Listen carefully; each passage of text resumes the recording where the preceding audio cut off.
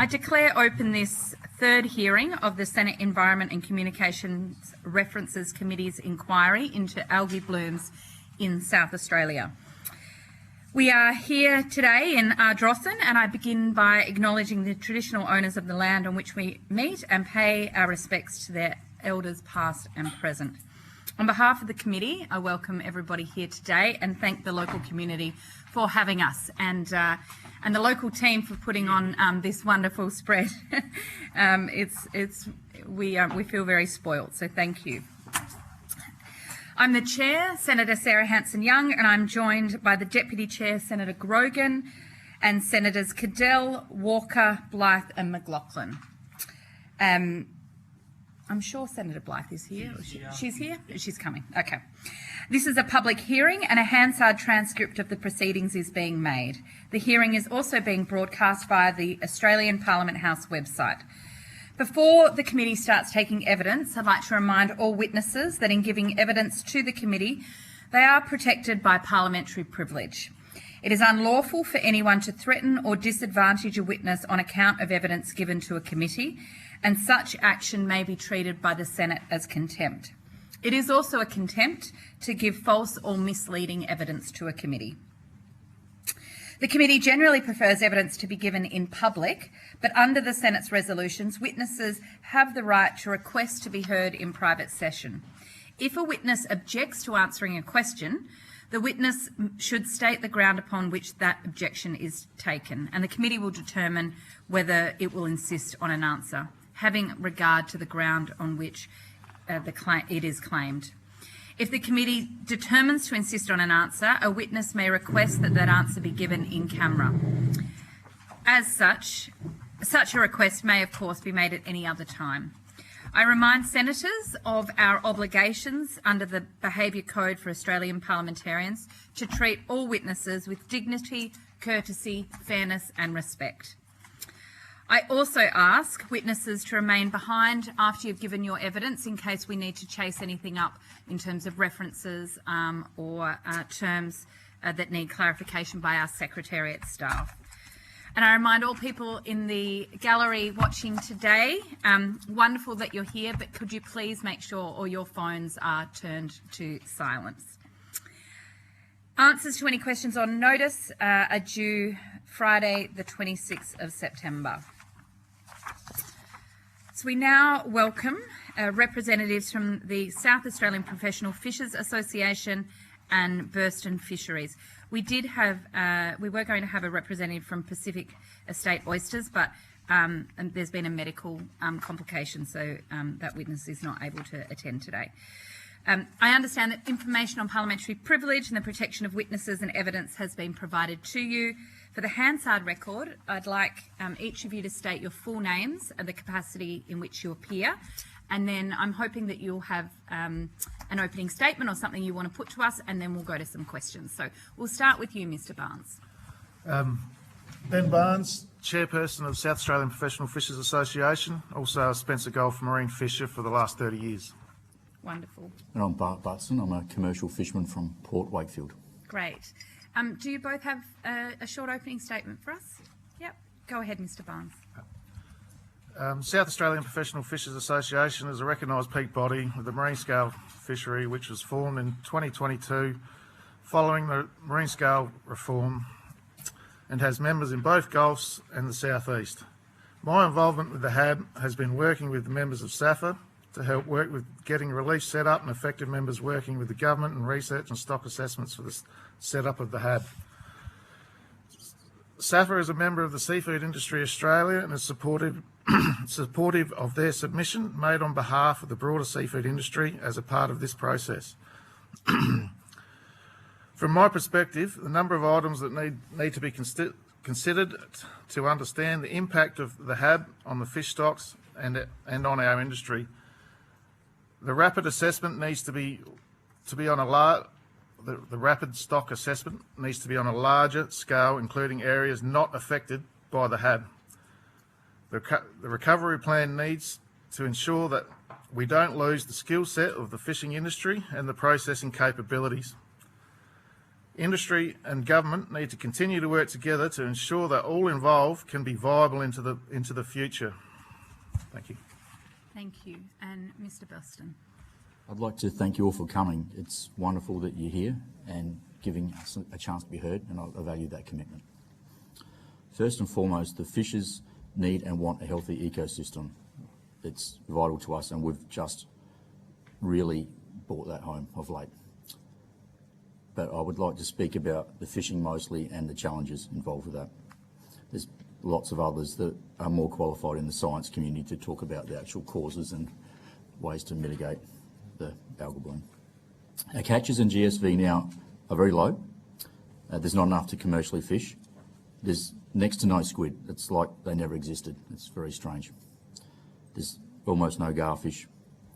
It's been hard to be a fisherman lately. It's been absolutely horrible, to be honest, to have to ply your trade out on the water and to see it.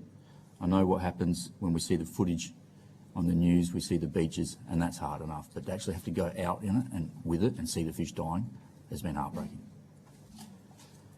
Over the last 15 years, the marine scale fishery that Ben and I are involved in has been through some challenging periods, and we've come out the other side. So we've worked through a marine park process to develop a comprehensive marine park network around South Australia. We've had a major structural reform that introduced catch quotas for our fishery, and then we had a period of very high levies, and they were all difficult challenges, but this one feels like it may be the straw that breaks the camel's back unless we manage this better or well.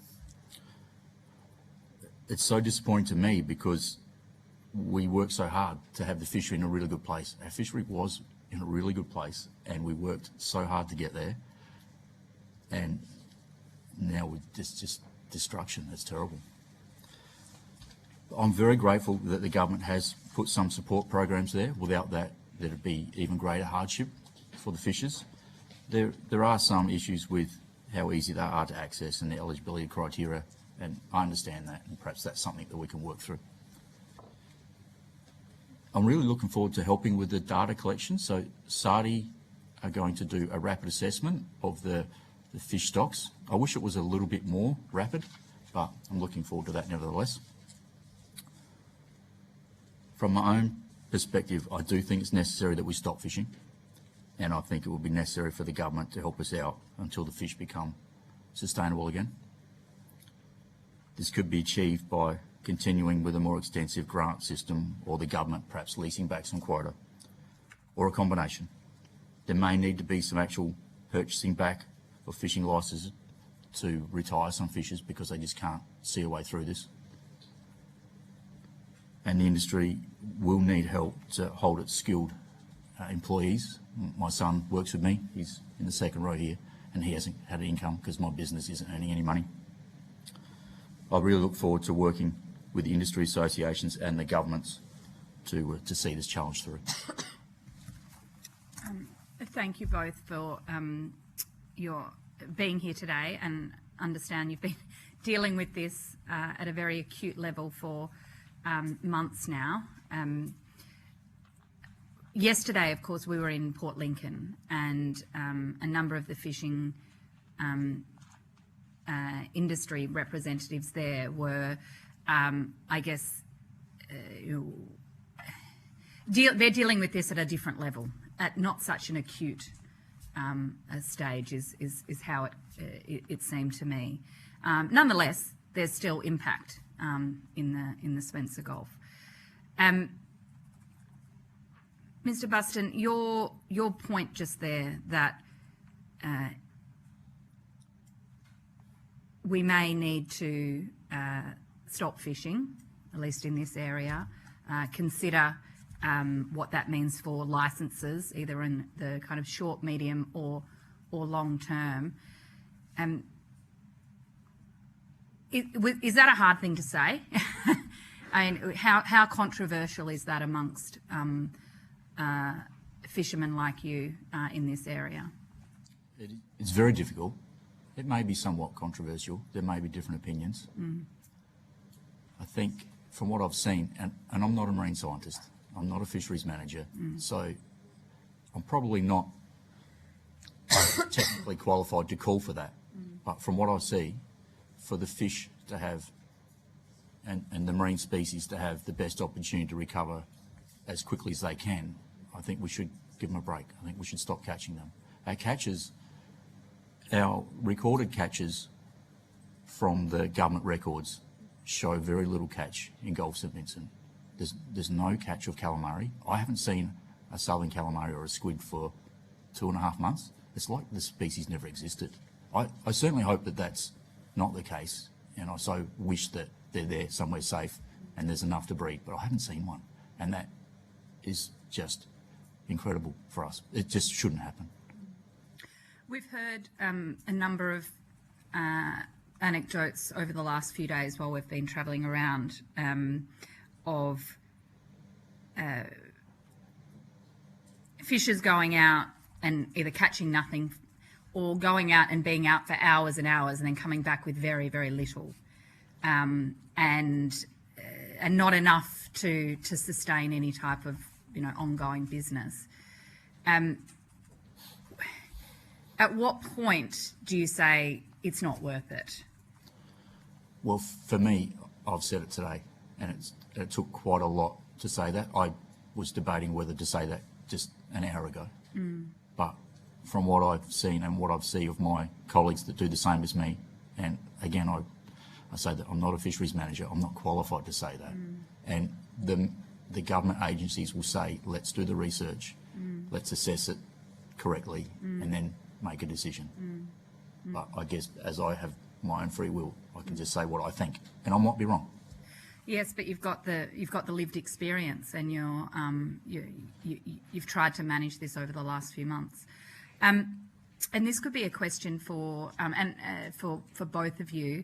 I'm interested as to what else in the midst of this, because what we're hearing from the scientists is, this bloom is most likely going to be with us for quite some time. We also then don't know just really how depleted the stocks are, and so therefore how long it's going to take to come back. But what we do know is that data collection, monitoring, and a huge effort for restoration of the natural environment. That's the restoration of the seabed environment, the oyster reefs, the seagrass.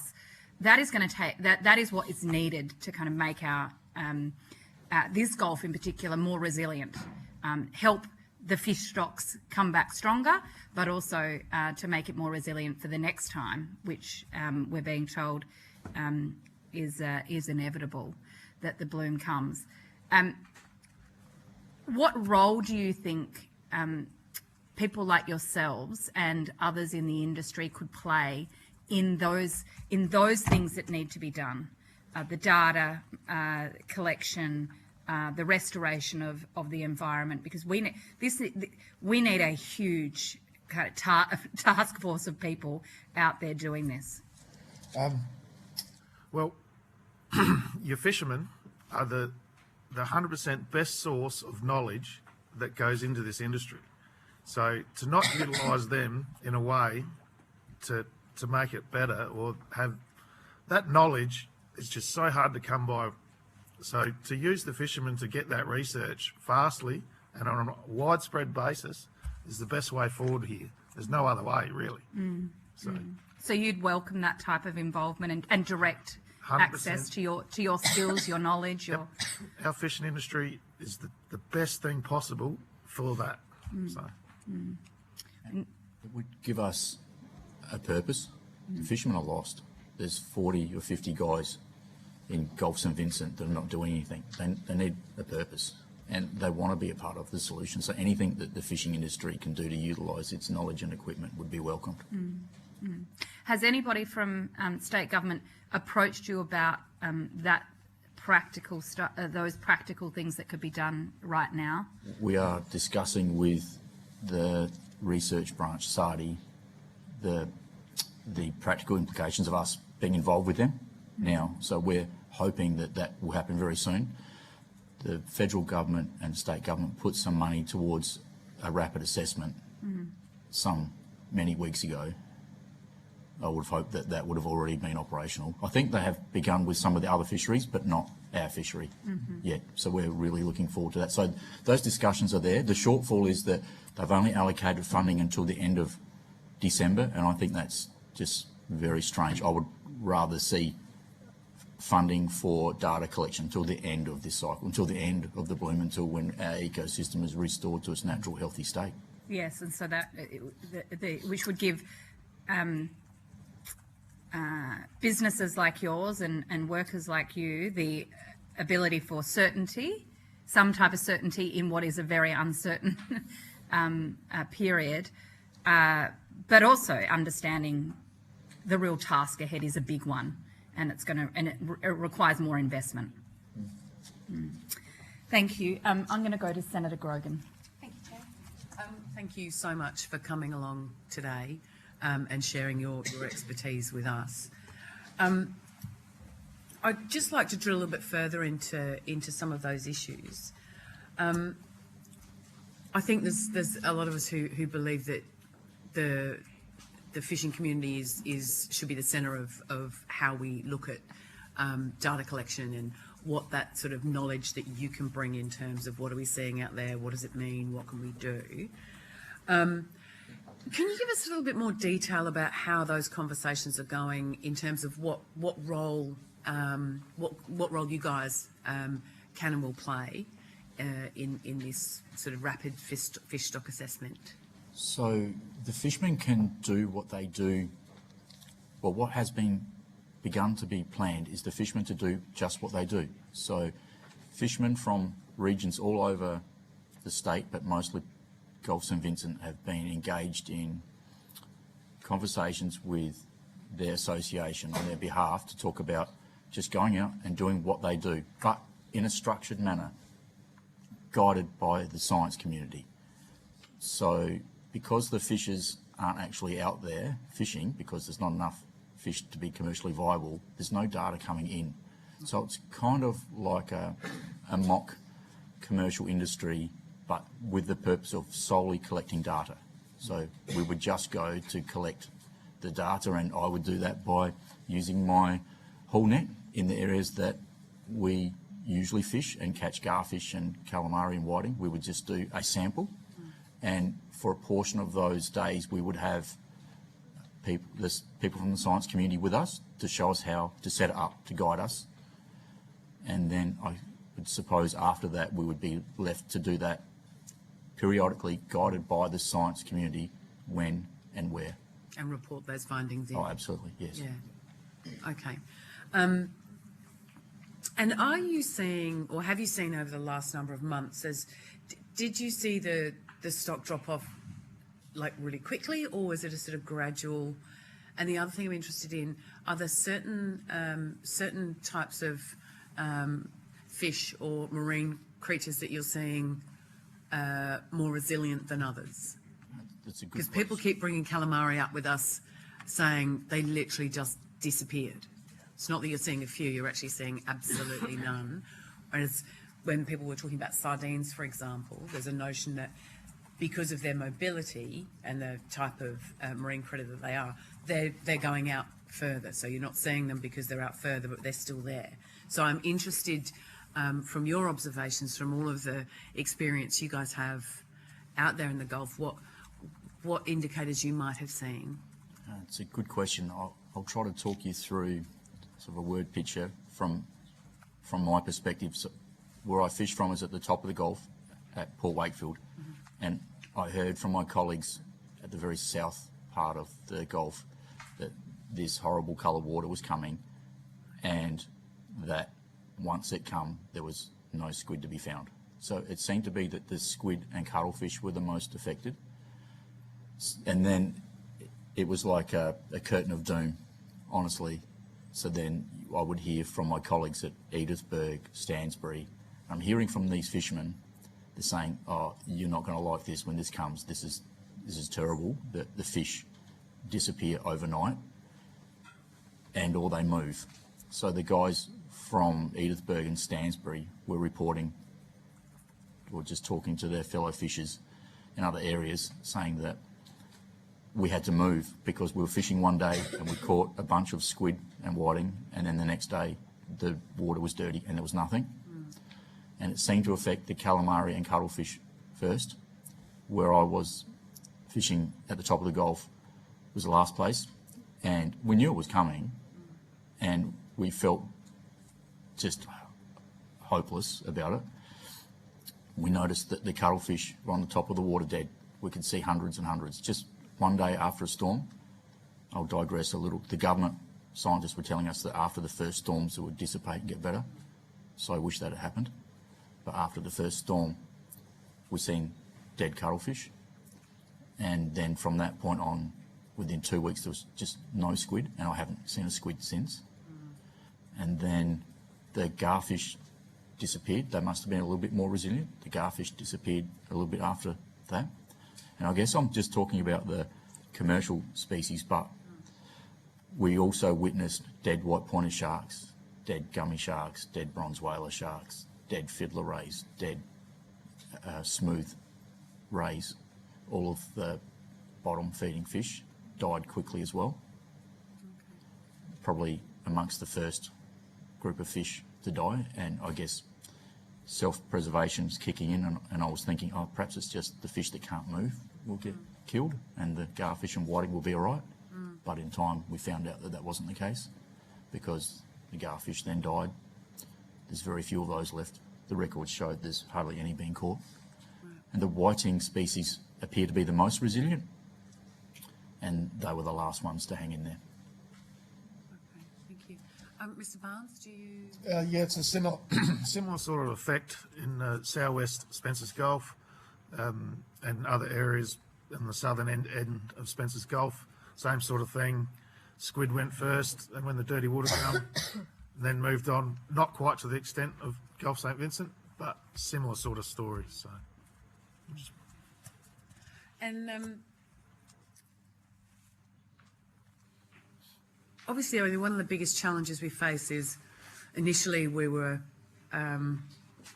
advised that the weather would change and it'd just dissipate, which is what's been experienced in some other places. And now I think there's a solid sense from the science community that they actually don't know. Some of the information we've had from other countries where they've had similar but not this very same bloom is that sometimes it'll just disappear overnight. So, but for some areas it's a recurring issue, maybe not to the same degree. They have smaller blooms, larger blooms, etc. Going forwards, obviously what we need to do is come up with a plan about how we're going to, one, get through the situation we find ourselves in now, but secondly, set ourselves up to be able to deal better should this recur. What would be the things that you want us to hear about what's important for a next run around? Well, I guess I'm a little taken back because we're in this moment now, and I hadn't even considered or let my mind go to a place where this is the new normal. So, not to be disrespectful, but I haven't got to that place yet. Just trying to think about how to help the fishing community through the initial, oh my goodness, there's no fish. Yeah.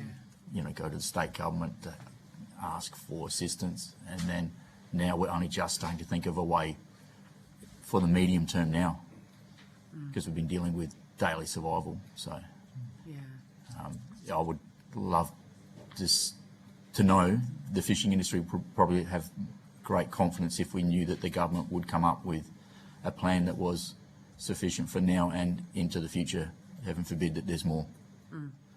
Well, obviously we'd all like to think that there won't be, but I think we do need to be prepared, and hopefully the situation we might find ourselves into the future won't be as bad as what we see now.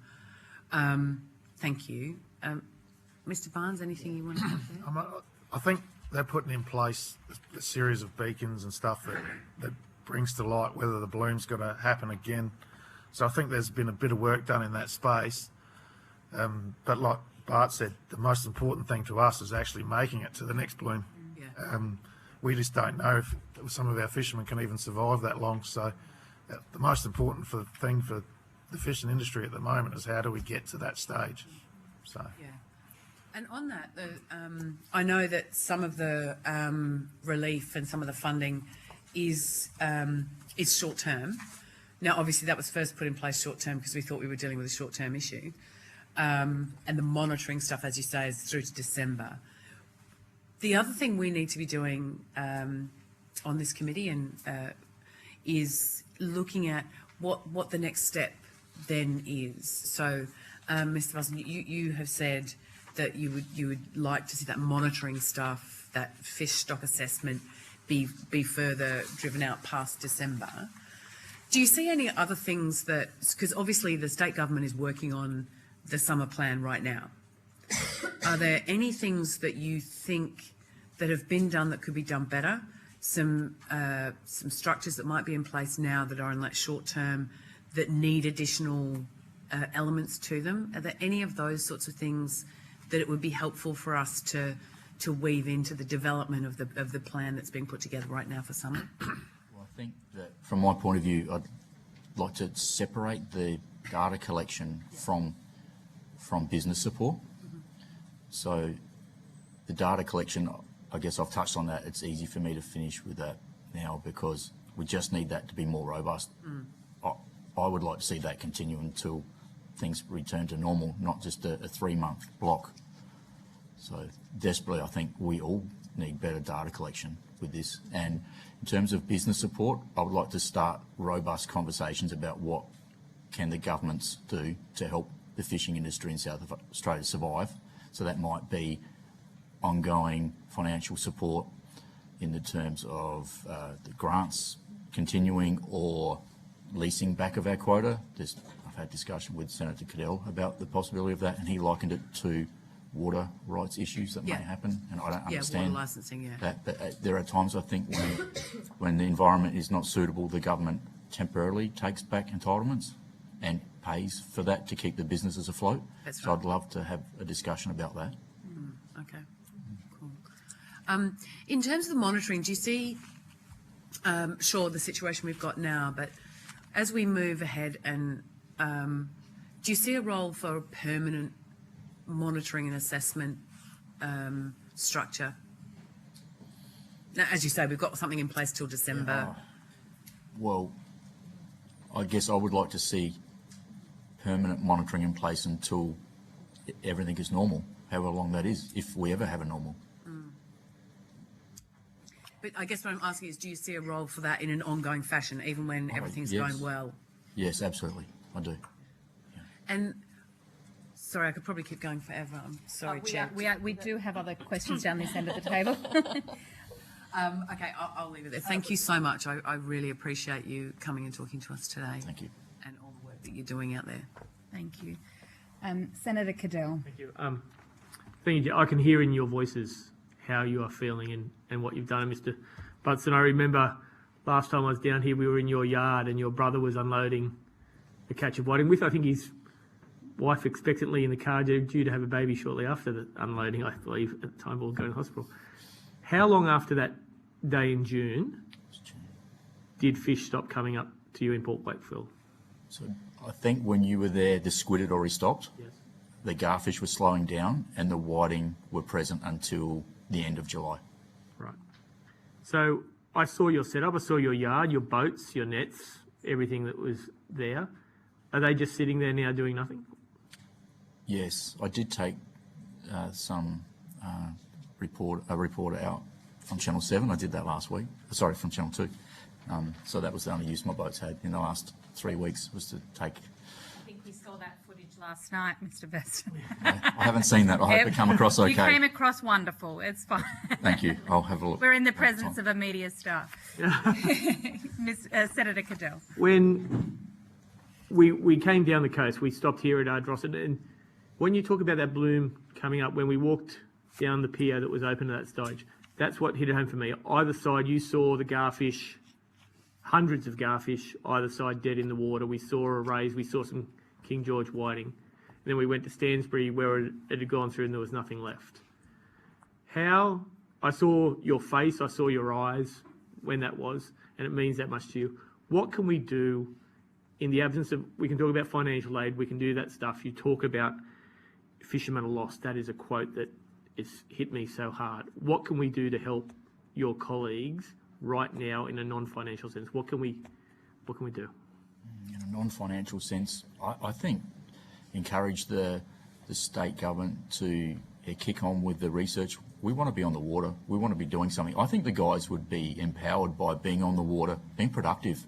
But certainly that's how I feel. Yep. I would hope that some of my other colleagues would enjoy that as well. They probably feel terrible when they go out to their favourite fishing spot and catch nothing or very little. So I guess I can't speak for everybody, but I'm really looking forward just to doing something productive. Have you made an application for either the fishing licence fee exemption or for the compensation under this package? I made inquiries about the eligibility, and I can see that I won't be eligible until the end of this month. When I go through the end of this month, then I can submit my catch returns for the first quarter of this year, and I think I'll be okay with getting the first grant.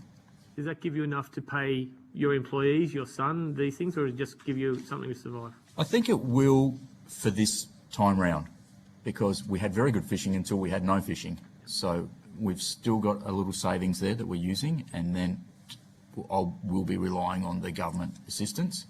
That'll see us through until Christmas, I hope. And then from then, I don't know. Right. So certainty sooner would be better for you and your colleagues. Absolutely. Mr. Barnes, is that the same across everyone? Yeah, basically, in our association, South Australian Professional Fishers Association, we've had nearly 50% apply for fee relief, and I think at least 45% of them have received the fee relief. As far as the next grant goes, that's not part of the association stuff, yep.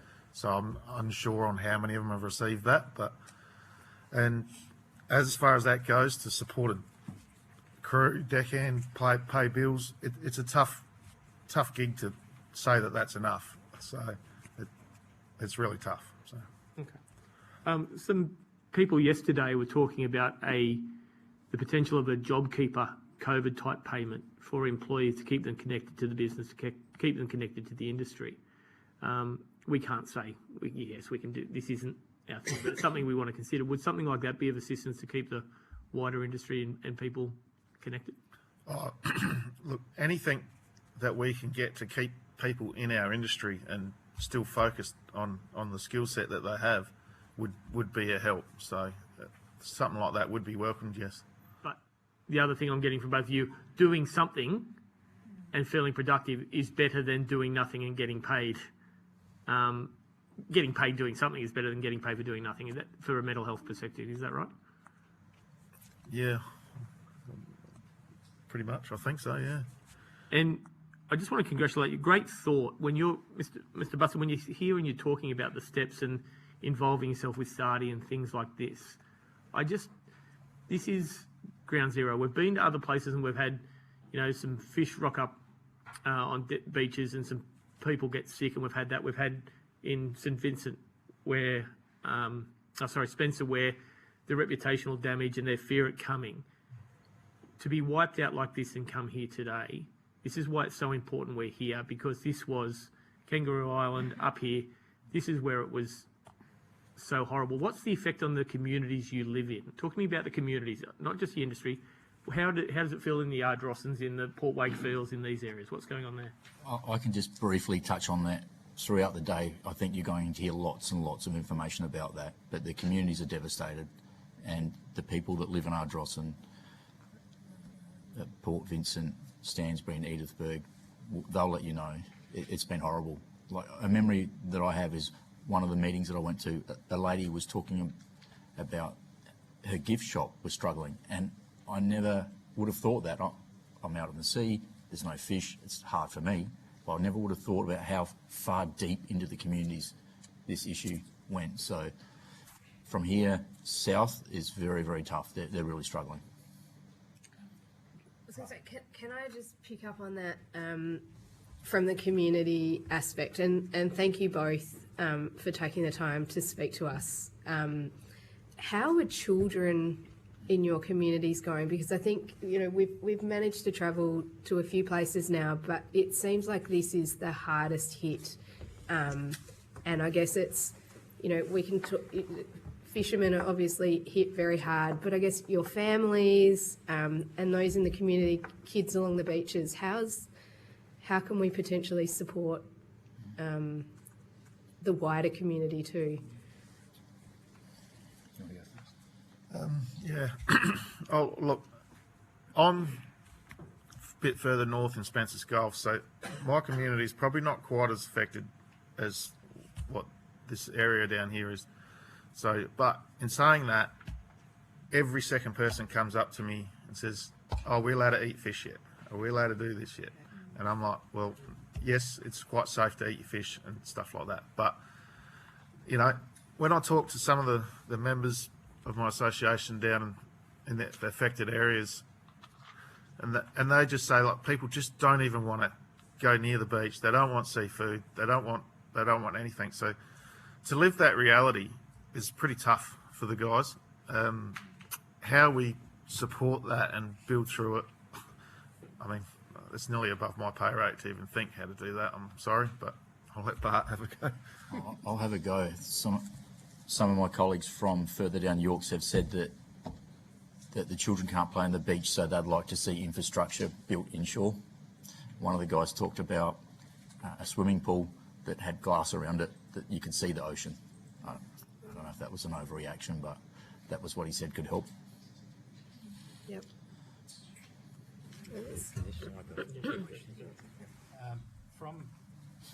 We're talking about government support. Have the banks been understanding to the extent that you're aware of the conversations in the community? Because obviously you have, I'd imagine, lines of credit to support your businesses, and the government assistance at this point is probably to Christmas. Have you had any conversations in the community about whether the banks have understanding in a similar way as they would in a bushfire? I've had a couple of conversations with people which have spoken to their banks. They're talking about 6 months, no loan repayments, but that's as far as it goes at this stage. Whether that's enough, these guys are unsure. Hopefully we can get that extended until the bloom's finished or the recovery's done, but we'll see how we go. Has that been announced publicly at all, or? No, this is just coming from private people talking to their own banks. Yeah, just a marine question. Your great rival for fish, the seals, how are they faring? Because are they under stress?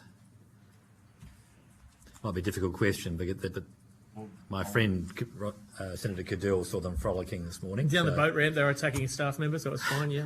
They look fat or skinny? No, they were looking pretty good. Yeah. I'm not sure. The marine mammals in this area seem okay. I would have thought they would have been very hungry with how little fish that we know are out there. There's not much fish out there, so I'm surprised that the marine mammals are doing as well as they have. I would note that in Port Wakefield, I've seen on the last few trips more dolphins and closer inshore, and to me it was almost like that they were really doing different things. Yes. They may have been struggling, I'm not sure, but it was actually the day that we took the Channel 2 crew out. They come near the boats. There was more than I've ever seen. There was 12 or 15 in one group right by the Port Wakefield channel, and I thought that was very strange. I'd never seen that before. So maybe the scientists can help with marine mammal behaviour, but they look hungry. But thank you. Can I Karen, just, yes. The depth of where you fish, and I've heard a range of things, and I'm no marine scientist either. But the thought that maybe some of the fish are going deeper, some of the fish are going different places. Is there anything that you've seen over your impressive careers that would indicate to you a movement of fish behaving in particular ways to respond to particular circumstances? be that too hot, too cold, Perhaps. different turbidities? Perhaps. I know it's a really loose question. Yeah, I'll answer as best I can. We're regulated to fish in the very shallow water, less than 5 metres of water, Ben and I, with the activity that we do. But we noticed in the top of Gulf St Vincent that before the fish disappeared, they would congregate. And Further up? no, just gather. We don't know, we're not marine scientists, but it felt like they were trying to escape the bloom, and it was hurting Okay. more, larger concentrations of fish. Senator Goodell's seen my brother's whiting. Larger concentrations of fish, and we were catching them. And we were talking with PIRSA about what are we supposed to do? It seems like it's better fishing for now, but the bloom's coming. So that was... No, they're getting ahead of it. Yeah, potentially. that's the only behaviour that they were getting ahead of it until they were killed. Can I just ask, what was PIRSA's advice on that? I guess, so you've talked about, quite shockingly, how you were hearing from your colleagues that the bloom was coming. What was the advice from government agencies to you, including PIRSA, if any? They didn't know. They didn't know Okay. what to do. Right. And they would say that. They would say, we've never seen this. We don't know. Okay. We think it's going to go away. Okay. And that was so just hoping that it would. As far as the fish hiding in the deeper water, as you just asked, where nobody knows. There's just so much out there to go and find it. So that's why we need this rapid stock assessment to be covering all sorts of areas on a lot larger scale than they're looking at, to come up with some real good, robust stock assessments so we can make informed, correct decisions on how we manage the fishery going forward. Because the other piece, of course, is there have been various suggestions about oyster reefs as a sort of cleansing piece, and more seagrass and various other things to actually boost the health of the ocean, but also provide that sort of cleaning and filtering process. And I think some of that, I'm sort of thinking about what are the things we need to ask the marine scientists about the fish behaviour, the depths, where would be the best places to start to take action that would give you the most impact early on? I think that anything that we can do to enhance the environment, whether that's better management of our runoff or putting the shellfish reefs in, I think that would be absolutely awesome. And I think we'd have to ask the science community where best placed. But I would like to say that there's been a lot of talk about the seaweeds and the effect of the algae on the seaweeds. I'm not a marine scientist, but from what I've seen, the longer kelp weed died, the longer weed, the more robust weed died. And I'm thinking that it died because it was attached to bivalves, because I seen long weed attached to shellfish that it looked like they died, and then the weed drifted up onto the beach. But the short weeds and the seagrass meadows seem to be quite healthy where I fish, from what I've seen. I know there are reports from other areas that have said that they've seen seagrass loss, and that's very distressing, but I would say that I've seen quite healthy patches of seagrass meadows, and I'm somewhat encouraged by that. You've got to look for your wins when you can get them. Absolutely. Some of the evidence we received was that some of those seagrasses are doing okay, and so what we need to be doing is making sure we restore the population of a lot of that seagrass, not what's been lost just now, but what has been lost over decades, because it is being more robust in that sense. Senator Grogan, final question.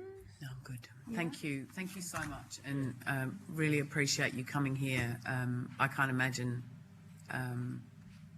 the horror of where you're sitting right now, but we're here to do whatever we can to support you and to help the whole community and ourselves as South Australians and associated friends sort of work our way through this. So thank you so much. Thank you both for joining us today, and your perspective of being right at the at the crisis point, I think is been very good and very helpful for us to understand just that there is a crisis response needed as well as a long-term response. So thank you. No, thank you, Senators.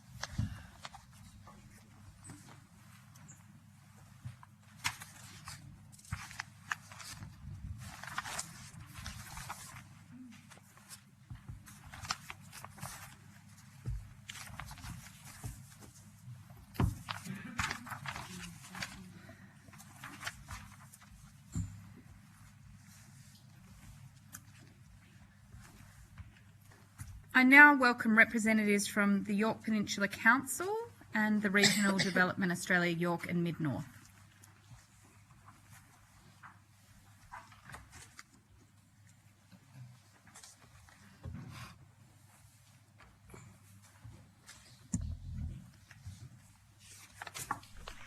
Thank you. You've all been given the information on parliamentary privilege and the protection of witnesses.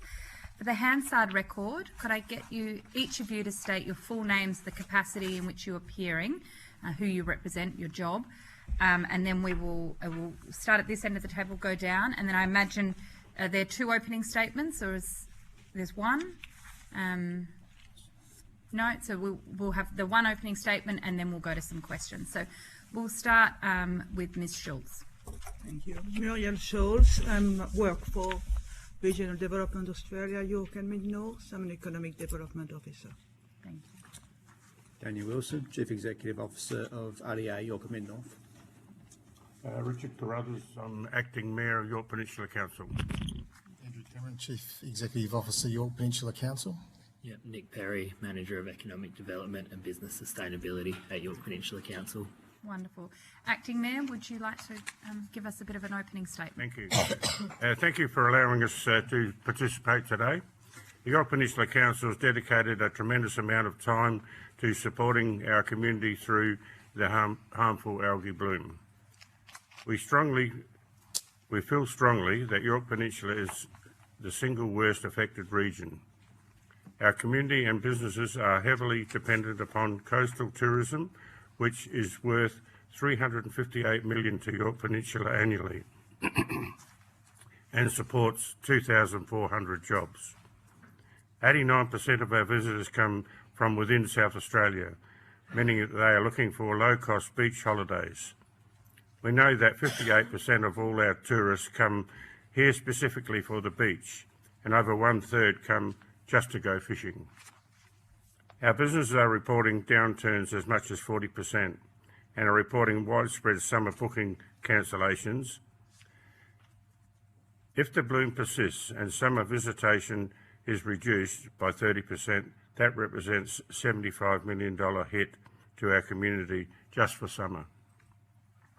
This algae bloom has hit our community hard, without warning and beyond their control. Government assistance has been slow and will not resolve the issue. We need to create environmental resilience in partnership with the federal and state governments. We welcome the initial support provided by both levels of government, but we need more help. 3 areas that we think are important to assist. One is grant funding, specifically ring-fenced for Yorke Peninsula Council for a project to build long-term resilience. 2, further investment in environmental initiatives. And 3, financial support for a dedicated algae bloom response officer. Thank you again for today and considering our submissions. I'd like to end by saying yesterday and today I went down to our local beach and jetty, and for the first time, I've been here for 15, 16 years, there's not a soul to be seen. Our council has taken this period where there's no fish or crabs to be had, but we're doing some repairs on our jetty. And unfortunately, the word around our town is that, specifically Ardrossan, that the residents are saying that if this doesn't improve, our town will be a ghost town. There's no reason to come to Ardrossan. People generally come here to crab or fish. So once again, thank you for inviting us today, and I hope we are some assistance to you.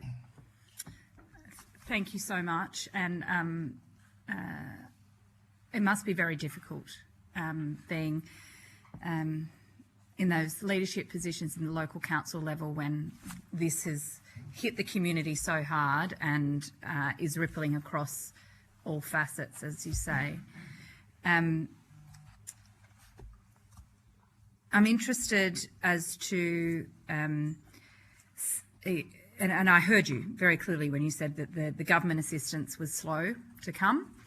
Are you concerned that it is not enough, not long-lasting enough, doesn't have enough certainty going forward? I'll ask my CEO to speak to that. Thank you, Mayor.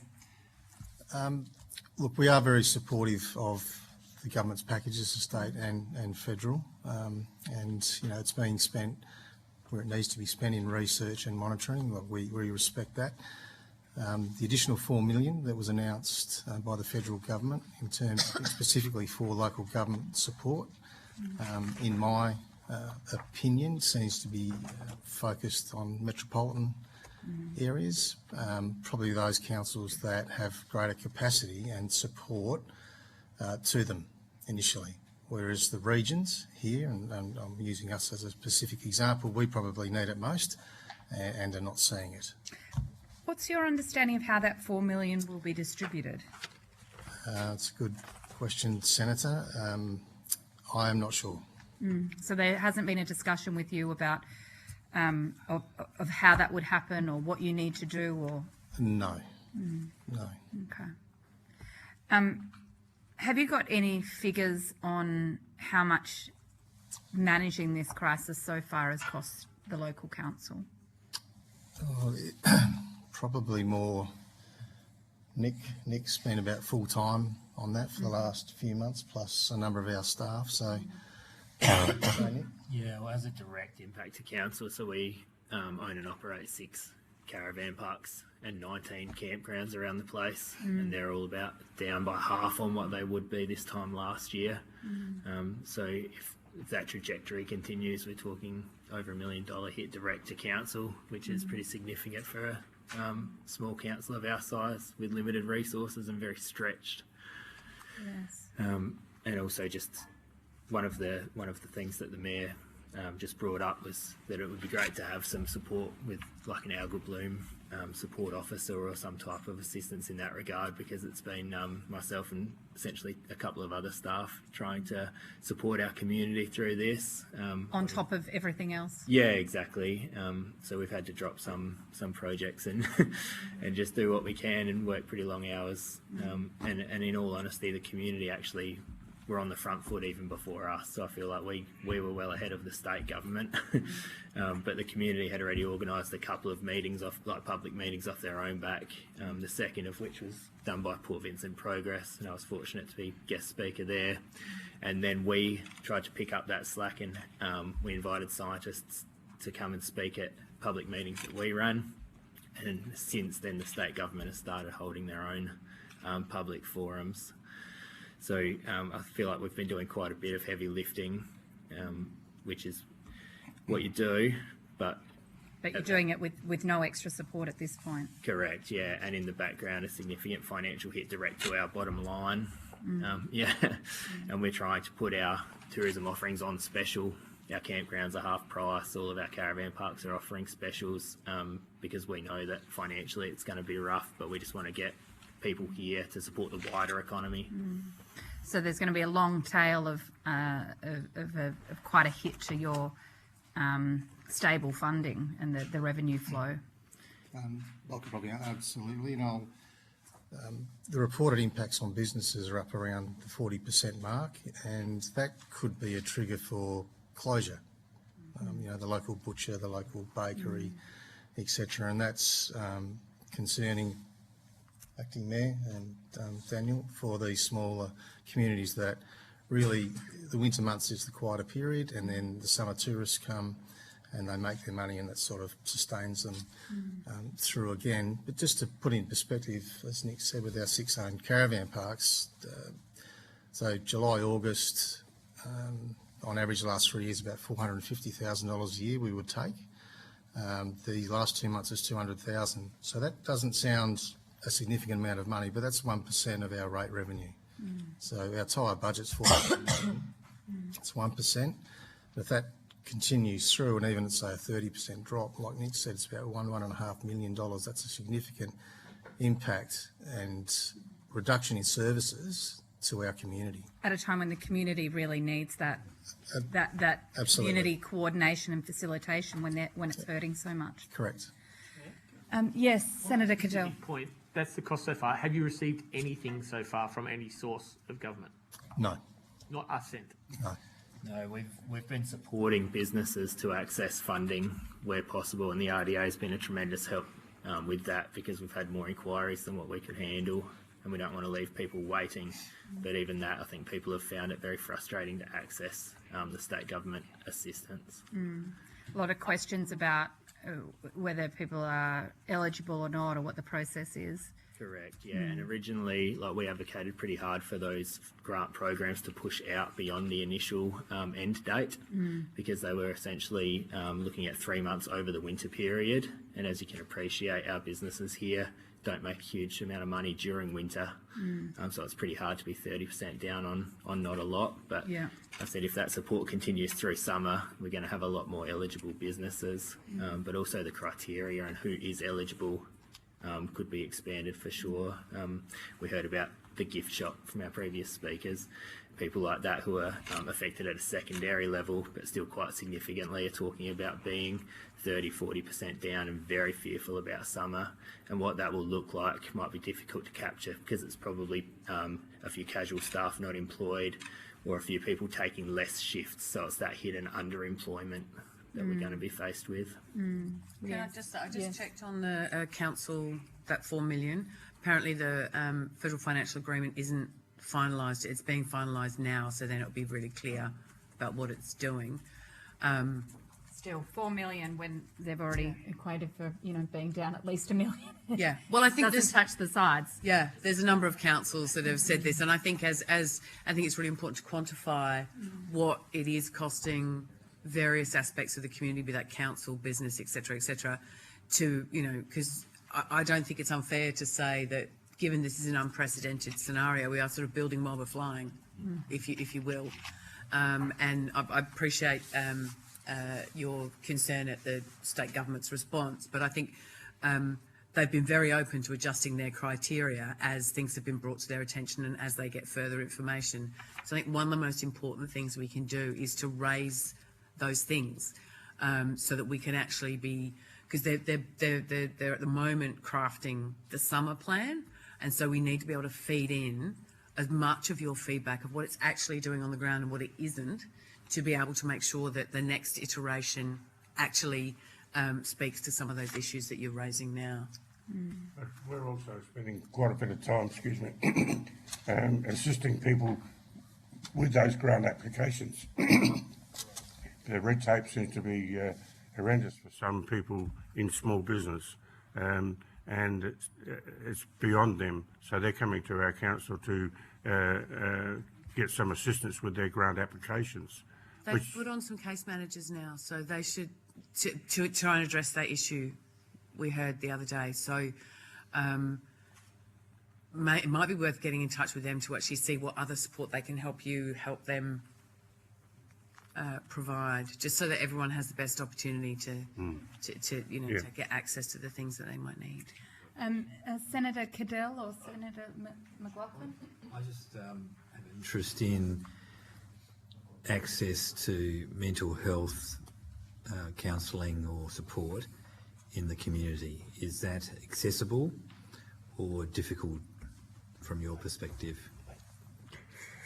I would say difficult. Yeah, in some cases extremely difficult when we have a relatively small population spread out across such a large area. Those services really are lacking. I'll give one or two examples. So we had the good fortune to present to State Cabinet recently when they visited, and we wanted photos for our PowerPoint presentation, and we knew one local lad, a bit younger than me, lives down the bottom end, who had been cataloguing all of the Dead Sea life washing up.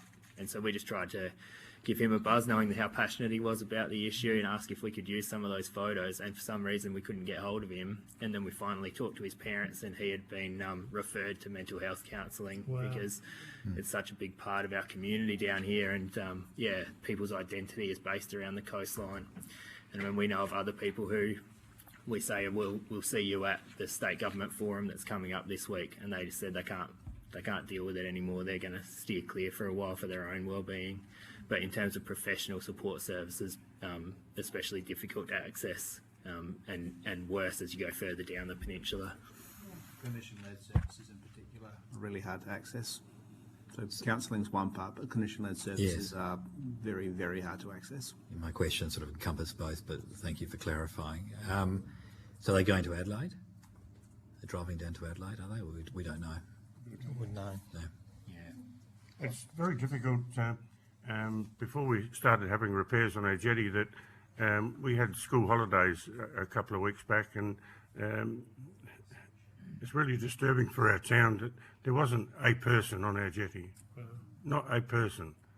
And at school holidays, normally there's hundreds of kids, and it's really disturbing because some of the parents come back and they couldn't get their children off the jetty quick enough because all they could see on the bottom was silver, and the kids are saying, what's on the bottom? And it was just dead fish. It was like a carpet of dead fish, and we don't know how it affects children, or until the parents tell somebody. And I don't think they'd come to the council to say that my child's been affected by this. They go to their local GP or something like that. So we don't know how it's affecting children, but I can assume. But that doesn't help. Thank you. Senator Blythe? I just have one question, just I guess going on from that. So you obviously have commercial fishing industry, agriculture, it's quite a diverse area that we're in. Tourism though, we've heard evidence this week from the South Australian Tourism Commission that they're launching a voucher program. Are they working with you on promoting the Yorke Peninsula as a tourist destination for the upcoming school holidays and then obviously into the Christmas summer holiday period? The Tourism Commission have been extremely helpful and sympathetic to our cause. Voucher system, I think 4 of our parks, 3 or 4 have been successful in that, and a recent some television exposure as well, managed by the SATC. So we were very, very grateful for that. That was on Sunday afternoon, but there's some more in the pipeline, Nick. Yeah, that's something that we've advocated quite strongly for, and SATC have been fantastic. So their CEO, Emma Terry, has been here and met with us. Tourism Minister Zoe Bettison, like the State Minister, has been here quite a bit, and we are seeing that on the ground in terms of, major TV channels. I think like we have one coming next week to broadcast for 3 days straight. So they're doing what they can to support our marketing efforts because, again, like we're very limited in our resources, and even if we could lead the way on that, like we do what we can and promote our parks, but even if we wanted to take the lead, it's not the most inspiring thing for a council to try to drive tourism, unfortunately. So, we have media personalities and people here, and that side of things has been quite promising because, again, ahead of summer, that's going to be vital. Yeah. Is there anything else that you need or that you want to let this inquiry know that might be helpful with that, or in terms of tourism? In terms of tourism, sorry, specifically. Oh, it's going to have to keep up. Yeah. As I said, we know that most of our tourism occurs in summer. Yeah. And unlike other regions, we don't have that bookable tourism product that's non-coastal. So earlier I heard discussion about how we were the worst affected along with Kangaroo Island, but to their credit, they have a lot to do when you're not at the beach. Whereas unfortunately we're well behind in that regard, and we're probably also in a position where to build some good attractions that aren't directly related to the beach we're in a financial position where we're looking at grant funding to support those efforts. What's the state of the national park and Innes and how that's being impacted by all of this? So obviously managed by Dew, but like anecdotally, out of all of our 6 caravan parks, Marion Bay has suffered the least, which indicates there's still a good appetite from people to visit the national park. But again, once you're there, there's a lot of room for improvement at the national park too. Absolutely beautiful, but not a heap to do apart from visiting the beach. So if there's that hesitation, and with the drive that's required to get there, we can imagine people maybe postponing those plans, and not it's good that it brings people down, but we also hear from people they're in there, they spend a couple of hours and then realise there's nowhere to grab a coffee or anything, and have to come back out. So it's another good example of where if you're not at the beach or you're not going fishing or swimming or snorkelling, we don't have quite enough to do at this stage. On RDA, we've heard a lot of the council. So you're assisting them with some applications. What is your involvement? What's your interaction? What is your interface with this? So we've got a number of roles. So at the moment, we're engaged by SATC to support the local contact person function for tourism. That's as a part of transitional arrangements as the new tourism body gets established. So Muriel leads the work in that space, and with the grant support. It's a lot about just trying to understand what the impact is at a point in time, and then from a tourism perspective in particular, trying to help people, one, get other product online so that it's bookable, and then really helping people try and think about other opportunities to diversify tourism product in particular, to try and give other things to do. But that's very hard to stand up in a couple of months. That's a process. Actually, when we were at Stansbury in June, we were talking about people pulling out for November, December already, those cancellations that early. Has that slowed? How has that gone since we were down there? Nick can probably speak better on that, but what I will say is that a lot of our caravan parks are special to people. They come here regularly, and they're not cancelling because they don't want to lose their spot for when it comes good again. Because if they cancel, you won't get that spot back again. So I think that's keeping us a little bit stable. But generally, I live in Ardrossan, and my wife and I went past a local caravan park, and for the last 3 months there's hardly been a soul in there. But all of a sudden we see 10 or 20 caravans. We thought, well, what's going on here? But then I find out that the caravan park are using their own initiative and giving free nights away, and trying to create business by giving something for free. And people take that up. People like free stuff. Well, we spent, myself and my staff came to Ardrossan to stay overnight. We stayed at the Ardrossan Hotel Motel, slight plug there, and had probably a West End too many. But there was a sense that it wasn't as vibrant. The people there and the staff were saying, it's not as vibrant as it has been. We're missing out. It's not what they expect. No. Is that around town? Is that a fair? Oh, that's exactly what's happening in our town. Particularly if you drive around town, Wednesdays is pension day. You get cheap at Drake's, and you can never get a car park. But the last 3 or 4 weeks, you can just pull in anywhere now because people are not coming, or they're saving their money. We don't know what's going on, but they're certainly not coming to our town for any tourism matters. But what I will say is that our towns on your peninsula are starting to be proactive in promoting themselves, particularly the inside towns down the centre, and they're advertising.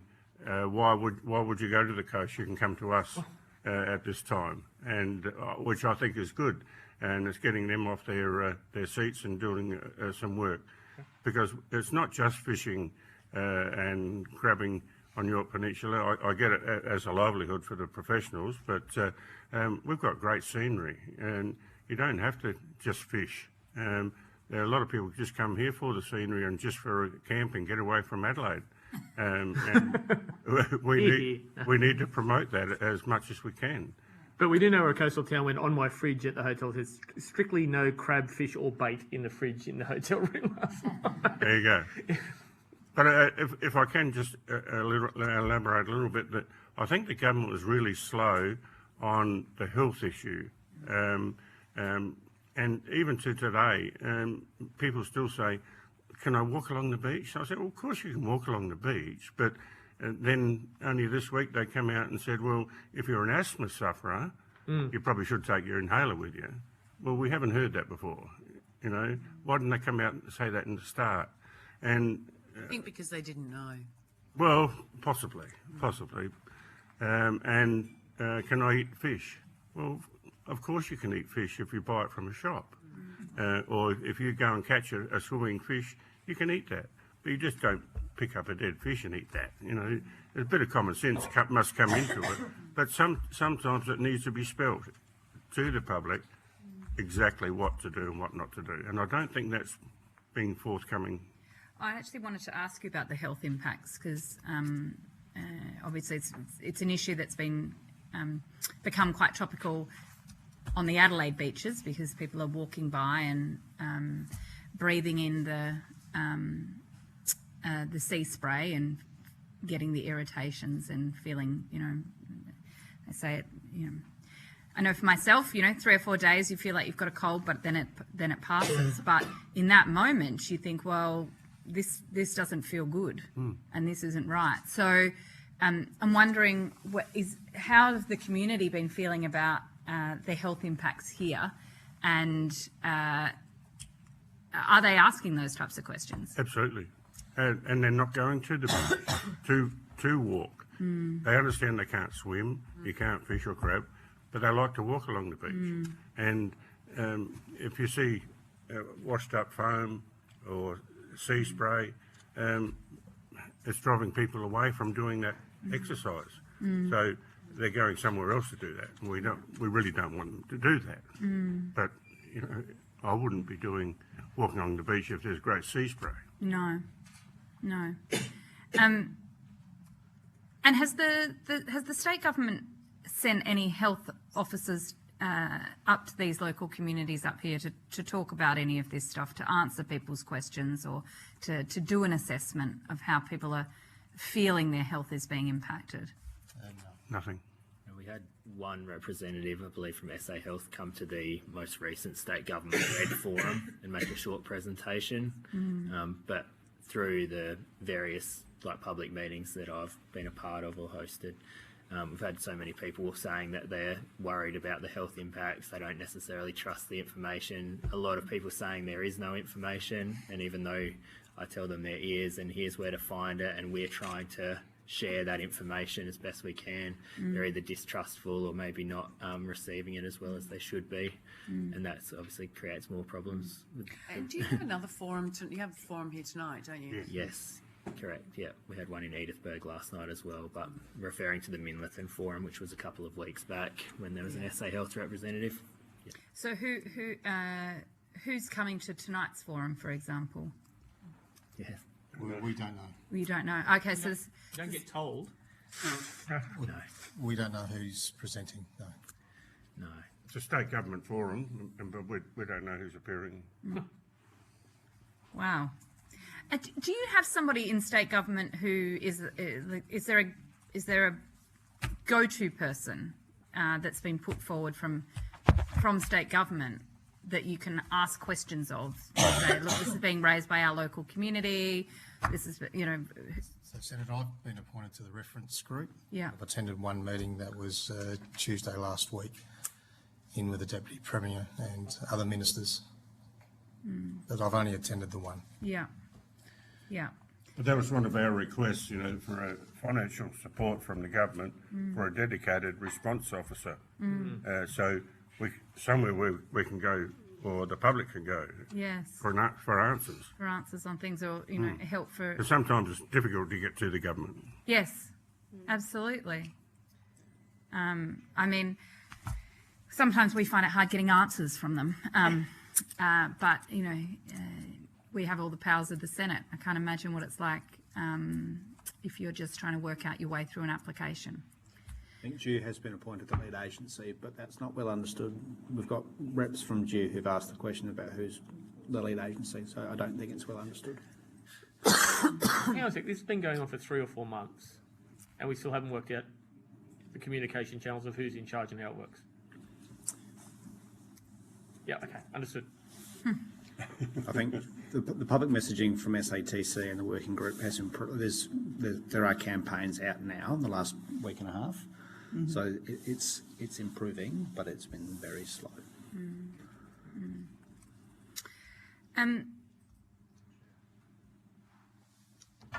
What about talking with other councils and other communities who have been impacted, whether they're the metro ones or Kangaroo Island or down at Victor? Is there any coordination of you in that regard?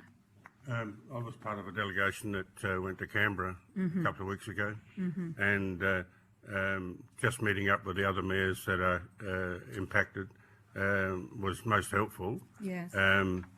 But you know, I think we got 8 minutes or 9 minutes with the Prime Minister, and you go back and tell people in the community, and oh, what good was that, you know? And we got a good hearing from senators and the opposition, but you know, for the cost of the trip and the accommodation and whatever, you just wonder, did we achieve much? And I come away from it, it was a good experience and great networking with the other mayors, particularly down in Adelaide. And we've all got the same problem, but I don't think we resolved too much by going to Canberra. Yes. Well, your presence was definitely noted, so I wouldn't say it was a total waste of time, but I do understand the frustration and the question. One of the things that struck me yesterday when we were in Port Lincoln was that the community representatives and the fishing representatives there are obviously very worried about talk of this disaster because of the reputational damage, particularly on exports of fish.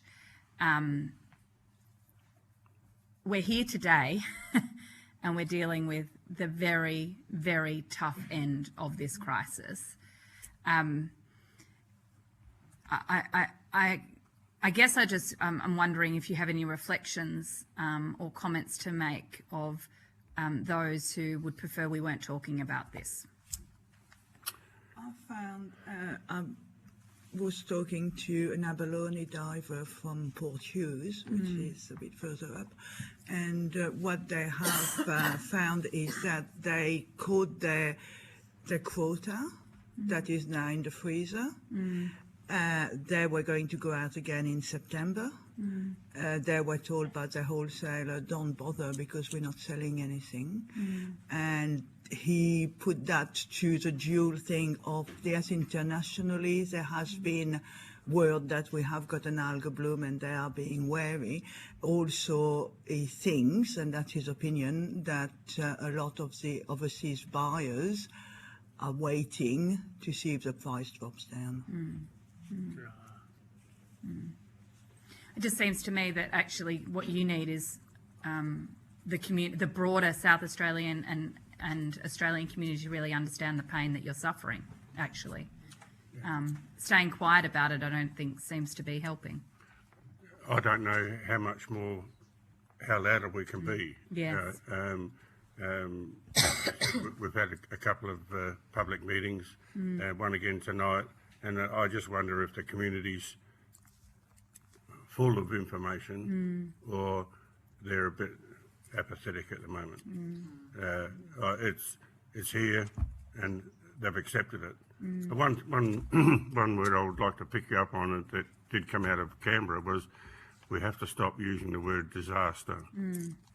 It's an ecological phenomenal event. Because if the word disaster gets out internationally, we won't be able to sell any product. Do you mind if I just jump, Mr. Yes. Wilson? You had you had a commentary in your submission about that, about not sweeping it under the carpet, not pretending it's not happening, but actually building the language that doesn't dismiss the fact that there is a lot of challenges in front of us, a lot of trauma in our community, but that but developing a positive language which is factual. So yes, you can eat the fish. Yes, you can go to the beach. Not every beach across the whole of South Australia is impacted. Do you maybe want to just talk a little bit more about that? Because I think that I'm not sure that the binary piece is helpful. I think we need to be leaving some of that behind and actually focusing this about the community. How do we support the community, but actually support the future of the industry as well? And how do we get that balance right? Do you want to speak to that, Gary? Yeah, certainly, Mayor. A significant part of the frustration that stakeholders are having are when they hear the coverage in newspaper, TV, radio coverage, they're talking about the situation in a way that's all-encompassing, as opposed to being really specific about the impacts being felt and the risks involved. So, as much as possible, really clear messaging about the impact. So, what's happened, the impact, the effect, as opposed to really broad statements. That's really important, so that people don't take away the wrong impression, the wrong information, and come away with misapprehensions about what they can and can't do. That's really important. And I think really strong PR functions to sort of educate as much as you can different outlets about what's happening and being quite narrow. That's really important. I think they're doing a much better job of that in the tourism space than they are in the fisheries and aquaculture space. And I think, to Nick's example, they're really starting to engage that PR engine to try and get that messaging better. But that's going to be an ongoing piece as circumstances change and as the ecology of it changes. Sustaining that effort is really important, and making sure that we're putting the same effort into our export space and our retail consumption space. Absolutely crucial. Thank you. Do you want Otis? Yes, just a couple of very, very quick questions. I guess this is a federally initiated Senate inquiry, and it was just interesting to pick up on some of the feedback in terms of, who are you going to for support and help at a state level? So I guess for me, it's, where is a forum for you, or do you feel like you can speak to the state government to feed back what your community is experiencing, feedback where you think communication could be clearer or a use of different words? Is there an avenue for you to do that with the state government? Senator, I think I've got that avenue now through the reference group. Yeah, but that only started last week. They've had 3 meetings. I've only stepped in at the last one. Okay. But that is only every 3 weeks. Is that because you weren't included before, or you just weren't available? Cabinet came over. Yep. At very short notice, and we presented to the full cabinet. Yep. And we requested at that point to be part of the reference group. Okay, but you weren't prior to that? No. Okay. No. Even though you've been probably, one of the hardest hit areas, and this has been going on for months and months. Yes. And we get that metropolitan beaches are impacted. Yeah. And yes, they have a greater population, but we've got 485 kilometres Yeah. of beach. Yeah. Not 20 kilometres. No.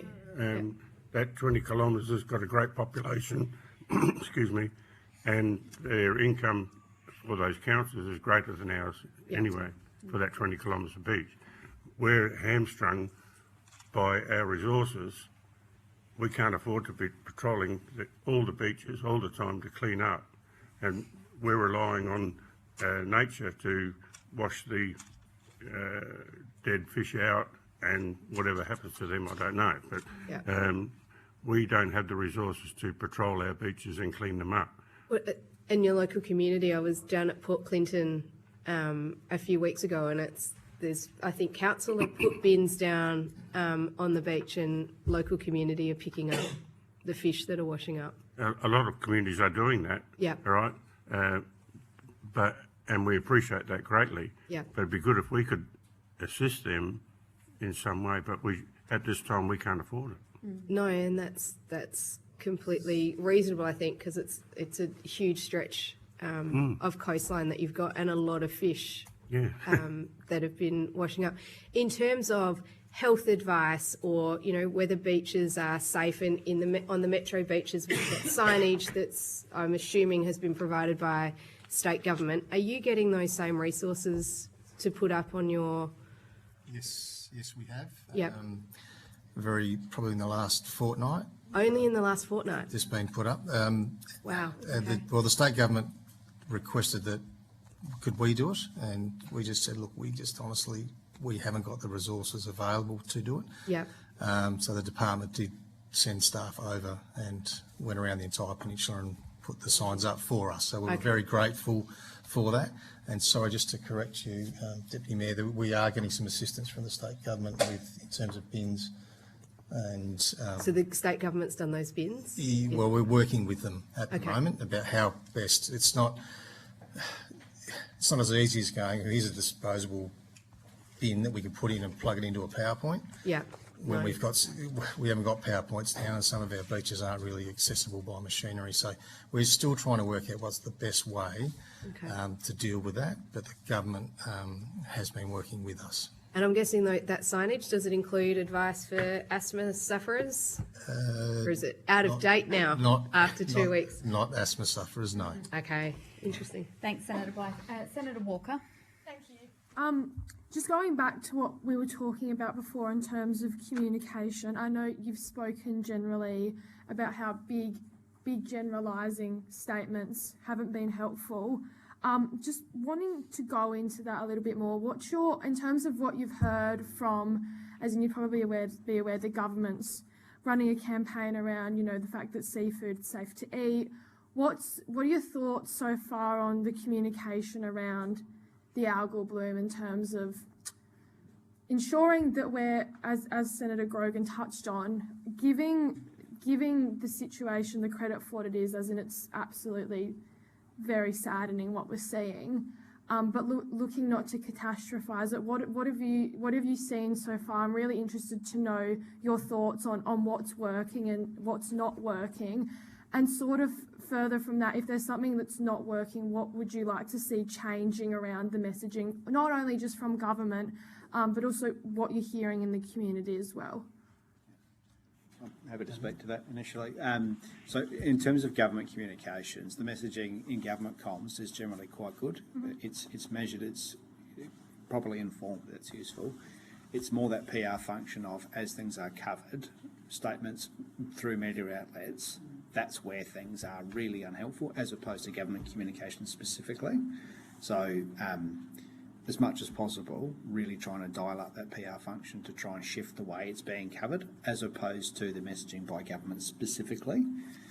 I think that would be a really helpful thing to do, if insofar as possible.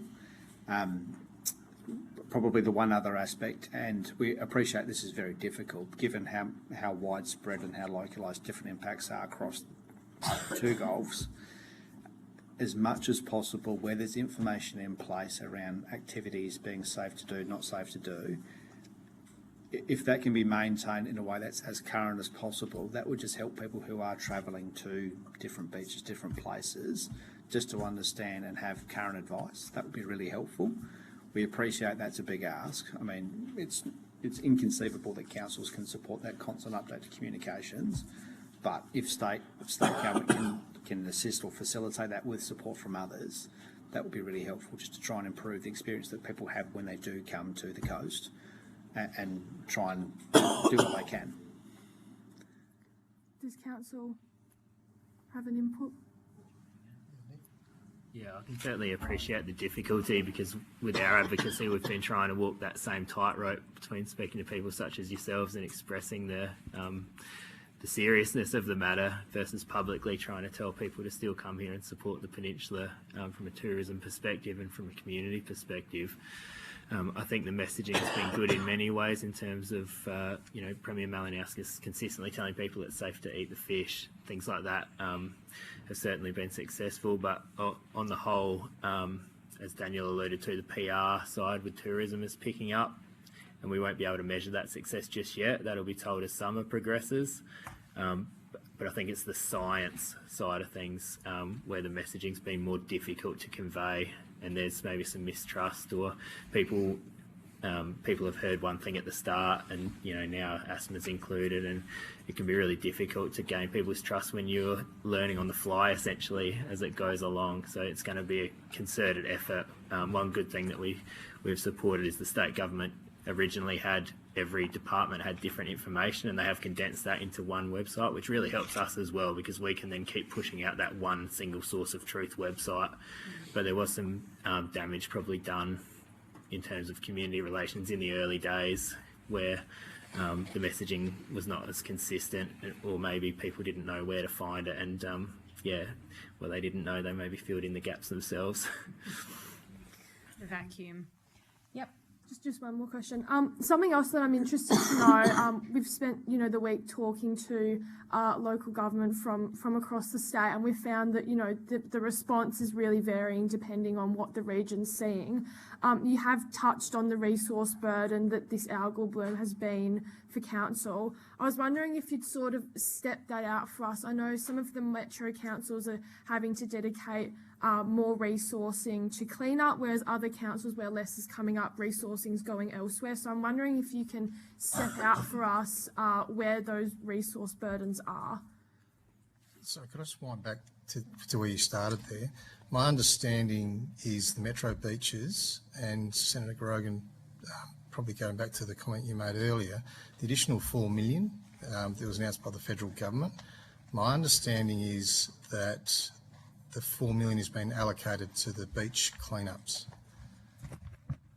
which originally I thought it was about an application based for recovery or other items per se. My understanding is that the state government is allocating that to beach cleanup. So again, relative back to my previous comments about need versus want, some metro beaches, and I'll use Holdfast Bay at Glenelg as an example, do that regularly anyway, is now cleaning up and then charging the state government, which is being paid by the federal government. Sorry, that is my understanding. It may be wrong, but So my understanding, Mr. Cameron, is that they are spending, and I don't think there should be a balance between these ones over these ones. I think they are spending a lot of money on the cleanup because it's much more intense in some areas, but it's not constant, which I think is the thing. It's like a particular beach might be impacted heavily for a few days or a few weeks, and then the bloom impact moves on. It may come back, but it's variable. I think being clear, and I think as I'd said earlier, what do we need that we don't have? I think it's I will defend the state government on this one. I think that there was a need to clean up, so they've included support for clean up because the councils were running out of money to be able to afford it by nature of what they were allocating to it. But that doesn't say that any council that's impacted may need some support, and the support they need may be different. And I think that's where, rather than sort of going, well, they've got something and I don't have it, it's like what does each council need, and how do we go about ensuring that the supports that are needed are provided for? okay. Thank you. But also, I'm not sure about the $4 million. I did ask the question and was told that the FFA is nearly finished, and we'll be able to see the full detail of that. That is good to hear. Thank you. No. The problem with this is this council was cleaning up in June and July, and there was no money at all then. The cleanup is where the bloom is now. These people had to manage that all themselves for months before this money became available. That's the difference. These guys have managed the cleanup since May. Senator Kerr, I'll give you a recent example. We finished a boat ramp construction down at Marion Bay. Opened just before Easter, and after having contractors down there every day trying to remove 2 metres of seaweed, day on day, at a cost of tens of thousands of dollars to our community just to keep the ramp open. And at the time, we just thought it was a bit ironic that the opening of the ramp at the same time all this massive seaweed. It wasn't until probably a month later when we worked out, it's from the bloom. Just as as a side example, so we've already, Senator, you're quite correct, we've worn the cost and criticism from the community about the ramp and everything else to go with it, but in hindsight it was the balloon. Okay. So, Okay, thank you so much. I think you've taken some questions on notice, but not many. But if there is other information that you'd like us to see or to make us aware of, please put forward a supplementary submission. But thank you all for your time today. Thank you. thank you. And we're going to suspend now, and we'll be back at 12:45. Are we encouraging people?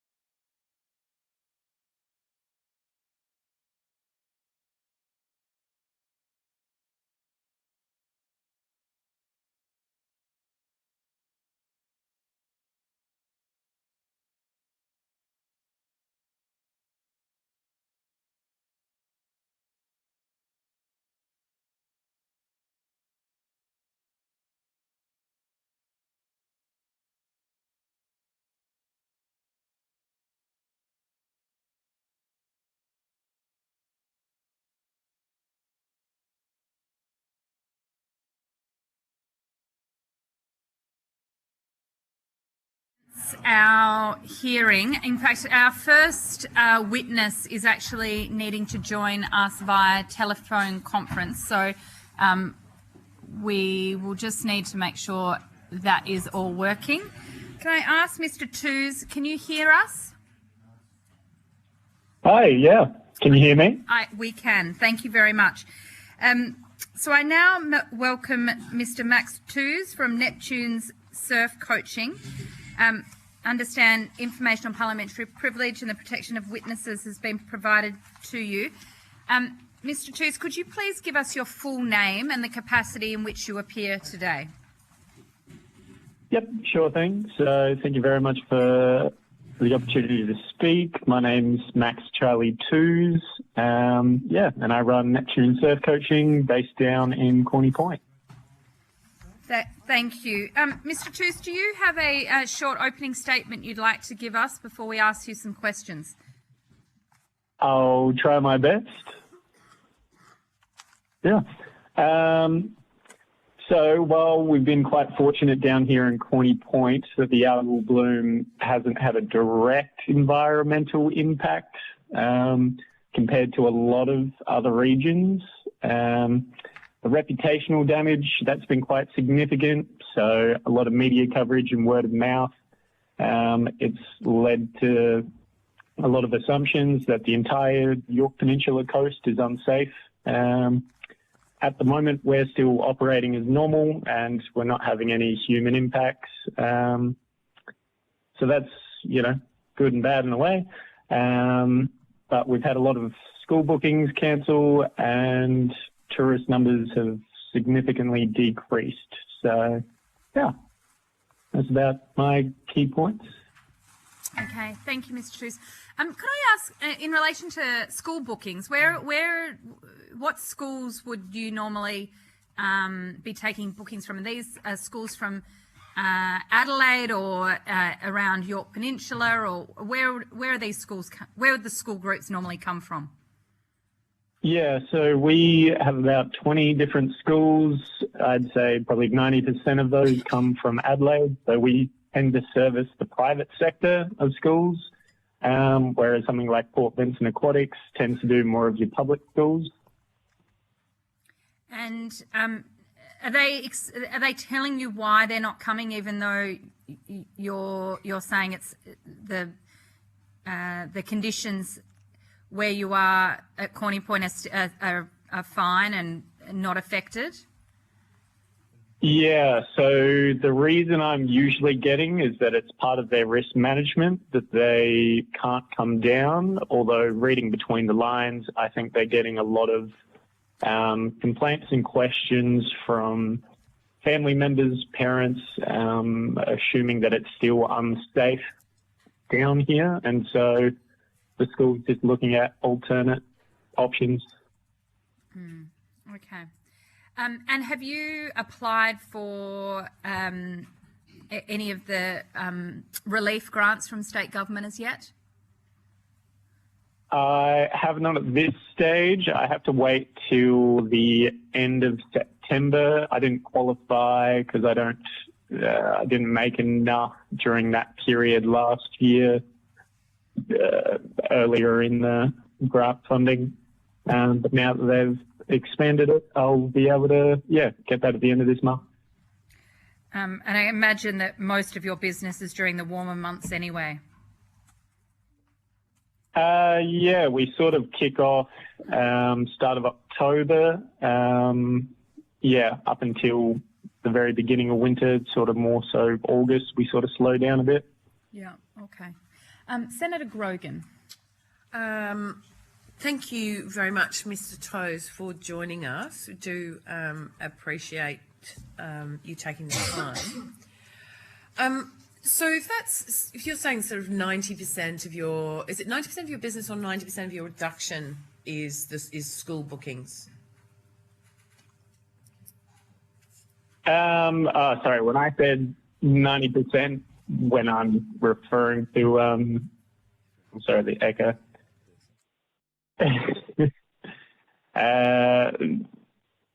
Probably 90% of our schools. So that's not so much our tourism aspect. Looking at the numbers, we've had an overall of 70% decrease in revenue. So it's mainly schools that have cancelled ahead of time, but just a lot less bookings from the tourism front as well. Okay, so you have a line of business which is around the schools, and is that normally quite stable year on year? Yeah, very stable. Like I said, about 20 schools book in for multiple programs throughout the year. So that's very consistent business. Tourism tends to fluctuate a bit more. But yeah, we've had a 70% decrease in revenue since the bloom at this stage. Okay. And from your perspective, given you've got obviously that stable line of business and then a more variable one, which is tourism. So I imagine, is that part of any sort of managed or brokered sort of trips, or is it really just individuals coming to you? Do you mean for schools or tourism? No, for the other part. I'm just trying to work out the difference in impact and what, where you can actually make a difference. Like with the schools, I think it's a solid education piece because they are indeed schools within South Australia. Whereas if it's a more randomised tourism piece, I think it can be harder to mitigate. So I'm just trying to unpack that a little bit, really. I'm just confused by the question, I think. Okay. I'm just trying to understand what the balance of your business is. You have a stream which is schools, and then you have a stream which is tourism. Yep. How do you get that tourism business? Where do they come from? 30% tourism. Where do we get it? That's mainly from visitors from Adelaide, would be the majority, along with the population on the Yorke Peninsula. So it's mainly like local-based tourism. We don't get as much international tourism down here because we're 3 hours from Adelaide. Right. Okay. Thank you. That answers my question. So what would you say would mitigate the situation you're seeing at the moment? Can you think of any strategies that would help you manage through where you're at the moment? Yeah, well, I think what's already happening in terms of we've had the newspaper reach out a couple of times. We've got a lot of bookings back from that. So, yeah, positive media there. We've also been accepted for the algal bloom, what do we call those things, the vouchers that are coming out. Yep. Did you, so I think that'll be good. Were you part of the COVID vouchers? Yes, back. No, I don't think it's been a while since then, but I don't think we we're were. All interested to see what the comparators between people's experience on the COVID vouchers and the experience on these vouchers, to see if the vouchers are going to work in the same manner this time around. They were obviously very successful under COVID, but again, I think.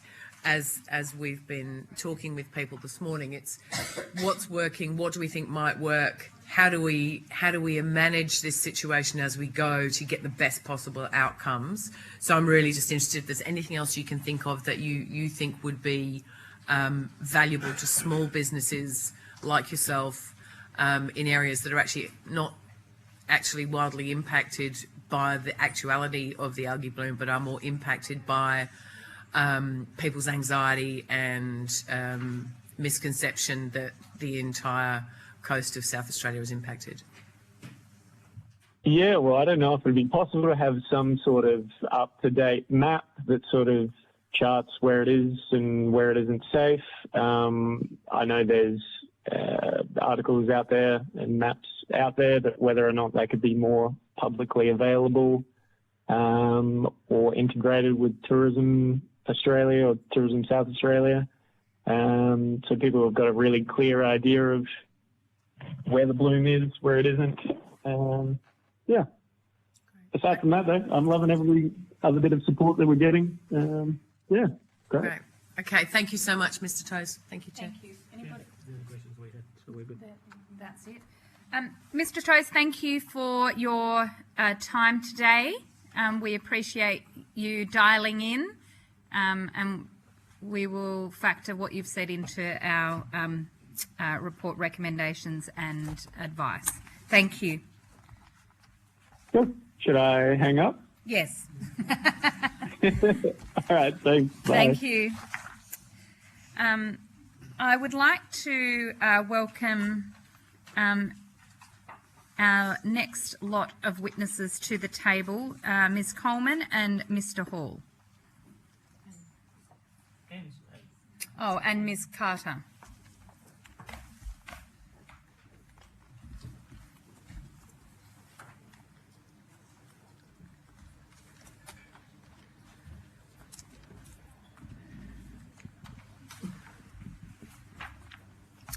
Okay, I understand that information on parliamentary privilege and the protection of witnesses and evidence has been provided to you. For the Hansard record, could you please all state your full names and the capacities in which you're appearing today? And we'll start with you, Mr. Hall. Yes, thank you, Chair. My name's David Hall. I'm here in a private capacity, but for the record, I need to declare that I'm also owner and director of Hall Print Proprietary Limited, which is arguably the world's largest manufacturer and exporter of fish tags to fishery scientists around the world. Thank you. Ms. Coleman? My name is Faith Coleman. I'm an ecological scientist. I run 2 private consultancy firms and an NGO. I'm appearing as an independent expert. Thank you. My name is Samantha Carter, but you'll know me on Facebook as Samantha C. I run the Facebook page Phytoplankton of South Australia. We're community water sampling monitors, and we use microscopes to ascertain if there's Karenia and what else is in the water. Thank you. Do you all have opening statements you'd like to give us? Yes? Okay, we'll start with you, Mr. Hall. Thank you, Chair and Senators, for the opportunity to discuss my submission today. Ardrossan's my second home, largely with fishing the main draw card. Sadly, the fishing has been absent of late. Haven't caught a fish for 6 weeks. I speak as a lifelong recreational fisher, actually, with 60 years' experience in South Australia's waters and in fisheries research and management here and interstate, who has good international links in this field that I've maintained through my ownership and directorship of Hall Print. What troubles me most are the small local businesses that I see, many of whom are good friends, some in the room today, that are really hurting. That's what really troubles me the most, the tackle shop owners, including the ones in Adelaide, the commercial fishers, the charter operators, even the local butchers, bakers and gift shops. They're all struggling. If you go for a walk down the main street, it filters through the whole of this community down the eastern seaboard of York Peninsula in particular. While I'm not a plankton expert or an ecological expert like Faith, it's clear to me the evidence here, from what I've seen, it points towards stratified waters caused by low swell, drought and seas 2 to 3 degrees warmer than normal being the cause. In my submission, I've referred to a paper that looked at a number of blooms of Karenia mikimoti, including one in 2013, I think, in Alaska, in Kashamak Bay, which is a similar area to this Gulf. And it seems, while it can't be discounted, it's highly likely, in my view, that progressive warming, global warming of our ocean has played a very significant role in igniting this particular bloom. The wider issue here, I think, is that severe, I prefer to call them severe algal blooms rather than harmful, because of the impact that I think that has on the community in terms of seafood and how safe that is to eat and so forth. I think the wider issue is that these severe, I'll call them, algal blooms are increasing globally with warming oceans. At a national, it's a global issue, in other words. It's not a South Australian issue, it's a global issue. But at a national and state level, we need stronger research, monitoring, forecasting and community engagement. And most importantly, we need better leadership and coordination. In my view, being a national issue, the Commonwealth needs to step up to the plate as a matter of urgency here. As the US did some 28 years ago with its harmful algal bloom and hypoxia Research and Control Act, which I've included in my submission. That helped establish a federal interagency group, something like 13 government federal departments. So that's how seriously they took algal blooms back there. And that agency, that group plays a key role in monitoring, predicting and mitigating HABs in both fresh water through the EPA and salt water through the through NOAA, the National Oceanographic and Atmospheric Administration, as lead agencies. So I've suggested there that in my paper very strongly that the Commonwealth needs to take a much stronger role here, because this bloom could have happened in any state and probably will. I think my key point is I think you've got to deal with the here and now, the hurting businesses and everything else and what can possibly be done. But I think the future is very important as well, that, you know, this bloom will pass, but we need to have better resilience, I guess, as a nation in terms of dealing with these. And we should be looking also at, I've just been to the UK recently and met with some scientists over there, and we need to link in better with the UNESCO IOC program, for example. And I think, you know, we have 3 Commonwealth agencies, CSIRO, BOM and the Q, that are attached to that program, but we just need, I think, to link in better with these international programs. I guess that's all I've got to say, Chair. Thank you. Thank you. Thank you, Mr. Cole. I'm sure there's people who've got lots of questions for you, but we'll do the rest of the opening statements and we'll come back. Ms. Coleman. I'm Faith Coleman. My parents and I have been working in the ecology and management of saline aquatic systems for all of our careers. In my case, almost 30 years. To a large degree, this has focused on microbial ecology, nutrient fluxes and water chemistry. This work has been largely conducted in the private sector. Our clients expect us to solve their issues and do risk assessments based on limited, disjunct and inadequate data over large areas, complex ecological systems and long time scales, and they want it yesterday. They also expect us to be able to defend it in court. With the number of mixotrophic dinoflagellate and cyanobacterial blooms occurring worldwide due to the anthropogenic impacts on climate, nutrient distribution and biodiversity, we are never short of work. This bloom is not my issue. I do not live in the impacted area and I have no financial interests affected by it. Like so many wicked ecological issues, particularly in this state, those impacted found me. First Traditional owners in the southeast talking to me about strange issues with their seaweeds in November. Then fishermen around Boatswain's Point. Then finally surfers and media regarding the southern Fleurieu beaches. It has not left off since, costing my business and that of my mother tens, if not hundreds of thousands of dollars. As we have freely answered community, public sector, political and media questions. Most of you have heard me many times and have already spoken to a broad range of technical specialists, many of which have wonderful ideas. The stuff that David's proposing, absolutely. I'm sure this has generated even more questions for every single one of you. And if I can answer them today, I would like to. Thank you. Ms. Carter. I've prepared about 3 versions of this and I don't like any of them. So I'm known as Samantha C on Facebook. I'm retired. I have a Bachelor of Science in Physics, so my knowledge of microbiology is pretty much limited to what I saw on CSI. 3 years ago, I moved to Encounter Bay. It's beautiful. I'm sorry, you're Peninsula people, but it's stunning. I'll get round to why I'm here and presenting here in a moment.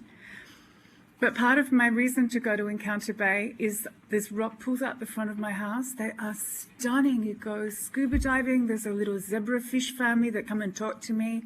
There's these beautiful little starfish. There's little crabs. We find sea anemones. There's sea hares. It's like a wonderland. And then last March, I go out with the Dolphin Watch and we count dolphins every month. And there was this foam, and there was a lot of foam. There was like a lot of foam. And that's when I took photos of it and realised a week or so later, everyone's getting sick, you know, and Anthony Rowland came up and said, I'm getting sick in the surf. And then we started going, what's going on here? So I actually started ringing around government agencies to find out what was going on, and nobody could give me a really good answer. I was like, what's the baseline for the ocean? Because, you know, we're a seaside town, right? We have dolphins, we have whales, we have seals, we have all this beautiful life out there that we should be protecting. So do we know what the baseline is so we know if there's a change? No. So, okay, that was a bit disappointing. I was very fortunate that I went to a forum and I ran into this amazing woman, Faith Coleman. And I said, what can we do? What can I actually do to find out what's going on? She said, well, we'd need to take water sampling. We're going to need to do microscopes. So long story short, I found myself with a microscope. Never actually used one before, except for one from the 1925s. It took me 3 months, but in 3 months, I've managed to raise a community network. We're getting people on board. And the reason that I'm actually here today is because we've been giving lessons to your local community on how to use their recently purchased microscope. So we're going to enable your community to go out now. They can take their own samples. They can put them under their microscope. And here's the power of it. Because people keep saying, oh, I'm not a microbiologist. I can't identify this. I can't identify that. How do I learn all this stuff? Because the taxonomists, like Faith and her mother Perry, have been doing this for over half a century.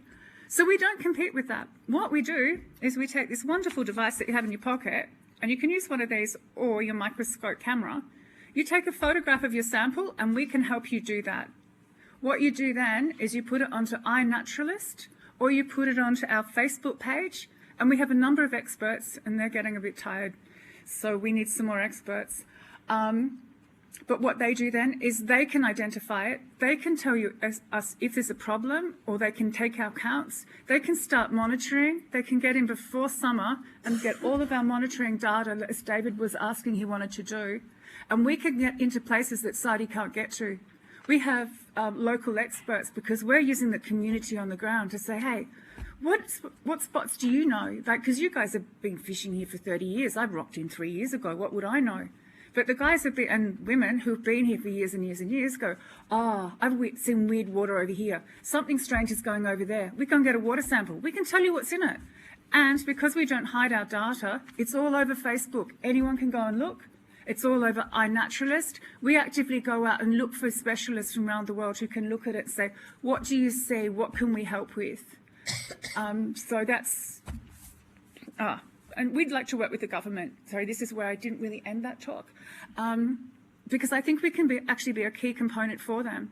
Because the stuff that they must be under-resourced at this point, because as everybody's favourite word of the 20s is, it's unprecedented. But we have communities, we can go out and do it. We don't have to wait for approvals or something. I can just ring my friend Rod and say, hey, you know what? Let's go get some samples at depth. Because as David was saying, we're finding that Karenia moves up and down the water channel. So as community scientists, what we can do is, Rod's got this idea with the hose. Faith said it might not work. We might need to use a foot valve. That's okay. We'll go down and we'll figure that out. And we'll get your water samples from 20 metres, from 30 metres, from 15 metres, from 5 metres, and we'll be able to track it and figure it out. The way that we're actually developing our technology is such it'll be really cheap and we can export it and get other people to say, just make one of these and go and do it. And if it doesn't work, we'll have scientists behind us, and what we'd like is some more scientists behind us to double check we're on the right path and see what we're doing. So thank you so much for allowing me to speak today. It really means a lot. Thank you. I'll first go to questions. I might start with Senator Grogan. Thank you, Chair. There's a lot on this panel. I'm not quite sure where to start. Thank you, Ms. Carter, for going out and testing the water. Obviously, we need more of it. Okay, I'm just going to go to one thing that Faith, I know you and I have spoken about this, but David, I'm keen on your perspective, and Faith, I'm keen on yours, and Ms. Carter, I don't know that you'll have a view, but if you do, I'd be keen to hear it. The Murray-Darling and the floods and the issue of whether it is or is not part of an impact or a potential impact or causational factor to the algal bloom? Oh yeah, look, we may have different views. I don't know. So I'll go first and make a fool of myself because I think Faith has the greater knowledge base on this. At first, I thought potentially it was a significant factor, but over time, my view has changed somewhat, partly through discussions with Faith. Actually, I feel that the more I studied the life cycle of this particular algae, the more I felt that perhaps the flood 2 years beforehand didn't have so much to do with it. Certainly, if you look at agricultural practices on the river, they've improved. There's less nitrates and phosphates now than there was 20 years ago. And it was 2 years beforehand, and the ocean turns over at such an unbelievable rate that I started to think perhaps that wasn't the most significant factor here. I still firmly believe, and I'd really ask people to read this paper, which covers, I think, at least 50 blooms of Mickey Mote High and what the factors were there. Yes, you need a source of nutrients, but the thing about Mickey Mote High, and Faith and I have spoken about this, is it's a very adaptable beast. It can go down to the depths and eat, basically, nutrients attached to dissolved organic carbon, or it can photosynthesise at the top during the day. Right? It actually outcompetes other algae when nutrient levels are low. You get a bloom in the southeast every year. Sorry? Because it's so adaptable. Yeah, because it's so adaptable. Fossick about till it finds some. As a fisheries manager, we're used to having blooms in the southeast. It's what drives the productivity of the system, but they're diatoms on the surface. And there wasn't an upwelling early in 25 like there normally is, right? So you didn't have the nutrients at the surface. So my own view is that it's got more to do with the warming of the ocean and climate change than it has anything else.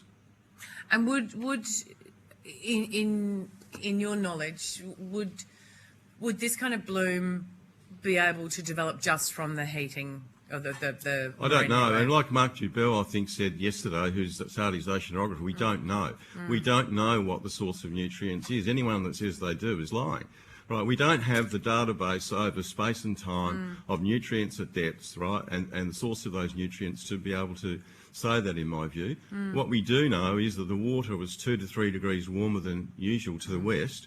We didn't have an upwelling. And that doesn't sound like a lot, but that's like your body temperature going up 3 degrees, right? People need to understand that a degree in the ocean is big time, right? So just my reading of that paper and the documentation and talking to other scientists, including overseas, is that it's probably got more to do with the turning or lack of turning over of the ocean and the warming of the ocean and the currents than anything else. But again, Faith knows more than me, so I'll probably leave it to her. Well, interested in all sorts of perspectives, Mr. Hall. Yeah. Okay, Faith. Well, David's done an exceptional job. Faith goes, working I'm on with this. him.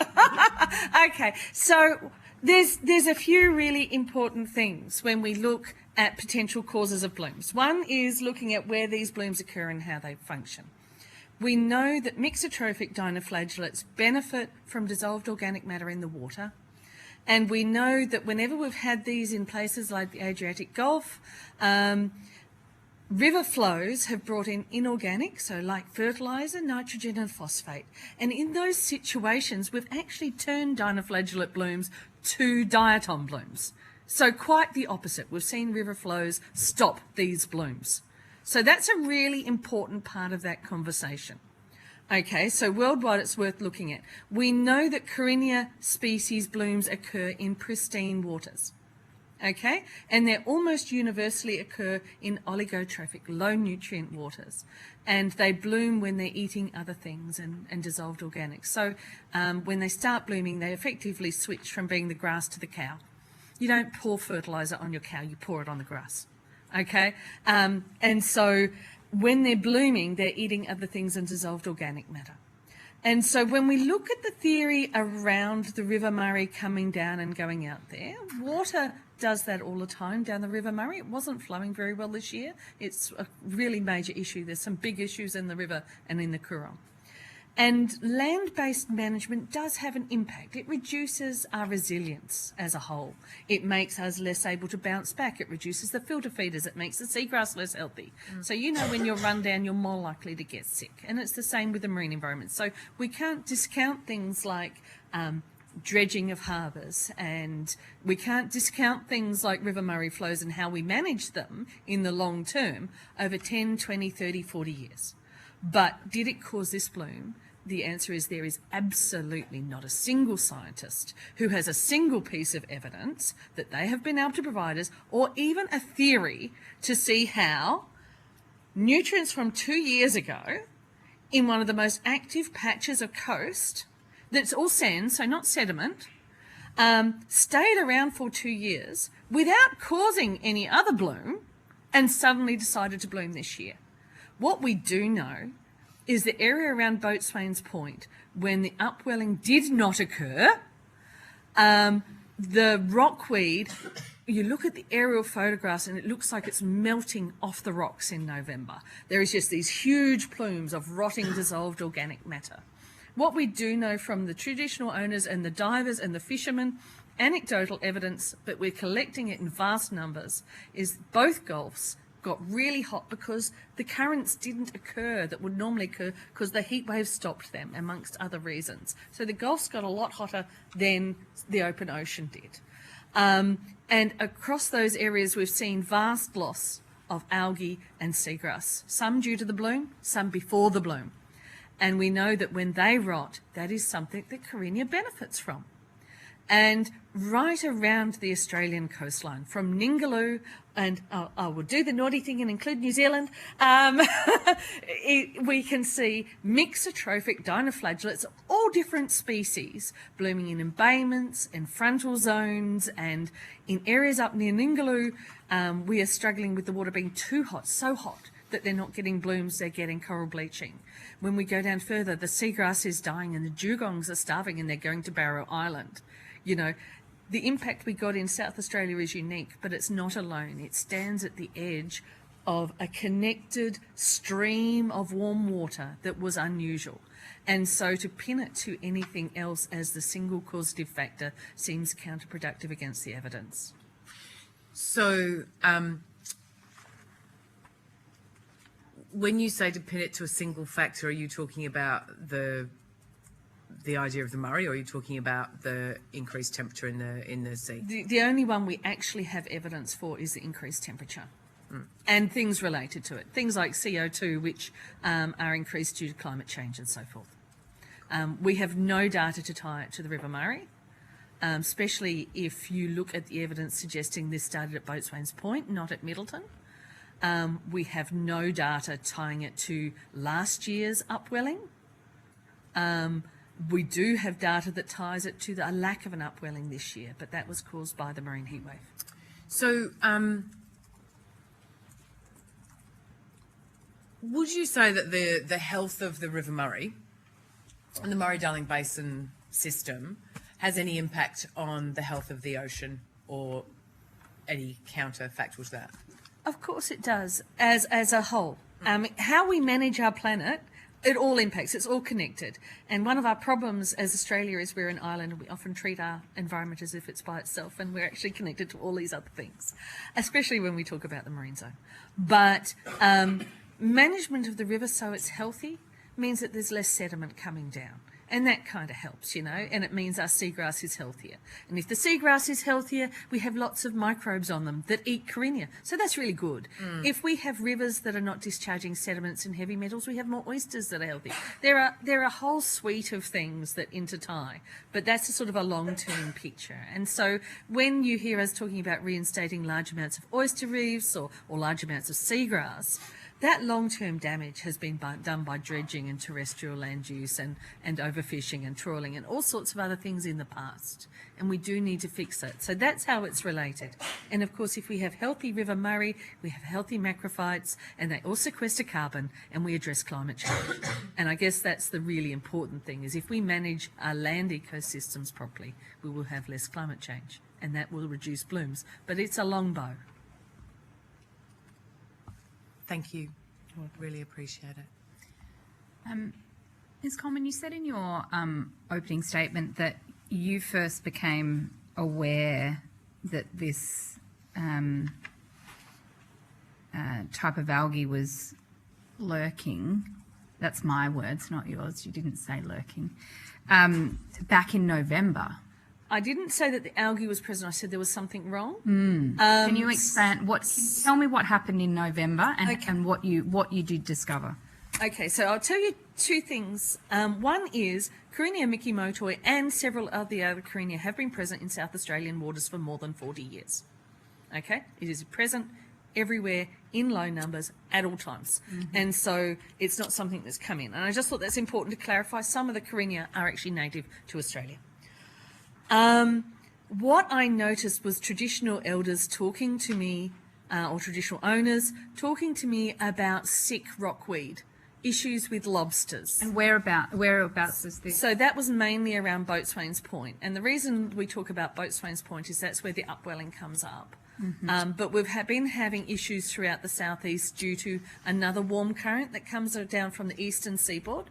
And so those elders have been talking to me for more than 2 years now about issues with rockweed, kelp, those sorts of brown macroalgae, and that's been causing all sorts of blooms of other things, but no one's got me a sample in time for me to know which species it is. There's hundreds of species, thousands of species. Okay, so not that the algae itself had been detected, but that changes in the broader environment had changes conducive to a dinoflagellate bloom of this type. Yes. So you were. Did you think at the time you thought, well, this must be, or you had assumed that this had something to do with an algae type as this? At the time, I assumed it was due to the marine heat wave that we were seeing these symptoms, and I was concerned that we were likely to see dinoflagellate blooms of different types. I had no idea, and no one would have, of the species. Yes. Just for timeline, can I fit when that fits in for your phone call, Miss Carter, and your observations to Miss Coleman? What time did you see the photos and start making the phone calls? Oh, I took my own photos from the duck boat on March the 12th. March, okay, thank you. Yep. And this was in November. Yeah, okay. But that was in Encounter Bay. Yep, okay. And then what happened, Ms. Coleman? So that was in November, and then I want to understand how quickly this developed. Okay, so there was a series of things. I had some fishermen talking to me about issues around Robe and Boatswain's Point, and the elders talking to me. So people would randomly come to me and they'd talk to me and would look at aerials and that sort of thing. But I have no power of authority within the state, and so we'd just discuss them with people and move on, because that's what I do. There is authorities who are in South Australia to deal with those things. Is there any monitoring in those areas that you've? The Seafood Safety Program operates in many of those areas, but not all of them. But there's the marine parks and those sorts of things. So you'd mention them to marine parks rangers and things, and just, it's a thing. Those elders would go back and talk to people, or those fishermen would go back and talk to people. I'm a private consultant. In early March, I was approached by ABC reporter Caroline Horn, and she regularly works with me on other stories, and she said to me, Faith, there's something weird happening. I've got these two people, a fisherman with boils on his arms at Boatswain's Point complaining of water quality, and all of his sharks are missing, and a surfer in Middleton who's complaining he's not getting an answer from government and he's got respiratory issues. Are they related, and can you talk to them? And they're really frustrated, and can you talk to them? And so I sent Facebook messages to both, asking if they were okay and if there was anything I could do to help. And in both cases, I visited them. At Boatswain's Point, I took water samples, and the water was completely dead. I've never seen water completely dead. It was completely dead. There was nothing at all in it. And when I went to visit those areas, I was dealing with up to 300 or 400 metres of dead macroalgae and seagrass stretching out from the jetties, completely full of dead stuff. And what month was this? That was in early March. Early March. And I took samples in April as well at Boatswain's Point. In both cases, I found lots of dead dinoflagellates, but I couldn't identify them, and nothing else in the water apart from the dead seaweed. the sample that was given to me in March, well, it was actually given to Perry Coleman at the laboratory that we both share at St Kilda in South Australia. And she was given a sample by a community member, and we counted 27 million cells per milliliter in that sample of Karinia mikimotoi. Now, we were 80% certain that it was Karinia mikimotoi and nothing else at that time, and anything else would have been worse. And so we told them that we were fairly certain, not 100% certain, but fairly certain that it was Karinia mikimotoi.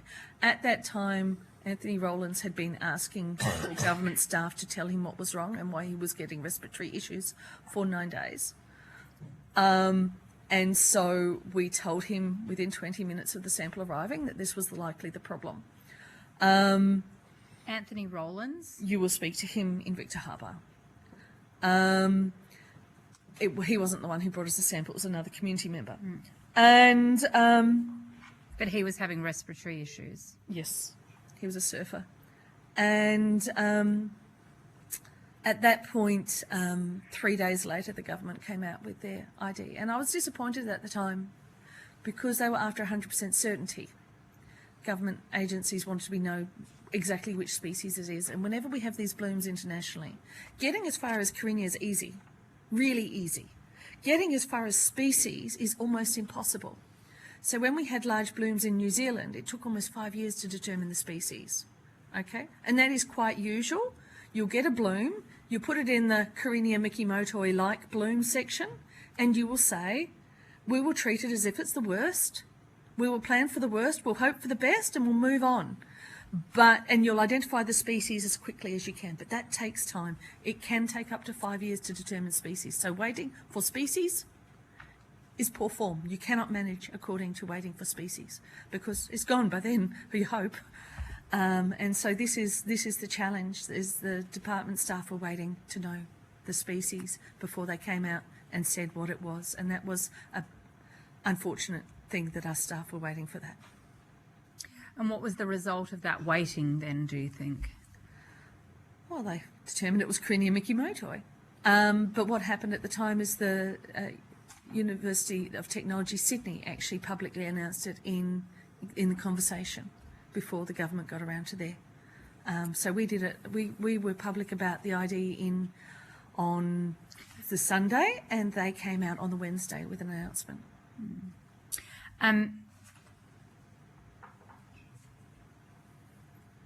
And since then, it's obviously gotten bigger and bigger and bigger. Could there have been something done in March? No. To stop the bloom? No. To stop the conspiracies? Yes. To stop, to know better what was causing this, the samples we could have taken and the research we could have done? Yes. But to stop it? No. There are things we could have done to reduce impacts on economic and human assets. Things like talking to people about the respiratory issues more clearly, about how to run like Perry and I spent ages talking to people about the use of evaporative air conditioners and air purifiers to reduce their symptoms. Whether or not you believe that this algae was causing that, they were obviously getting sick, so cleaning the air helped. You know, it's pragmatic, isn't it? There are things around discussing whether oysters can move. And in situations of oyster farmers, we know that the use of clays may have helped. That's how it's used overseas. There is things like getting the approvals to bring in the modified clays. We don't have them here in Australia to a large degree. We have some, we have phosphate rock, but we do not have many of the other modified clays that China is using. And so all of those things, getting environmental approvals in ready for that, all of those things could have been done in advance. And I'm really, really hoping that, fool me once, that happens. Fool me twice, that's a different matter entirely. I think our South Australian government now is well aware that there is a problem and they can respond quicker in future. But I think that every state I've worked in this country is equally unprepared. So if you were having, it was brought to your attention back in early March, that fishermen had, did you say boils or boils? And that surfer had respiratory issues. Why did it take till 2 weeks ago for the South Australian government to test the water on the metro beaches, and only last Thursday suggest that this has an impact on people with asthma? Okay. I don't. If we knew that this was having health implications in March. Okay, it's a matter of 1 + 1 not equaling 2 quite here. Okay, so Carina make almost 50 toxins. Most of them are not toxic to humans, and they're definitely not issues to the seafood industry. The only one that's a major issue in that genus to the seafood industry is brevetoxin, which is why they monitor it. That doesn't mean that the cytotoxins and other such things, and there's a Professor Ian Gibson who can talk to you on that, are equally likely to cause those respiratory problems. So it's not just the brevetoxin. So brevetoxin is one small, well-known chemical. And the reason we know that chemical well is because in America, where they've been dealing with this for a long time, their native species produces a lot of it. It doesn't mean it's the worst chemical. It just means it's the one we know. Okay? So all of these things that are happening, and Ian does this way better than me because that is what he specialises in. He's learnt more about marine biotoxins than he ever wanted to, but toxins and neurology is his field. He's really clear in some of his presentations that there is a series of different chemicals these produce, all of which could have caused identical symptoms. Okay? And there is a lot of people who were tested for brevetoxins. Many community members came to me and told me, we have paid for our doctors to test our lung tissue and test our blood for all of these biotoxins, but many of them we don't have tests for. But they were all tested for brevetoxins and came back negative. So it's really hard to say that it is brevetoxins that are causing the respiratory issues. They can and they do cause these symptoms. But there could also be other toxins. But it could equally be other toxins. And so I think when you start finding brevetoxins in oysters, it's going to be in the water. It goes without saying that it's in the water. That's how it got there. But what we do know is that it'll be incredibly low levels that we can't test. And keeping in mind that our brevetoxin tests test for chemicals that are like brevetoxin. There is a suite of things that also get caught up. So just because you're getting a positive test for brevetoxin doesn't mean it's brevetoxin. It means it's something very similar. And so you'll hear people use the term brevetoxin-like chemicals. And so there's a series of details that need to be hashed out. I believe the SA government was probably caught flat-footed on this one, and there is a range of human health and ecological tests that aren't caught up in our standard seafood monitoring. And we've depended, as a fairly, this state, I'm not born in South Australia, this state's a fairly poor state in the scheme of things. It's a small population with a small amount of money. And so we've depended quite heavily on an industry-sponsored seafood safety testing program for all of our ecological and human health considerations around marine phytoplankton. And I think that's something we're going to have to move beyond because can you unpack that? And I don't know, Mr. Hall, you might have some comments in relation to this too, but could you unpack that for us, Ms. Coleman? So we've had testing in the seafood industry for decades. Yes. But we haven't had testing in general for other health impacts or environmental impacts outside the seafood industry done independently of the industry regulator. Is that what you're saying? I think you've summarised that beautifully. Okay. And so then what happens? What's happened in the last 4 to 6 months then with what is being tested and what we do know? Is that mostly still happening by the industry regulator as opposed to the general health or environment departments? The Department for Environment has come an awful long way in the last couple of months, and they have a public portal now which has the data in it. They are struggling with people to do the counting in some ways that are within government, because they do depend on government staff still to do this work. because the main person who does the counts in PIRSA is the same resource that the industry's been sponsoring for years. They haven't had extra resource, and so there's an adaptation period that's happening there. And we also tend to just count the species that are hazardous to seafood, and there is hundreds of times that number of species, and they speak more to the ecological condition. And some species are hazardous to the environment that are not hazardous to seafood. And many of our decisions have been made by the industry regulator. And so in 2013, there was another dinoflagellate and diatom bloom that covered both gulfs after an excessive marine heatwave in South Australia, which had Carina mikimotoi in it across both gulfs. And it caused a lot of fish kills. We didn't have iNaturalists then, so we didn't document what we have now. But yeah, there was 20 or 30, I've forgotten the exact number, of fish watch calls across both states. So in many ways, almost identical to what we have now, just at a lower level. Now, the experts within the department now were involved in that assessment.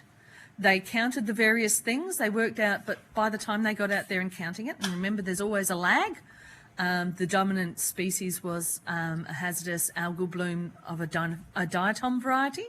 We know that that outcompetes the dinoflagellates quite well, and it promptly did, and so the bloom only lasted a few months, but we had marine mortalities of dolphins and things as a result of viruses caused by the stress.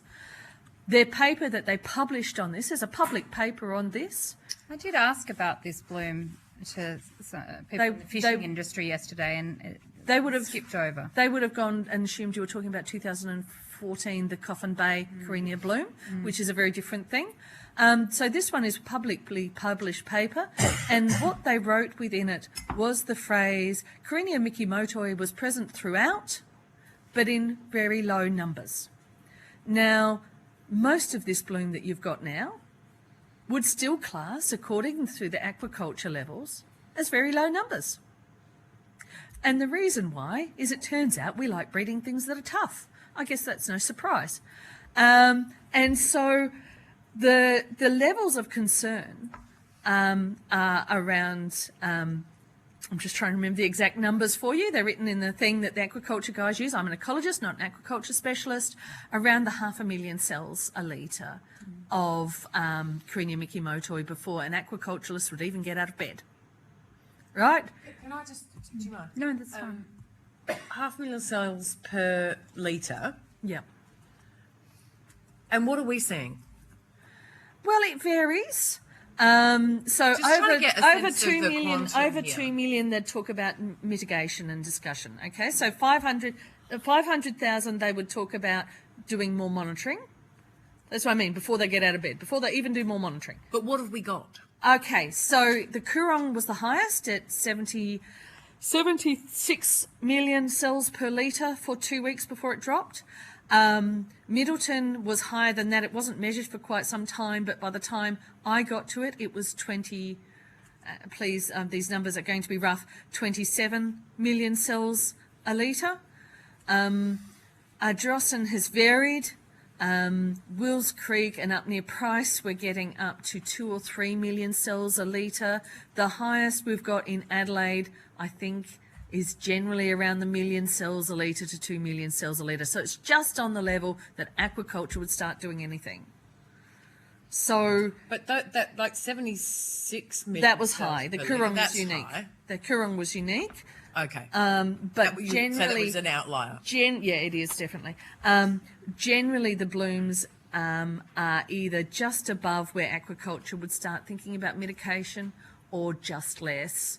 And so, when they talk about insignificant, that's what they're saying. It's less than the 2 million, and so.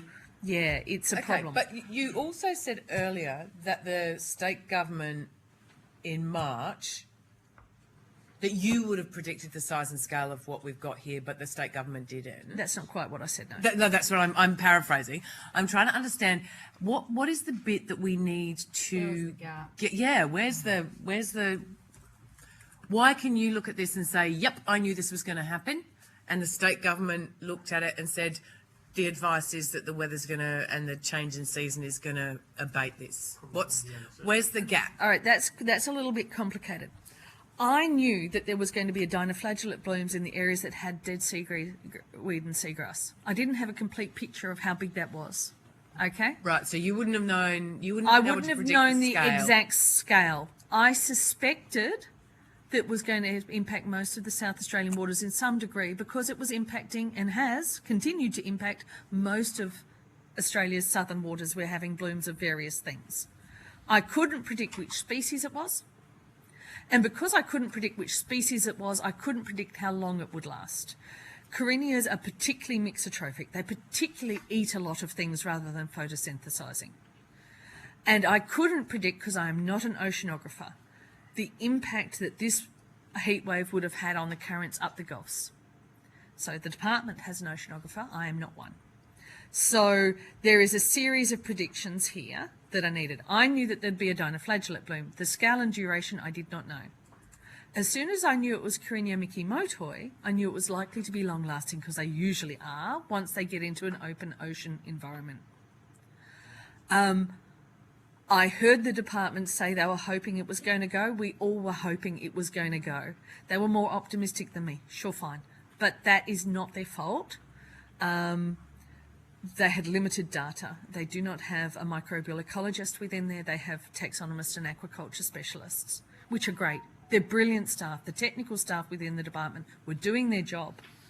And in the past, these blooms had broken earlier, so other species have taken over.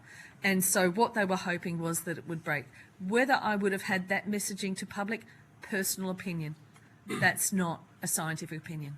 Senator Sorry, I was just going to say, on that, looking at the expertise, and obviously everything's been done, I think, from an aquaculture perspective. So we haven't been monitoring to get even a baseline of the health of our coastal waters.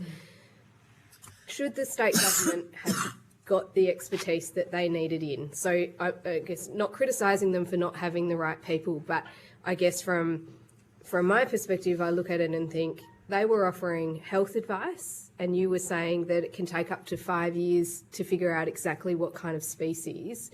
And they were offering all of this advice, being very sure, and we've heard evidence from commercial fishers that they were told, don't worry, it'll all break up, it's going to be fine. Should they have been so sure, or should they have got experts in that could have... The precautionary... The precautionary kind of, rather than...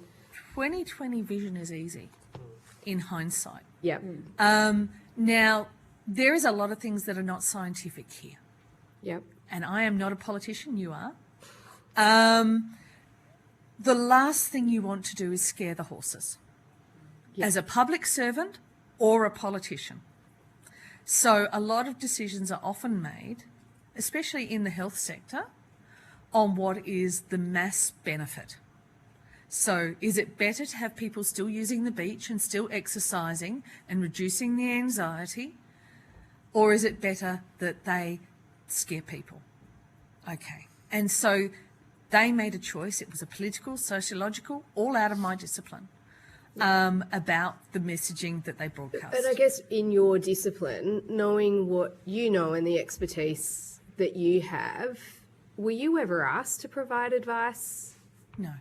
So we've got, and I think I've probably learnt more from you today than we have from, the panel of scientists from state government. So even someone like yourself wasn't ever asked to provide any kind of advice or expert opinion. To be entirely frank, I'm the wrong gender, the wrong age, and the wrong locality for advice for our government. Wow. Sorry. No, this is what it comes down to. I'm just listening If to I you thinking that the state government is sexist and ageist. I'm saying that the industry is. And so the advice that has been sought is older white males from overseas. Yeah. And they have called on it extensively. But not, and I guess this is the thing is knowing, I guess, what you've shared, saying, it's unlikely these blooms stay around for quite a while. So even from a scientific perspective, the optimism was potentially even out of what the science tells us. It was an option. There was definitely an option that the weather would have changed, and it wasn't the coldness necessarily, but if we'd got decent currents, if the heat wave hadn't stopped the currents coming up the Gulfs and we'd had decent flushing. But you could predict that. So you were seeing that those currents were there. So no, I couldn't see that the currents were not there. That's an oceanographer's thing. That is something that we discovered along the way. Yeah. There was a percentage chance that it would work. And so the government had made, using their oceanographers... What percentage would you put on that? That's really Just hard. out of curiosity. I think I was asked this at the time, and I think at the time I said, I reckon there's a 60% chance the government's right. And I mean, if you're making a public health decision, that's not a bad one. Yeah. No. They were most likely right. But, you know, BOM predicts 60% rain and it doesn't arrive. Yeah. You know, in There are some of the retrospective, farmers around here. 2020, it's easy to say I would have done something different. Yeah. But a lot of 2020. But I guess even with what you were saying back in November, I was worried. You were worried then. Did you, and you were saying that you'd spoken to local Indigenous communities and they were saying things. Do you know if that was being reported? Like, who were you telling? Were you telling anyone in government or National Parks and Wildlife or? So I'm a private consultant. I was telling my client. Your client? Okay. And my client was the people who brought me the stuff and they were concerned. Yeah, okay. Always is the case. Yeah. I am not a public... No, it's not for you to go, but I just wondered if... If anyone asked me, I told them. Yeah, and I've spoken to some fishers who were seeing things in January that they were concerned, and we heard evidence earlier this week that even by the time the surfers were sick, Middleton Way, that the bloom was already of a very significant size, though they can't tell us how big because they weren't looking at it. There is no data on it, not even satellite imagery that they've looked at. Yes. Yeah. Yes, Ross. Senator Cadell. Thanks, Chair. It's where, David, Mr. Hall, in your response, you're talking about this national response, about the HAB Act, about what NOAA is overseas, and you put a quote down there that the federal minister came down and said, well, South Australian waters, and an interesting side that outside 3 nautical miles it may have gained access both sides of that. The way forward, we've heard the way back, we've heard this process. Is there some consensus in a scientific sense that there needs to be a more federal Commonwealth look at this, given the size of the heat wave, given the size of these things and the interaction between the waters? Yeah, as I said, I think this is a national, in fact, international issue, and it goes back to what the Chair said about drawing on expertise. Having a national hub, if you like, or economy would enable you to draw on the appropriate expertise. As Faith said, we're a small state. We don't have experts in every scientific field. I was involved very heavily with the management of Australian fisheries in the 1980s when a lot of us, and I worked in 3 states, we utilised the offshore constitutional settlement to effectively bargain between the Commonwealth and the states over who would manage what. And that's when it was decided the Commonwealth would manage, for example, the northern prawn fishery because it cut across 2 states, and southern bluefin tuna because it cut across every state, effectively every southern state. So they would manage from the high water mark out to 200 miles, and we would manage the same span of water for species that were largely within our control, like King George whiting and the species you've been talking about here now. So in my view, what we need here is the Commonwealth to play a much stronger role and sort that out with the states and get an understanding, even if it's a joint authority between all the states and the Commonwealth, which you can do under the OCS. We've done that before. You can have joint authorities. It needs to be a national approach that actually enables us to draw on the collection of expertise we have in Australia. Guys like Gustav Hallegraf in Tasmania, who's semi-retired but has come out of retirement for this, and I've had discussions with him. There needs to be a national approach. Like we haven't mentioned in my submission as well. There's a IUCN Red List endangered species that only exists effectively within the bounds of this bloom, the coastal stingery. I did a internal status report for Perser 8 years ago and identified this, and it doesn't seem to have come out anywhere that we've got one species that is identified on the IUCN Red List, and there have been dead specimens washing up. It's endemic to South Australia. In fact, it's endemic to the boundaries of this bloom, and yet no one seems to be saying anything about it. Right. And what species is that for the record, Mr. Hall? Pardon? It's in my submission, but it's the coastal stingery, Urolophus aureus. Thank you. I've had discussions with Janine Baker about this, and she felt that originally the classification may have not been correct because it really looked at the trawl catch from boats that were fishing deeper than 10 metres.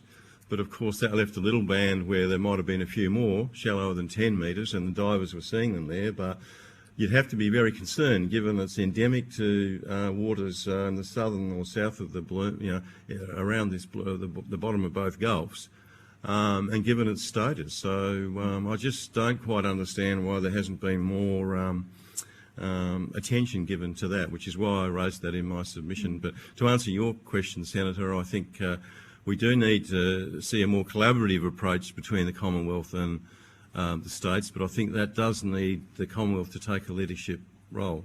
Through CSIRO, you said in your... Look, I think at the end of the day it's got to come from the government, executive government, but I would suggest that a scientific agency would be the appropriate lead agency, given the fact that a lot of the questions here, the base questions, are science-based. Yep. Yes. To Faith, does the bloom have a natural predator? Yeah. What is that? Oh, there's a lot. There's heaps. So, obviously oysters eat it, okay? And we know that flat oysters and Pacific oysters eat it and get fat on it, okay? So that's your first natural predator. On seagrass, they host bacteria and viruses. All of those predate it.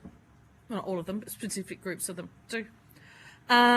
The sea sparkle, the Noctilucus scintillans, is another dinoflagellate which doesn't have chlorophyll, and all it does is eat other dinoflagellates and fish eggs, unfortunately, which is why it's on the hazardous algal bloom list.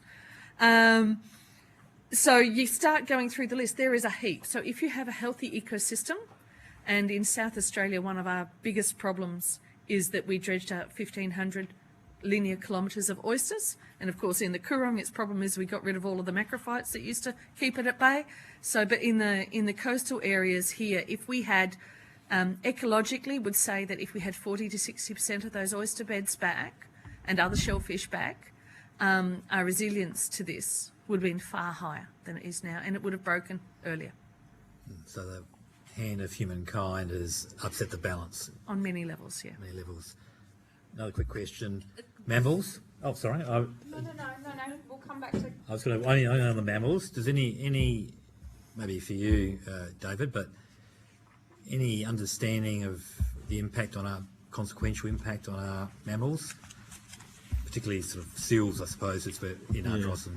Look, it's probably not my area of expertise directly, but I do know that some of the hemolytic toxins, Inca and Ea, can cause the red flushing on some of the mammals that are washed ashore.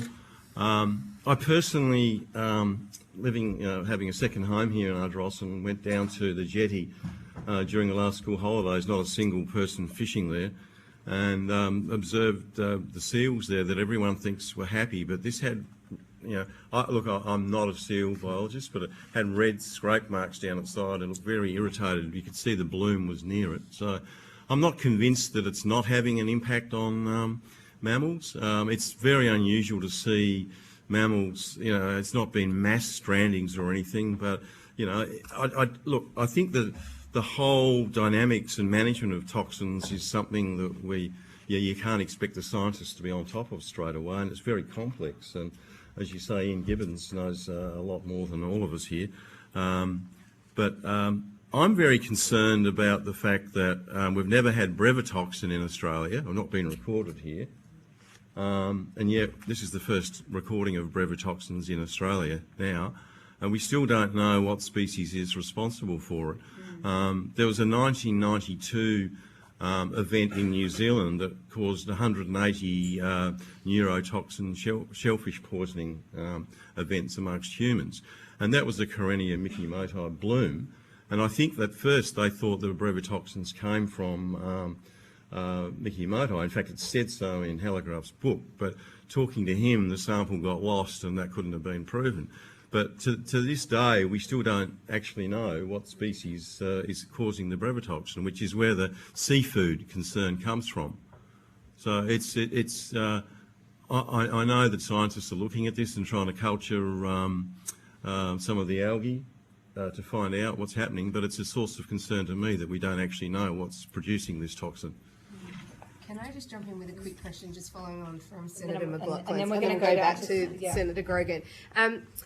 Plankton levels, and I say this and it'll make sense why it connects to Senator McLaughlin. So are we measuring plankton levels? Because we have beautiful migrations of whales that come through our waters in the summer.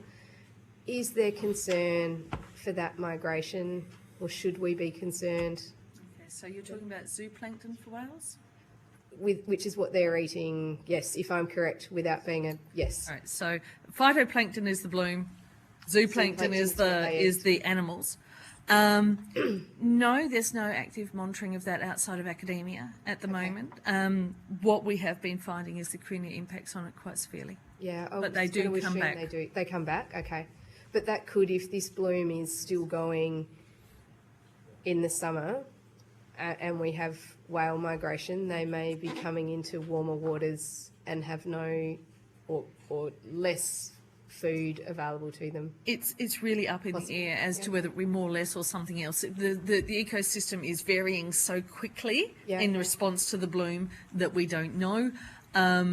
What we have seen in previous blooms with marine mammals, just to address some of the earlier questions, is that often, almost always, there is deaths of marine mammals in most toxic blooms. They will experience similar symptoms, likely. I'm not a mammalian biologist. Similar symptoms to humans. Now, you can imagine if you're in that water permanently, all the time, it's going to impact your lungs and eyes and skin more than it does a human who goes into it for a couple of hours. And they're trying to fish with eyes and lungs and things that are not working perfectly in water that really looks like a pea soup when you get out there in it. And so they can't see the fish that they're hunting for or whatever else they're hunting for.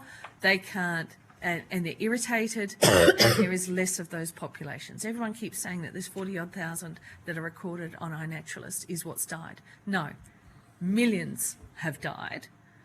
The really badly areas are completely devastated like ground zero. Some of the stuff that Stefan has no doubt showed you is horrendous. These things are suffering from a lack of food. And so when you look at the autopsies that the state government has got back that have been released through a demand to present documents, you will see that there is a number that have starved or have got viruses. Thank you. May I add a little bit? Is that okay? It's directly relevant. In relation to directly that? relevant. Yes, okay. Your question was, has anybody been monitoring the plankton counts, where the whales are and the dolphins? Yes. Phytoplankton of South Australia has. I go out on the boat dock every month. Not the zooplankton.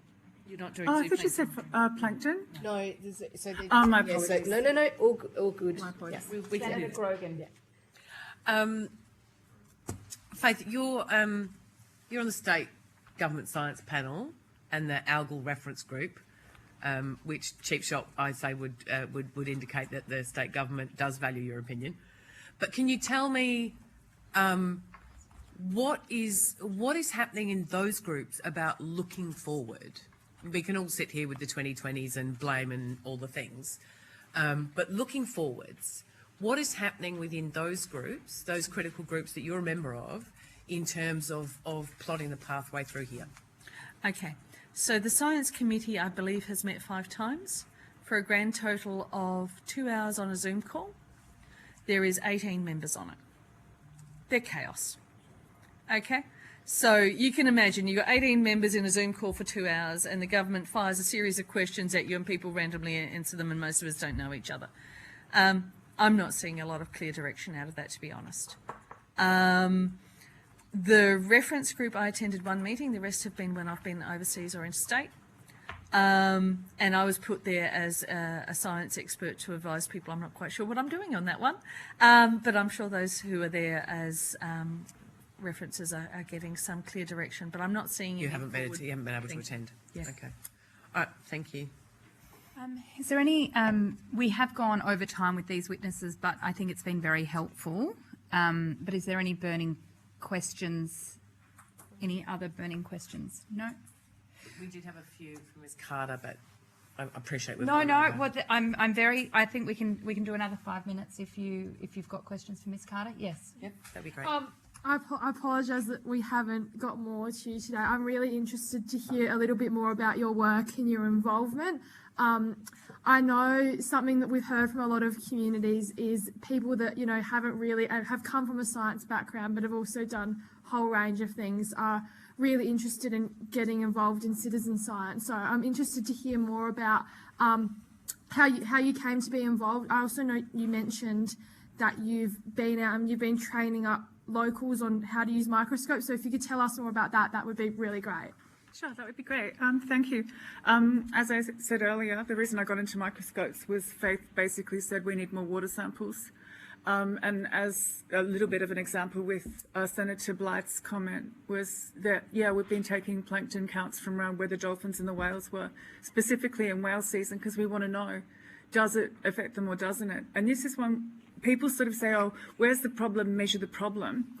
But what you've also got to look at, measure where the problem isn't, because we want to know what healthy looks like and we want to know what dangerous looks like, and then we can get a range in between. So what we've been doing is a number of people from around the Florio and in Adelaide. I've got commercial fisher friends. They go up to Outer Harbour. They did the blood worm run. So they brought me samples and I looked at them, and some of those numbers were extraordinarily high. We've mentioned halograph's toxic rates. I work in the millilitres. So for me, anything over 500 Karenia per millilitres is something that I would consider a red flag. In agriculture, that is where you start taking secondary measures. Over 200 to 300,000 per millilitre is where they start putting clay onto tanks, and Faith can answer that much better than I can. But I look at the numbers. So the numbers that we got from Outer Harbour were 22,000 at the Port River Sailing Club. That was last week. So that's 22,000 odd per millilitre. There's also, I don't identify all of them like a taxonomist would, like Perry Coleman, because I've only done 3 months. So sometimes what I will do is count into dinoflagellates, things that might be Karenia. So those rates may be higher, but I like to be a bit conservative, and that's where we could use some scientific help. But your actual question was, you asked about us coming to teach microscope. We have the Facebook page and the iNaturalist page, because we wanted to connect with people right across. I mean, we're from the 27%, right? We're the ones that are affected. So a lot of the cities and the metropolitans, they get the resources. But down in Encounter Bay, we didn't have any counts from Sadi until the 7th of August. So I've been counting. Sorry, so Sadi didn't come and do any testing down. Well, not that I've seen. If they did, then I don't know about it, but I looked at their map. So if you look at their map, the original map from ArcGIS had, it was peppered around the metropolitan area, and it was peppered around the Coorong, but there was nothing anywhere else. And so I got my microscope, I think it was like about the 21st of May. I was up and getting stuff with it in June, and by July I was pretty confident to start writing basic reports. Now, when I say that, what I do is I run them past Faith to make sure that I'm not, you know, like nothing's untoward, and she'll quite often say, no, don't call it this, call it that, do this, do that. And it's because we want the scientific accuracy, you know, because if it's not right, then it's pointless, right? So what we've been doing is developing that role, and you can have a look at Facebook, and if you go right back to the start of the group, you see these really rubbish reports where I've gone, oh my God, I found a Dinophysis cordata, which is amazing, but it doesn't really help. What happens is that you get an eye for these things. So when we came down here with Yacht Peninsula community has bought and Letitia's here somewhere, they've bought a microscope, and we've been teaching the community how to actually use it. We backed them up. I wrote a handbook, which is a 15-page version of Faith and Perry's water monitoring manual. Theirs is very, very in detail.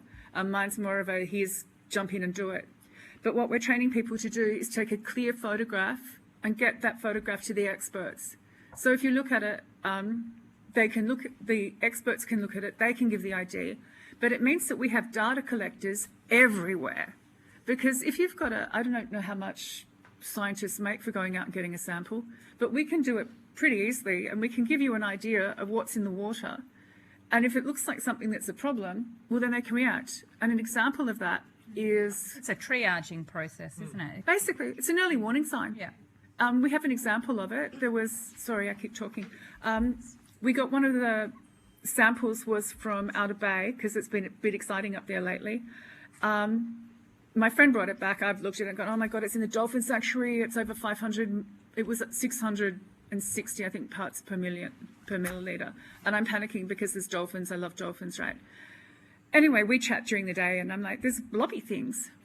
And there was a lot of blobby things. And this is okay, right? Because the scientist, like, a microbiologist doesn't say like that, but I look at it and go, there's all these things. I'm not used to seeing them. What is it? So I said to Perry, what is this blobby thing? I don't know what it is.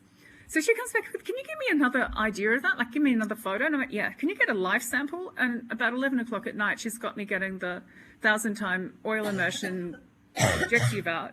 And she's like, it's either this really dangerous thing, a repeatophyte, or it's nothing, which is a coccolith.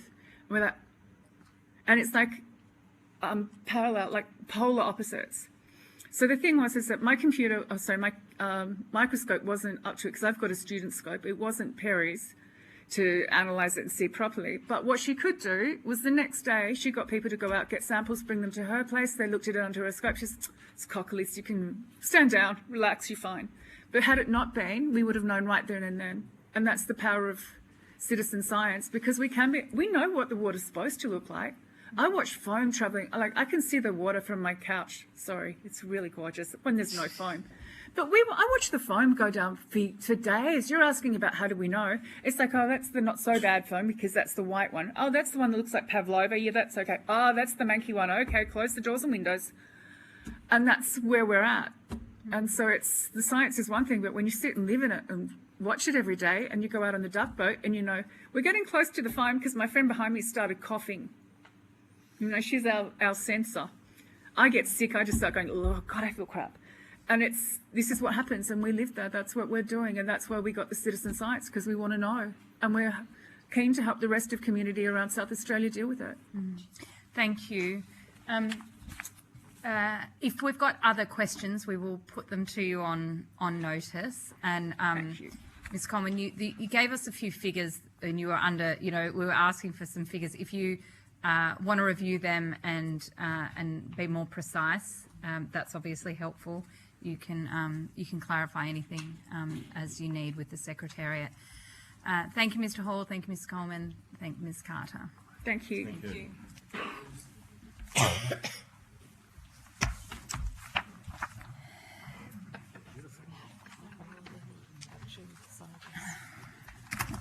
Because they do it, don't they? They do.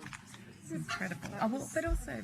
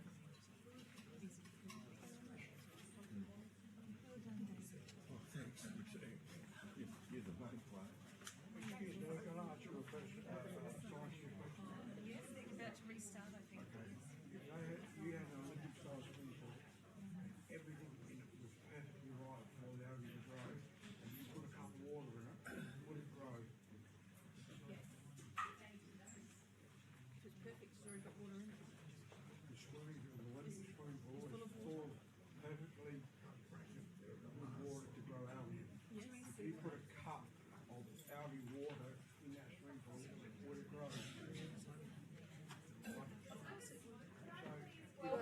representatives of the Narungga Nation Aboriginal Corporation to the table, please.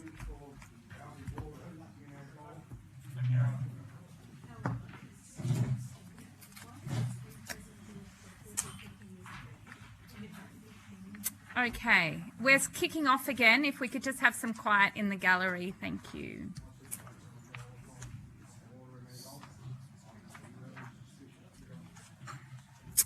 I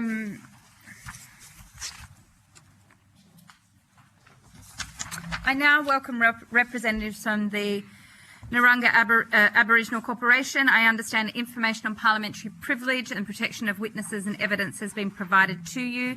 Appreciate your patience, and I know we're running a bit behind on our schedule, so thank you for bearing with us. We're collecting as much evidence as we can today. For the Hansard record, could you both please state your full names and the capacity in which you're appearing, where you're from, and the role, and then we'll. You've got an opportunity to put a opening statement if you wish, and then we'll ask you some questions. So we'll start here. Yeah, Anne Newchurch, Chairperson for the Narungga Aboriginal Corporation. Gary Goldsmith, Director for the Narungga Nation Aboriginal Corporation, traditional owner of Gorinda, York Peninsula. Thank you. And do you both want to give us an opening statement, or have you decided one of you will do it? Gary will do the lead on. Great. Thanks. Go ahead, Mr. Goldsmith. Thank you very much. First of all, Namani, just want to acknowledge that we meet on the traditional lands of the Narungga people, our people. We stand here on Windara People's Country, the people of Eastern Narungga. I'm here with my respected elder and auntie, descendants from our ancestors that are traditional custodians of this country and caretakers. It is intrinsically connected to everything we see, touch and feel. Land, sea, country, sky are the barometers of the Narungga people's well-being, and at the moment the well-being of this country isn't as good as what it has been. Thank you very much for having us. It's been a long time coming for the Narungga to sit down and put across our views as the traditional owners, as rights holders, as stakeholders, as community, and as a part of the York Peninsula region. I guess what we've seen over the past 6 months has been a lot of conversations with scientists, governments, experts, but we haven't seen enough of the grassroots, the traditional owners, their perspectives, the most vulnerable people in this country, in a first world country. Our people are at the mercy of what's happening within our sea country. We have a diminishing community of elders that are suffering with a lot of health issues, a lot of trauma and intergenerational trauma that's been passed on through many of the policies that have been bestowed upon us. But we're here today to talk about our involvement and why our position should be seen to be one of equal to the rights of all of the other key stakeholders that have been given the opportunity to talk straight to the decision makers, the state government, also to the other key stakeholders that are formulating the response in regards to the algal bloom without any particular perspectives or transparency to the traditional owners of this country that's been affected. So thank you. Thank you. Do you have anything you'd like to add? No? Okay. All right. We'll go to some questions. Senator Grogan. Thank you for your opening statement. In terms of hearing those voices, what would be what should happen from here? Because what I'm hearing from you is that there has been insufficient engagement and insufficient listening to your issues. What should we do now? Well, I think first and foremost is officially coming to the constructs that have been put in place by some of the governments. We have native title holders and recognised as the peak bodies within our own jurisdictions they've been totally disregarded through this process, particularly around the rights and interest of management, particularly when there has been agreements such as the Buddha Agreement with the state of South Australia that's in its 8th year, where there is key guiding principles around mutual relationships, open and transparency and honesty. And I feel that they've disregarded that. I understand that there is a crisis that is built, thinking that this issue would probably pass and dissipate, but it hasn't done so. It's actually ramped up. And from that, a response has been somewhat of a scramble to meet with the people that are duly affected, the livelihood of commercial fishers that have been here for generations. But at the same time, we see ourselves just as equal as people that have been here for hundreds of generations, people that have used these resources that are currently being affected. As we see, we're known as the butterfish mob, the Guyonbara people, the dusky moorwong. The dusky moorwong isn't a table fish that people would see as something that is prized, often seen as the rubbish of the sea. But we see that as iconic to our people. It is a staple of part of our diet. It isn't a totem, but it is very. It bears its identity to us because people that are known from other nations understand that that's very important to us. We celebrate it every year. For the last 12 years, we've run a festival at Port Victoria celebrating Guyonbara, and that is about our identity, not just about the fish, but the identity. And to see it wash upon our shores, not understanding why or how, and what the response is going to be, or when state governments or experts are going to come and talk to us about our identity, our relationship with sea country. It's been quite, I guess, in my view, disrespectful. It's been quite damning that we can't be part of the conversation. And in recent times, I've heard that the state government put together a task force with 2 Indigenous advisors. Those advisors I know quite well, but are they putting our perspectives and our priorities and our issues on the table? No, they only speak to themselves because they're not a part of our community. They're not part of that intrinsic, internal spiritual connection to our country with our land and our sea country. So I can't see how that advice reflects on what our priorities are. I think Senator Walker has a question. Thank you. Sort of off the back of that, what I'm interested to hear from the two of you today, if you can give us an insight into how First Nations knowledge and stewardship can be better integrated into monitoring and how we manage this algal bloom going forward. Well, I think, modern science is relatively new to all First Nations people. Our management of land and sea country is based upon the elements within that, the flora, the fauna, the ecology, the animals that have been there. And when we talk about responses, and I've heard from Faith Coleman talking about the oyster reefs, the natural oyster reefs, Biranki, which we call it, they were destroyed back in the early 1900s with large dragnets, never to be replaced, only recently and named in the honour of the Windara clan group of 20 hectares, which is apparently doing quite well. But in the space of almost 100 years, and as Faith said, this part of this country would have been a lot more protected or a lot more resilient if those were in place. Our people would have seen that. They ate Biranki. We still eat Biranki, the natural oyster. That is a significant part of who we are. In regards to the management of it, it's now mixing cultural ways and Western ways to be able to manage sea country. And I think that's where the conversations need to be had around the table in a respectful manner.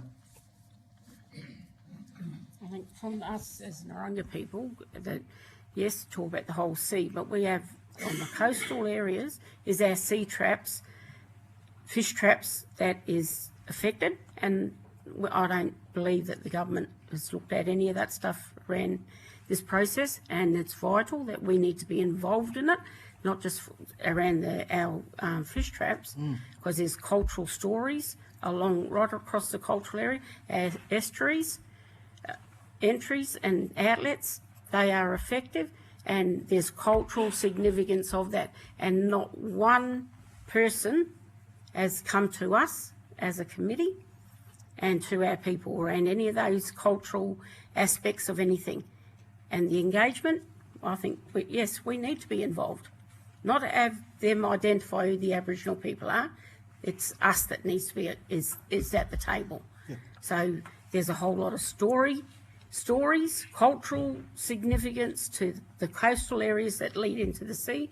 Gary will talk more on the lead around all of this stuff, but from a cultural story and significance about the local areas, we know that, not anyone else. So if the scientific people want to be involved, or the government, they're not going to get it from any identified Aboriginal people. They're going to get it from us, because you will miss our fish traps. Our fish traps will be damaged. Most of them, there are some that has been damaged, but where they have been damaged, we're looking after them. And some local people across the coast area, they work with the local people. So we have our community people across York Peninsula. They take care of that country to the levels that they need to. But when there's areas where there's cultural significance, they have made contact with the Narungga people, with their relationships. And that's vital for us, is base stuff on our relationships, on our country that belongs to us.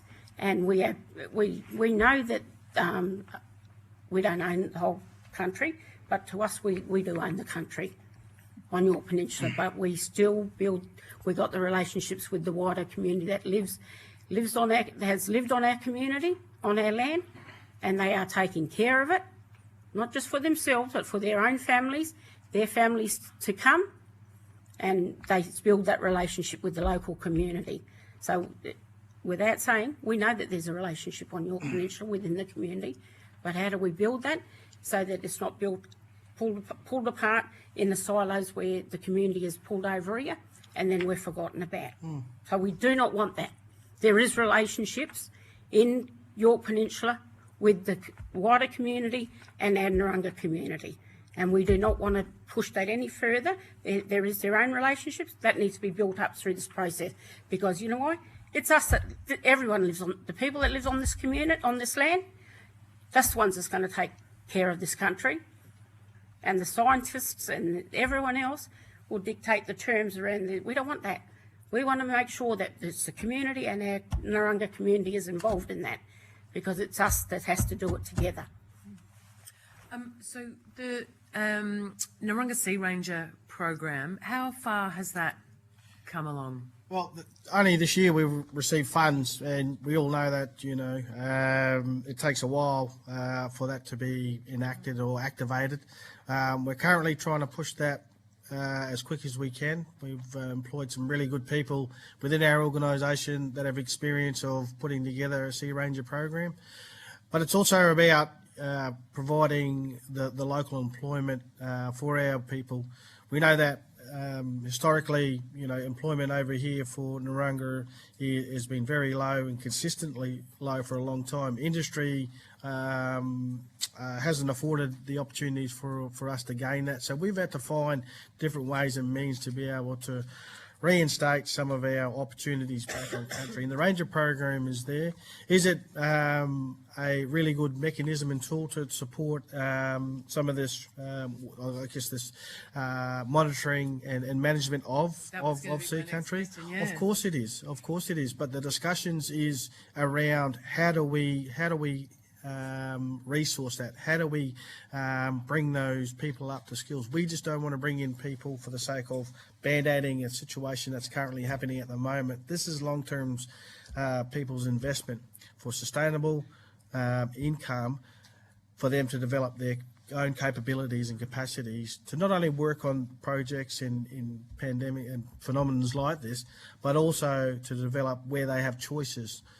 So we definitely see the ranger program. There's also the Point Piers Indigenous Protected Area program that's happening that has a few rangers. We're currently in talks with them. So we're getting, ahead of, of the game to put forward solutions to government about how we can be resourceful, how we can provide some solutions around working with local organisations, state government, experts, to really manage, the sea country and the response to it. Thank you. Thanks very much. Thanks. You mentioned the fish that's particularly significant. Could you remind me what's it's known as a dusky moorong. I'm not too sure of the scientific name, but we call it Guyambara, which is a big fish. It's usually our people hunted it in the intertidal zone. They were huge fish, and it's a communal fish. That's why we celebrate it. When you say a big fish, how big are we talking? Well, we're talking, they can grow up to 6 foot, so quite big fish. Yep. Very powerful fish, but their flesh is of a grey type. Obviously, they eat from the reefs, and part of what we've seen over the last 10 years, particularly with our festival, where we do run a competition to encourage people to come back and get involved in their culture, and that's grown exponentially, and not only just for the Narungga but for the York Peninsula and wider community down at Port Victoria. And it was people are really immersing themselves in a cultural celebration, and I think those events really help to bring the community together, as Auntie Ian said, about this community working together and coming together. So our old people would hunt it on using harpoons on the incoming tides, knowing that these fish were coming in to feed. Those reefs would be exposed, and obviously some algae would grow on there, ironically, obviously the good type. But they would eat in there and obviously be caught on the 3-pronged harpoon. But over the years, like everything, we evolve. Without evolution, we would all be doing something else, I would say. So, yeah. So when was the last time you saw one of these? Well, we had, recently, you see them on the news washed up, and people just see it as a fish.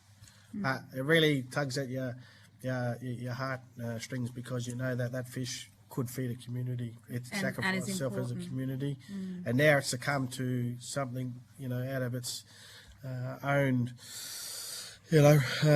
ability to respond to it. And we see all the other different species on there. Garangala, which is the blue crab, a really high prize species, that my son is called Garangala, and that really hurts me to see these species that are iconic, not just for as a staple, but as a part of that ecology. They have, they're a spirit as well. They have, they have a job to do within their own ecology. They support their families, their groups. So there is more to just the animal itself or the species itself. It's got a spirit, and unfortunately, when you see these types of when you see them washing up on shores, and even our dreaming story, Gorta, the great white shark, seeing them, the apex predator that we try to avoid and respect, and touch wood, that's been happening,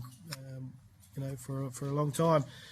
To see those succumb to this is heartbreaking for Narungga, not having a voice or an opinion or a perspective being acknowledged. Sees to, I guess, historic ways of dealing with Indigenous people first, last to the table.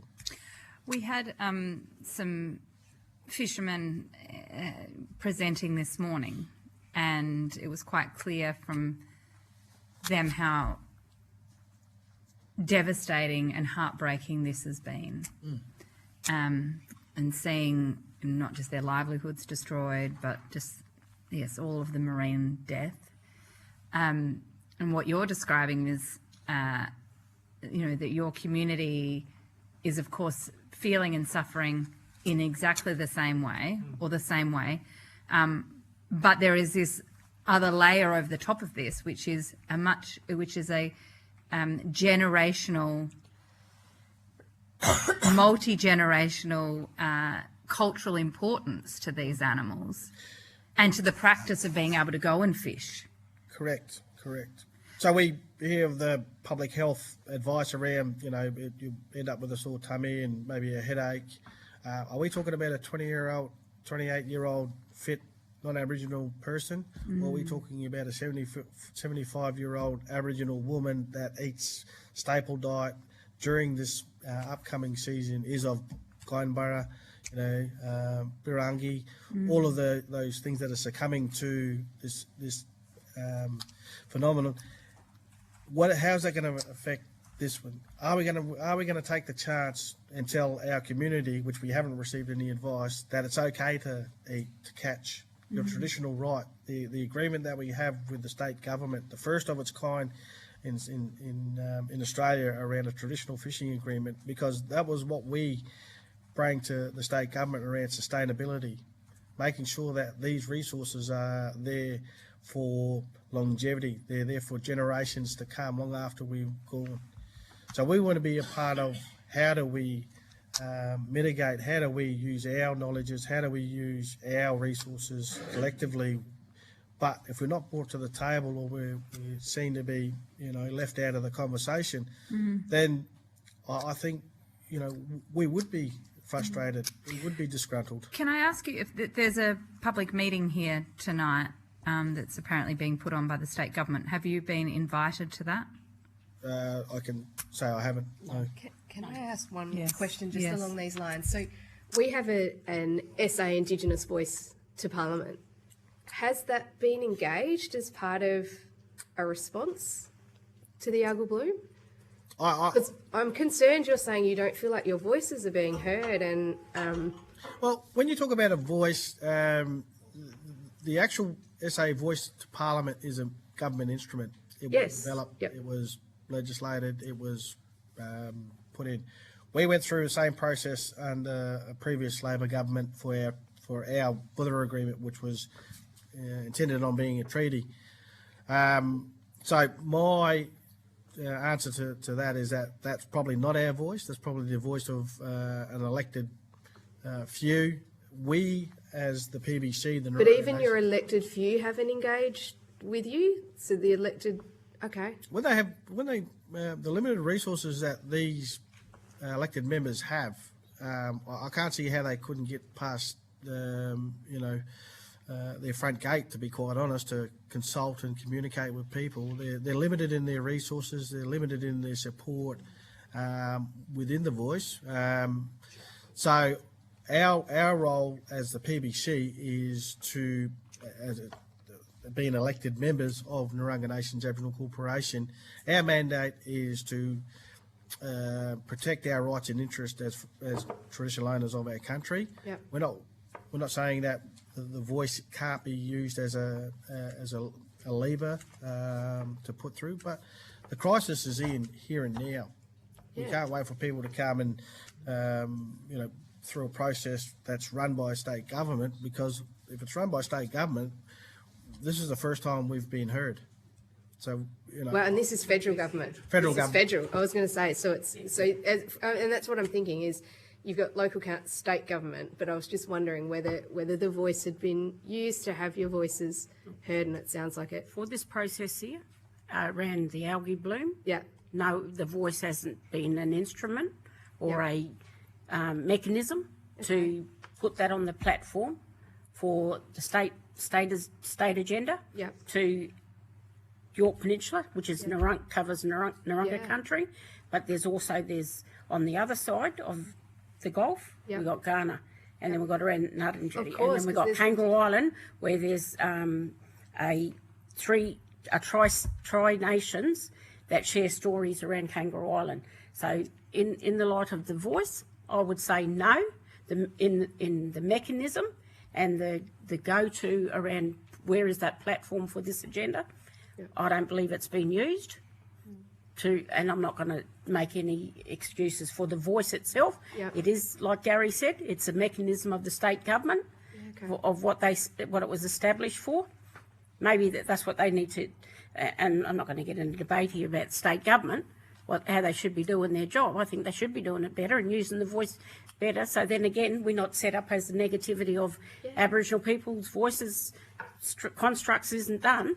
But for these particular crisis stuff that happens in our community that affects the livelihood and the land management and the land care of our country, not just for our Narungga people, but for other people that live on our country.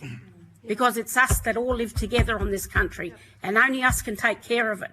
So yes, that mechanism, I can honestly say, no, it was not used. So the state government needs to be held accountable to that. In what Gary is saying, we are the mechanism and we are the people for the engagement and the right people at the table. We don't want to be waiting like we waited 6 months for them to, okay, we're going to sit back with state government again and go through, wait for the voice, for them to come through the voice. No, don't worry about the voice. Come to us. That's all you need to do. And thank you for taking the time to, and I'm sorry that you feel like you haven't had a voice in any other platform other than this. That's incredibly disappointing. To put it on record, I want this on record, it will be on record, that it is not the candidates that sit on that voice for this purpose of engagement or mechanism. It is the state government's responsibility. Yes, those candidates should be raising it, but with the little resources and what teeth they got, I don't know, because I'm not there with them. They're not. They haven't actually been resourced to do. That's right. Like so they could have been, but they haven't. That's right. So in light and on record, this isn't the South Australian Aboriginal Voices' responsibility in what we're talking about here. This is a Narungga Aboriginal Corporation's lead on this for the cultural aspect of what country we're talking on and our sea country. That's what we're talking on. And I'm not making excuses for any of them Aboriginal people around that table. They have, some of them is our family, but that's not their responsibility, and I'm not making excuses for them. The state government need to look at this properly. If they got a serious problem, we've seen it was a serious problem. A few people have spoken to us. They've sent us photos. What are you doing about it? You know, and we've reached out to no avail. This is where we are today. And yes, thank you for the seating here. But as for tonight's meeting, you didn't invite for that. Yeah, and no health advice either. You said so. You haven't had any health advice. Look, okay. I know SA Health has been involved with Point Pearce Aboriginal community, and we need to be very clear. We've got our community is Point Pearce on York Peninsula. They're governed on, they're incorporated in their own right. But I know that Nicola Spiria has been working with Point Pearce, but I don't believe it's been directly around the algae bloom. Okay. So that needs to be very clear going forward, that this, and it's been spoken of, but it wasn't a clear discussion with PPAC, Point Pearce Aboriginal Corporation, to deal with SA Health around this algae bloom. It wasn't that agenda item. It was, she went over, was engaged around, this is what we got you over here for, invited you for, and then algae bloom came to the table. Wrong way to do business in our communities. Not on. We need to stop, the state government needs to stop doing that. They know where we are. They know who we are. They need to just come to the table. This is what the agenda is, and this is the seriousness of it. And we will sit at the table, and we will sit at the table with the wider community on York Peninsula, because we live on this land. But we will have the expertise, like you said, Sarah, is that we got the different layer of that cultural, spiritual connection. And Gary alluded to some of that stuff in his speech, that ran our connections to the sea, land, waters and the sky. We know that. And we've got people out there. It won't be Gary or myself sitting here at the next meeting. We might have different people because they are the experts in our community. Thank you. Senator McLaughlin, you've got some questions. Yeah, just in the same vein, but I'm interested in the traditional fishing agreement and the rights, entitlements and obligations under that agreement. Is there a consulting clause in that agreement? I'm just thinking, because we've just discussed one framework that you feel is not working for you, and there's other frameworks. Is that structured more than just your rights and your affirming your traditional rights, or does it go into abilities to trigger negotiations? I haven't seen it, so I'll have a look for it after this meeting. But definitely, definitely. You know, it is about our traditional fishing rights of the type of species that we traditionally use as part of our staple diet. There's a lot of, I guess, clauses within that around, you know, further education, further conversation, relationship development with primary industries, particularly the fisheries industries. Even to the point where, you know, we developed a matrix around particular species for sustainability, particularly those highly prized species such as abalone or pira as we call it, to manage that together because that was a problem. And part of that was an education, a joint education and awareness strategy that wasn't resourced or enacted. So I think what we tend to do, and we continue to do it, and the conversation took place the other day around our agreement, the Buddha Agreement, which is our creator, our dreaming story, that we continually have to push the agenda when the state governments come to us asking us to partake in these agreements with the commitment to work towards those continual obligations and responsibilities, but they get forgotten or they are put to the side in retrospect to other First Nations needs around fairness and equity. But none of those other nations have agreements like we have, and we try to hold the state government to account. But it becomes tiring after a while to continue to try to validate your case when you've got an agreement. It seems that they sign them just to as something that ticks a checkbox of some reason, but to us it means a lot more. It means a partnership, a respectful partnership in that. And at the moment we don't feel like we're getting that. We're getting the blunt end of the stick, but we're not here to try to throw mud at the state government. What we're trying to do is saying our position needs to be recognised and acknowledged, to be a seat at the table, to be a voice to be heard, and for solutions to be put forward, not for somebody that needs to be told about when it's happening, what's happening, and who it's happening for, long after the decisions have been made. I think that's an oppressive system, and we feel that we don't want to be, that shouldn't be in this day and age.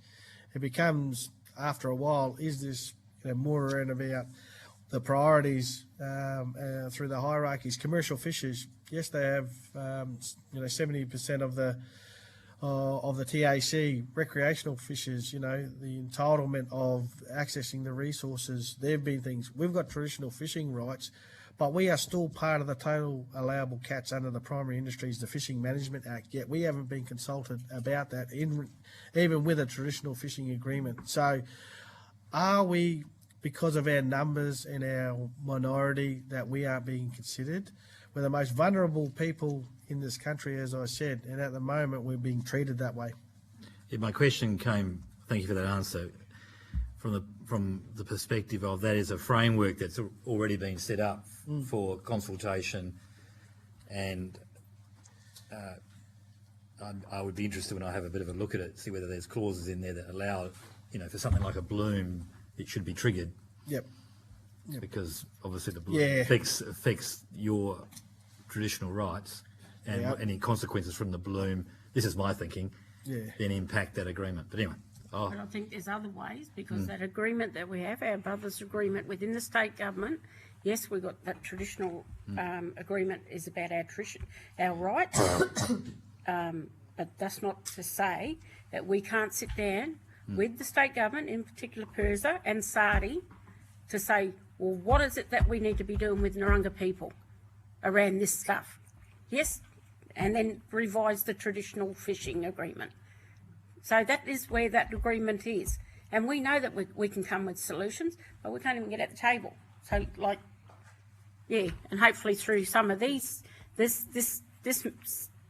meeting, that you'll find, I know you're all taking notes and everything's recorded, that some of the gaps, well, it's already there. The solutions are there, looking at them.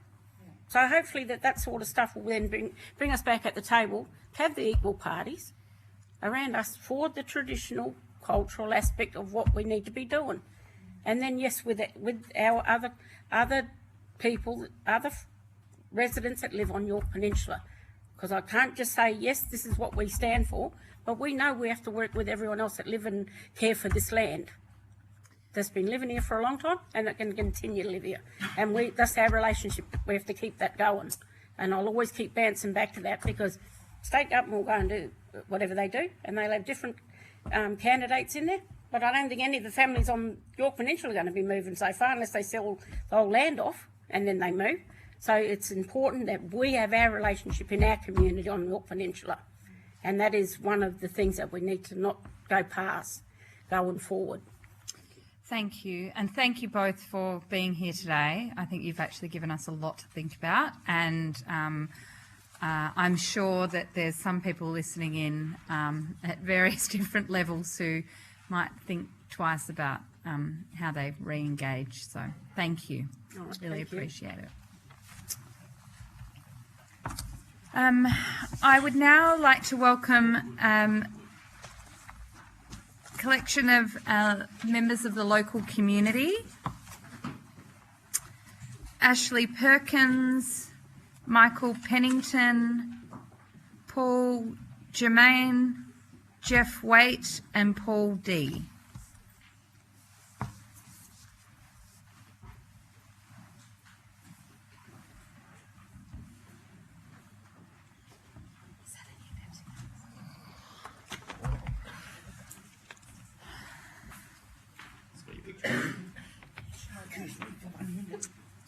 No worries. Thank you all for your patience in being here today. I'm sure many of you have been watching over the last few hours, so you understand the drill. I know that information on parliamentary privilege and protection of witnesses has been provided to you. I need each of you to say your full names and the capacity in which you're coming here today. You're members of the local community, a number of you are fishermen, just a bit of who you are. And we'll start here, Mr. Perkins. Yeah, my name's Ashley Perkins. I've been a commercial fisherman here on the York Peninsula for 28 years. Lived here on the peninsula for more than 30 years. Thank you. Michael Pennington, been a commercial fisherman in Ardrossan for the last 16 years. Father-in-law previous to me since 1984 and grown up on the York Peninsula my whole life. Thank you. I'm Paul Germain. I come from Stansbury. I've lived there all my life. I've been a fisherman for 50 years, a professional fisherman for 25. I'm 5 generations living at Stansbury. Hello. Thank you. We'll come back to Mr. Waite, so that's fine. Hello, I'm Paul D. I'm also from Stansbury. I'm an oyster grower. I'm a industry representative for our aquaculture, Eastern Zone aquaculture, which encompasses all Gulf St Vincent around to Kangaroo Island. Okay, wonderful. Mr. Waite, could you give us your full name and the capacity in which you're appearing today? A bit about who you are and what you do. Name is Jeffrey Waite. I'm a retired commercial fisherman of some 60 years in this Gulf St Vincent, and I'm here to represent myself as well as some of my fellow fishers. Wonderful. Now, have you all or each of you prepared a little bit of an opening statement, or are you happy just to go straight to questions? You've got one? Yep. Go ahead, Mr. D. Hello, I'm Paul D, Stansbury oyster grower of 28 years. My Senate inquiry submission to you today is the need to identify Carenius species and monitor brevetoxin associated with that species. It is unknown what species brevetoxin comes from. I see the need for ongoing federal funding to financially assist PIRSA to fast-track research in identifying Carenius species, which I see very important, and also a high urgency to create a risk assessment for translocating oysters around South Australia's oyster harvesting areas. Also, the need to have our harvesting areas open that are closed at the moment, and further support for the industry peak body South Australian Oyster Growers Association. Further, I see a different need of direct support to oyster growers in closed harvesting areas and ongoing financial support. Thank you. Next, you got something you I- want to add, Mr. Waite? No, I've got a little bit of an opening statement. Yeah, wonderful. My opening state relates to, we've looked at the cause, we looked at how to fix it, how to prevent it, and the community awareness of the program. The cause, well, we've heard from Dr. Mike Steer, Chief Scientist from PIRSA Fisheries, that it's a culmination of the Murray flooding, the upwelling from the Southern Ocean, and global warming. We can't change that. That's something that's happened. The next thing I said, to fix it. I don't think we can fix it. It's just going to have to take its course. To prevent it, maybe we can prevent it. And the community support. To get community support, we have to know exactly where government gets its community support, and especially within the fishing industry. That support has been given to the PIRSA fisheries by way of logbooks. For 50, 60 years, fishermen have filled out logbooks telling them the health of that gulf, the health of the fishery in that gulf. How are they going to collect that data now? There's no fish out there. There's no fishermen out there. We need federal government funding to keep the fishermen out there so that they can be the sentinels of that resource. Because that's what we've been for hundreds of years. We didn't go out there and kill the goose that laid the golden egg. We harvested that water to keep ourselves in a viable fishing environment. We need more funding. Funding comes for different and varied things.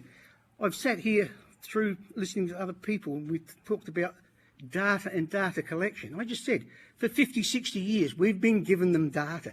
We have a starting point all those years ago. Where are we now? We can learn now if we start taking data from now on, after this bloom has been there, and learn what's going to happen and where we've got to go. I would like to add a little bit more onto that data collection thing.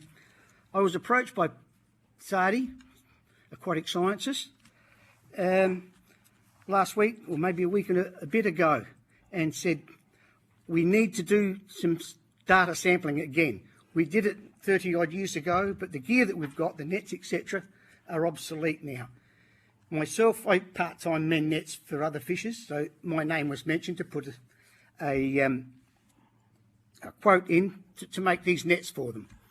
So 7, 8 days of running around and doing this, this and that, and trying to get the best results for them, talking to the scientist. He said, no worries, I give him a quote. And I spoke to him, don't quote me, Wednesday night. He said, good, that's all good. That's probably within our budget. 9 o'clock the next morning, I get a phone call, the government's withdraw the funding. Hello, I heard that there's $8 million allocated for this such sort of project. Why would the government withdraw funding, this critical funding, where they've got data to collect juvenile fish that they've got back there in the history books, back there on their data, and they can start all over again? Why would they withdraw funding? I cannot, for me, understand that. So that's where I am with that sort of information. Why would government withdraw funding for data that they haven't got and desperately need? Now, as for myself, as I say, it becomes a bit personal. Because of what's happened in my environment, I own quota. I can't be paid for that quota because there's no fish out there. Simple as that. I'm losing money. The fisher that would harvest my quota for me, he can't do it. He's not going to pay me for something he can't catch, but he's got to pay the government.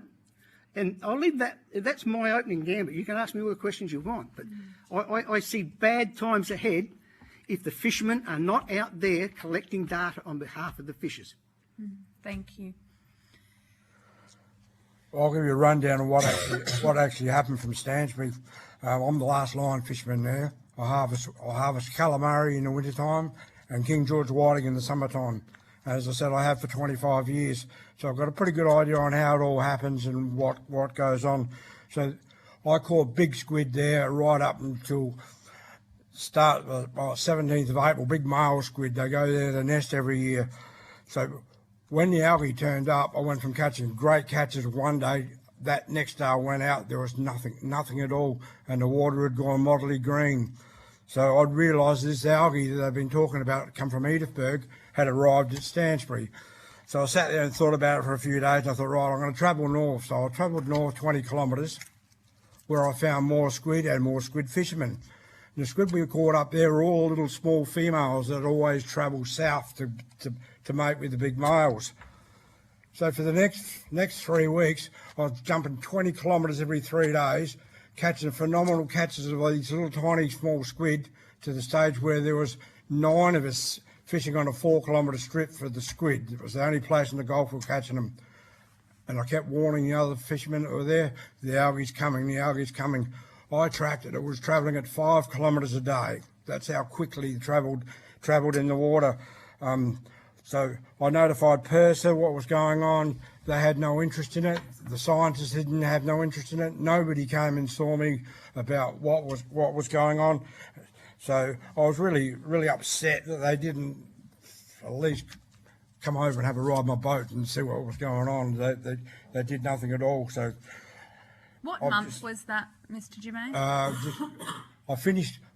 It arrived at Stansbury on the 17th of April, and I finished in May. I finished in May, 50 kilometres north. Okay. So over that 4-week period, it had jumped up that distance. So I've applied for PIRSA to do study for them. Hopefully they'll accept my knowledge. All the whiting that I usually catch this time of the year, I lost what I usually find. They'd gone to Ardrossan, they went past Ardrossan, they went to Port Wakefield. The net fishermen caught them at Port Wakefield. So we had a real joke for a time being, they were catching my Stansbury whiting.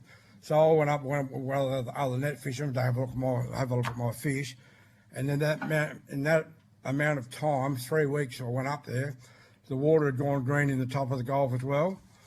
So 2 weeks later, Michael found them dead on the beach at Tiddy Beach, right through to Ardrossan.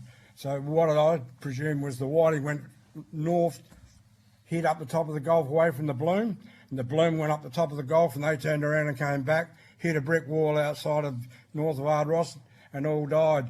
So the whiting and garfish died. Next thing, the snapper were dying as well, and all these big 100 centimetre snapper were washing up on the beach everywhere. And they were all dying as well. So I've seen the whole Gulf die in the last 4 months, and it's devastated. It devastates me. It's like I spent my whole life doing it, and this happens. It's like, so all I want now is they're doing funding packages with a lot of trouble. It looks like we're going to get funding packages for this year. It's enough to last for this year. I'd like it to carry on. If this bloom stays through the summer months and nobody's got any income, the fishermen haven't got any income, they need to be subsidised for it. They need some sort of payment has to come to us to keep us alive, to keep us there. And in the meantime, if we can go out and study for PIRSA and do core samples and the fish start to come back, by all means let them at it, let everybody at them again. But in the meantime, I don't think anybody should be allowed to take any fish out of St Vincent Gulf. I think the Gulf should be shut, and it should be tested and scientifically gathered information. Once the Gulf comes back to normal catching or a catch rate again, then they should be allowed to catch them again. But at this stage, the Gulf's dead. The fishermen aren't fishing here anywhere. They might as well close it. Just close the Gulf and let the fish try and rejuvenate again, and hopefully they will. Thank you. These guys have already touched on a bit of stuff that I was already going to go with, so I've kind of got a few more dot points just to put down, and then you guys can ask some more questions to follow on after that. But so the sustainability of fish stocks and closing the Gulf, that's definitely high on my priority. Also, we've got a blueprint of what's happened from Gulf St Vincent, and Perza and Sardi have done absolutely nothing to put this into effect for the Spencer Gulf to save what could be our only breeding stock left for some of these species. So it's a big thing they've missed there. To follow on with some short-term support is on offer, but people that have got that, it's already been and gone. So that's our short-term we are. So we've got no long-term support. We've got no communication, no direction for the commercial fishing sector whatsoever, how that's going to work, whether it's buybacks of licences, quotas. We need some direction of what's going on. We're sitting here at the moment doing absolutely nothing. My business has been ceased shut now for 90 days. Not one fish been caught, and I normally should be catching calamari at the moment, going into shark fishing for the summertime, which is also, we've seen them washing up on beaches dead, so that's not going to happen either. So also for our sector, and mainly Gulf St Vincent, it's not just we get some good water testing come back and we can just go fishing again. So the way this is situated now, especially for the squid and other species to go along with it, we should have stock laying eggs and breeding at the moment, ready for future stock. We've got none. The crabs, the garfish, and the squid, they are just non-existent whatsoever. Commercially, recreationally, charter boat fishing, it's completely non-existent. And to let any kind of fish come out the ocean at the moment is complete and utter mismanagement at the highest degree. It's terrible. So yeah, this is years, if not decades, until we have sustainable fishing in Gulf St Vincent, yet it's still open for people to go out and catch. Yes, it might only be 1 or 2 whiting, but they are the fish that should be left in the ocean at the moment. Thank you, Mr. Pennington. I think that's some pretty poignant comments. Mr. Perkins. I have a statement that's slightly different to these guys. I'm a little bit more focused on the fisherman and being a fisherman. Yeah. With this algae over the head of us now, what we're seeing is a big reduction in the value of our licences. A few years ago, we had a big restructure within the fishery. That depressed licence values a little bit. Well, the algal bloom has depressed licence values significantly. I'd just like to read a little bit here. So, prior to 1998, a licence was worth around about $200,000 for a hook licence. 27 years later, with 200 licences left out of the original 600, the value is about half or even less. So for fishers like myself, I'm in my 60s, I'm looking at retirement. That investment, when I got into the fishery, was always intended to be sold off at the end of my career and used as a big part of my superannuation. That's gone. I don't have that anymore. The second thing I'd just like to bring up is, and this goes to a little bit about what's being said about SA Health, there's lots of advice coming out of SA Health about short-term exposure to this bloom. For guys like myself, and I am still fishing, I work in the Spencer Gulf, we're exposed day after day after day. And what I'm finding is that after 2 or 3 days fishing, I start falling ill, and so ill that I cannot continue to fish. The longest period I've had of sickness now is a week, but this has happened over the last several months. Repeat, repeat, repeat. You go out, you go to work, you get sick, you have a few days at home, you recover, you go back to work, get sick again. This is going on, and we're not getting any advice out of SA Health as to what we should be doing to either protect ourselves or at least stay off the water. And that's in the Spencer Gulf? That's in the Spencer Gulf, correct. That's very interesting, isn't it, Mr. Perkins? There's because some of the advice we had from witness from SA Health on Tuesday was that people develop cold symptoms, but goes away after a couple of days, and I mean colds usually do. That doesn't mean that you're not sick. And it doesn't mean that that doesn't impact your ability to do your job or to work or, and I think there is, from my perspective, and I'm be interested to know whether anybody else on the panel has something to add to this, but I'm finding it extraordinary, the disconnect between what people are really feeling versus what the public communication is. I can't think of another incident where it is so starkly different between what people are actually feeling and experiencing versus what the authorities are saying. So I would like to know what your experience is, because it does seem to be mismatched. I had a similar when I was still fishing and ran into a lot of sea foam. I was sick for 3-4 days at a time, and I also got the boils like you guys were talking about earlier, all up my arm to my shoulder, and didn't go away for about 6 weeks. And it was like, it would keep you up at night. You couldn't sleep. It was and there was nothing. Doctors, they prescribed numerous different creams and antibiotics, and nothing worked for it whatsoever. And then all of a sudden, just one day, it went away. And it was, and they had no answers to what it was. So, yeah. Interesting. We live on the beach at Stansbury. My partner, when they're in the northeasterlies blow straight into the bay, she complains about the smell of it.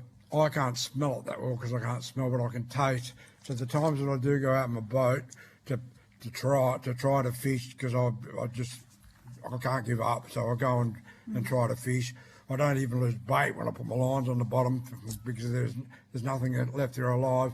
But I make sure I take hand sanitizer and a clean towel, and I'll clean myself all the time, just because I don't want to pick a lolly off the dashboard of the boat with the water on my hands and eat it, because it's toxic. It's not a healthy thing to have at all. And it's like, well, I keep saying, the people that breathe it, that are close to the beach, does it actually affect them? And nobody can really say. Does it? I know it affects asthmatics, but does it affect people in a long-term basis where it is poisonous to us? So, we don't know, do we? We don't know. Time will tell. But My point is on health, but not on health of the human. I relate to the health of the environment and the seagrasses that are dying where I fish. You know, we've netted that area, and people have always said, the nets, they drag up the bottom. I've seen healthy seagrasses there for the 60-odd years that I've fished. They're dead now. Yep. Dead. It's gone barren. Something from Easter time to now, it's gone from a healthy seagrass to a barren, little bit sticking up here and a little bit sticking up there. So, you know, it's health. It's the health of the environment.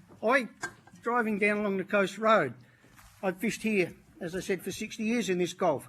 I only have to look out there and see the colour of that water to know that it's sick. It's black. It's not the colour that I'm used to seeing. That environment out there is sick. It's not the same health environment. Fix it, I don't know. I can't give you an answer how to fix it. To help the people that are suffering from it, either mentally, physically or financially, it's going to take you people back to go back to Canberra and tell them there are people back there that are sick. There's seagrasses back there that are sick. There are people back there that are going broke. You have to convince the rest of your cabinet, the rest of your parliament, that there is help needed back here in South Australia. You know, there's nothing else I can say about that. You've listened to the scientists. They all say about data collection. Data for this, data for that. Fishing industry, as I said opening, we have 50, 60 years of data we've supplied to the scientists. They've managed our fishery on it. They've supposedly managed it sustainably to their realms. I don't want to go into a political bun fight of the way they've managed it. My years of sitting on committees tells me that they manage it their way. We just need to have input. Anyway, by the by, but you must take this message back. As I said, there's a healthy environment that's dying. You must take that back. There's fishermen that are suffering financially.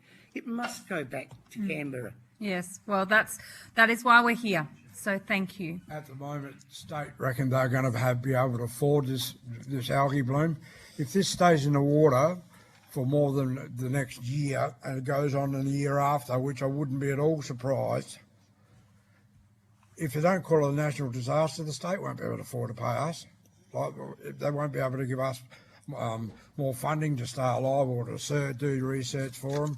So realistically, it should be classified as a natural disaster. Then that way the country will step in and help the state support the people that really need it. Can I just make one final comment? Years ago, sitting on the Inshore Fisheries Advisory Committee, the chief scientist of the day made the statement that the water in these gulfs takes 30 years to turn around. So does that mean this algae bloom is going to stay here for 30 years? I won't predict it. I know I've seen algae blooms come and go in my time, different sorts of algae blooms.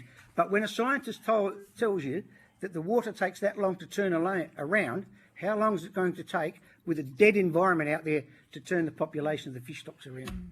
But it didn't take that long to get to the top of the Gulf from what you were saying, Mr. Germain. Would you think it would have a similar... No, not at all. Once it's there, it's there.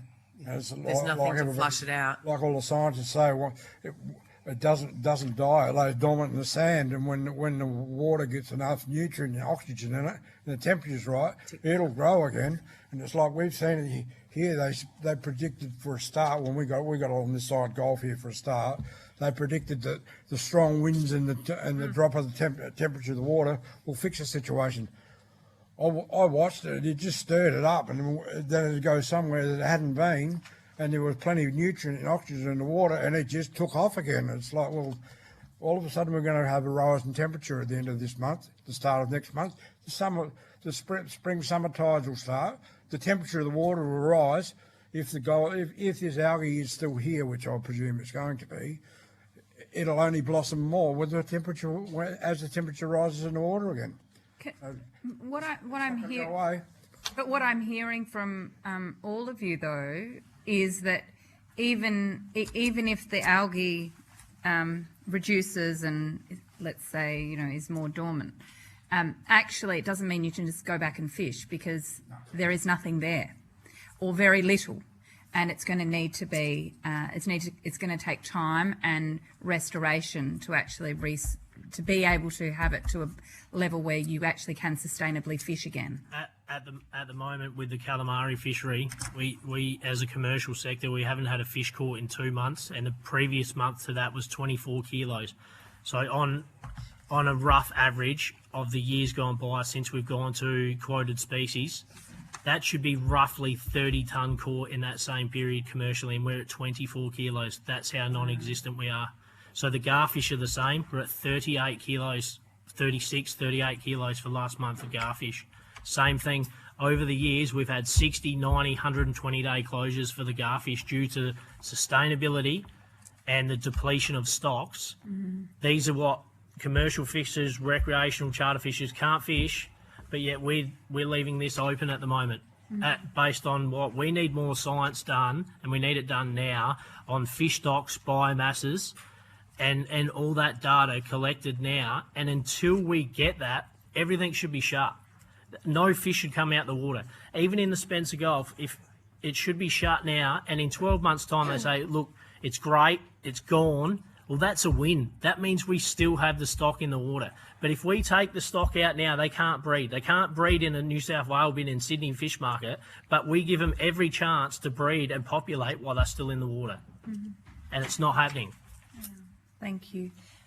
Can I just ask, the stock assessment, there is funding that's been put aside for that.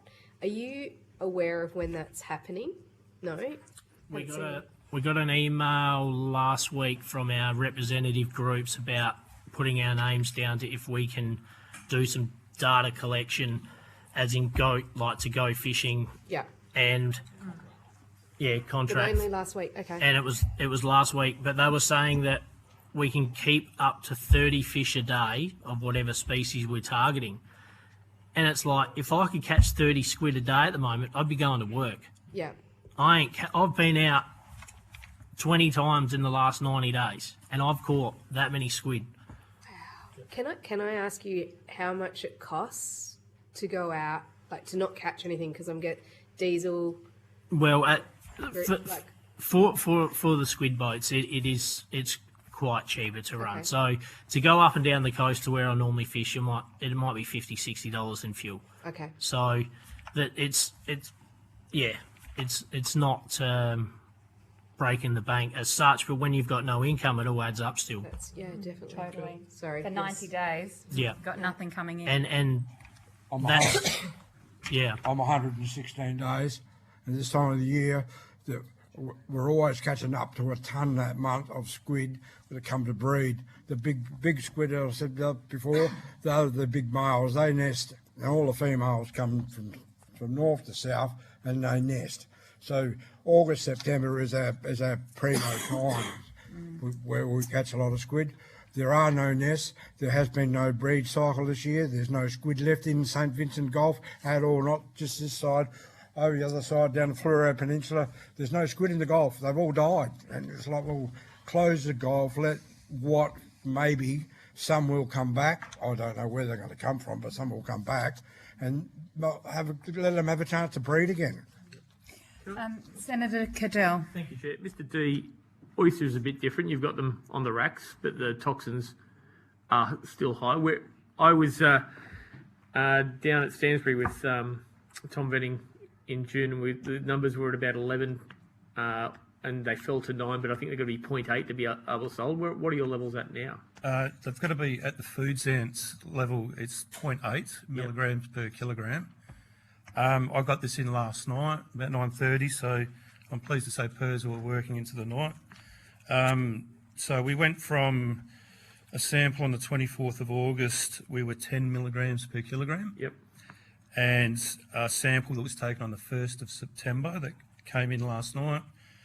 This is from New Zealand. Yep. 9 milligrams per kilogram. I'll just talk about Gulf St Vincent today, Senator. In Port Vincent, because it's relevant, it went from 10 milligrams per kilogram sampled on the 24th of August, and the sample on the 1st of September dropped to 6.8, which is nice to see. For me, my mathematical science equation on all of this, I'm seeing that I possibly won't be open until March. Okay. So when I met Steve, and I hope Steve's okay, he couldn't come up today. I'm here with helping Steve out as an industry person too. Back in June, he was about 70 days he hadn't been able to sell for, so my math's about 150, 160 days now as well. It's the 5th of May 2025 we were closed. Yep. Sasquatch, I'm also a liaison to the Sasquatch program. Yep. They rang me directly, the manager rang me at around 10 a.m, explained the situation, and we were at a level of 0.35, yep, which is way below the food sense cut-off of 0.8. So we're at 0.35, and the manager of the Sasquatch program said, "We haven't seen this before in Australia, it's new. We think we should shut. What is your decision?" And I made a decision on behalf of our growers of the Eastern Zone aquaculture that we will close, and we'll do a precautionary closure just to be sure. And that's where that word came from to start with. And then by 1 p.m. that day, we had an official closure from PERSA. Okay. So not only just no income, you have to maintain the racks and still do stuff, do you? Or Yes. A question just raised earlier. I'm choosing not to go to work some days just to cost cut on savings with fuel, wear and tear. I'm risking my stock. Unlike these poor, excellent watermen next to me, my stock is alive, gaining value. However, I have to apply cash flow to expand the farm to sustain the carrying capacity, and it's at full carrying capacity, and now the stock's in jeopardy if I don't have further investment in expanding the infrastructure that holds it. Okay. So for me, it's a good story, but it's a terrible story because I'm closed. Okay, can I go to the fisherman? I'm concerned about when we talk about buybacks of licences, because I saw disposal. When I saw in Queensland, Spanish mackerel quotas were sold to multinationals and other people when there was no money in the industry for $6 per kilo for a quota. Now they're being leased back to fishermen for $5 a season for a quota. If the government buys something off you, there's no guarantee of getting it back. I'm advocating a lease back of your quota over a period of time that you guys can claim back. So you retain the ownership, the government leases it over time. When you talk about shutting the Gulf for a period of time, and I back that if that's your assessment, would that work where you haven't, I wouldn't cover everything, would that help where you know you have your license to go fishing when the numbers are good again, you retain your quotas, but you have an income or some money for a period of time until that happens? Yeah. You want to go? No, go for it. I'll clarify that. Yep. In like, I'll try to be as best and as quick as I can. Yep. These gentlemen are line fishermen. Yep. They have quota fishery. They have a quota fishery. Yep. I'm a net fisherman. So you have total absolute catch. I have Yep. I have a quota species as well. Yep. But I also have other species that aren't quoted. Yep. So for them, yes, you could lease their quota back, and when it comes good, they can buy the quota back from the government if the government chooses to go down that path. Yep. The fishermen like myself, net fishermen, yes, we have the same quota species, but we also have another half a dozen species that we rely on. And so we need, as I alluded to, we need to be out on the water to monitor those fisheries as well. If we get some money for the quota species, what do we get for the unquoted species? Something has to keep the business or the door open. Like the man said, he needs to run his business. Yep. It's not just that one cost, it's keeping that boat going, that truck going. That so what would you do? What would you do? Well, I don't really have the answer, but somehow or other, you've got to use those fishermen to monitor that resource. So we agree on that. We're not disagreeing on that. What else would you do? Well, I would look at leasing or buying those fishers that want to buy. I would look at leasing long before I looked at buying, because if you're buying, you may remove some of the older gentlemen, senior gentlemen, but the younger fishers still are just taking over the business, can't afford not to have it. So leasing is a better option. Well, yes, I see what you're saying, but everything we've gone through in this fishery in the since I was a snapper fisherman prior to 2019, so since 2019 to now, we've gone through a snapper closure, we've gone through reform, we've gone through quoted species, we've thrown COVID in there, and now we've got this one here. Yeah. Mate, I'm done. Yeah, okay. I've got no faith in absolutely anything that our government, PIRSA or SARDI, are putting on the table in the last 6 years. Not one bit of faith in it whatsoever. Wow. And I'm not the only one here. Okay. I was one of the first professional fishermen to deal with this algae. I haven't been contacted by PIRSA or by SARDI at all, no phone calls, and I've been to meetings with them and told them what's going on, and they haven't even come to the beach to have a look at the water. They've got back in their cars and they've gone up the highway back to Adelaide again. They haven't even contacted me. I find that really disrespectful. Have you been here earlier today when we've heard similar stories of scientists and other people? Yeah, I've been here most of the day. Yeah, okay. All of the day. When the snapper closed in 2019, they started issuing people to go out and do science in the summertime to do with the egg count. And I was, when the quota got given out, it was 80% based on your catch history and 20% equal share. I was the highest stakeholder in the catch history in this Gulf and never got asked to do any science. Wow. Now we're in the same situation out here, and same thing, I think, between myself and every other fisherman that's fished in Gulf St Vincent, the knowledge that we have, and it's been utilised at 0%. Absolute zero. Like there's, I've spoken to SARDI, Mike Steer, I've sent him pictures. I've got that many pictures on my phone and videos of dead fish along this coastline here now. It's absolutely ridiculous of what I've seen. We've got a certain weed at the moment that I've got videos of prior 2 months ago to now. all through the boat ramp and the jetty, we've got this green weed that's growing, and it's absolutely out of control. So I've got videos of it not there whatsoever, and now I've got videos of like just ridiculous. We were down there early today and one of the dodging seals, and one of the guys showed us that weed and what it was and how he's not seen it before the last 2 months. Yeah. And all I got back was hopefully this is a means to an end. Right. Okay. Thank you, Chair. Senator Goodell, could I just I'm from Westers. Yep. I have a luxury where I was invited to a meeting early Monday morning. The meeting was movement. Monday this week. Yes. Yep. Monday morning, there's 30 people involved in the meeting. Florida. We had the Florida Fish and Wildlife Conservation Commission. We had the New Zealand Ministry, New South Wales Food Authority, Gustav Hallegraaff from the University of Tasmania, and we had several South Australian industry shellfish producers at that meeting. I would just want to point out that from the oyster industry that we do work very closely with PIRSA. PIRSA works very closely with us.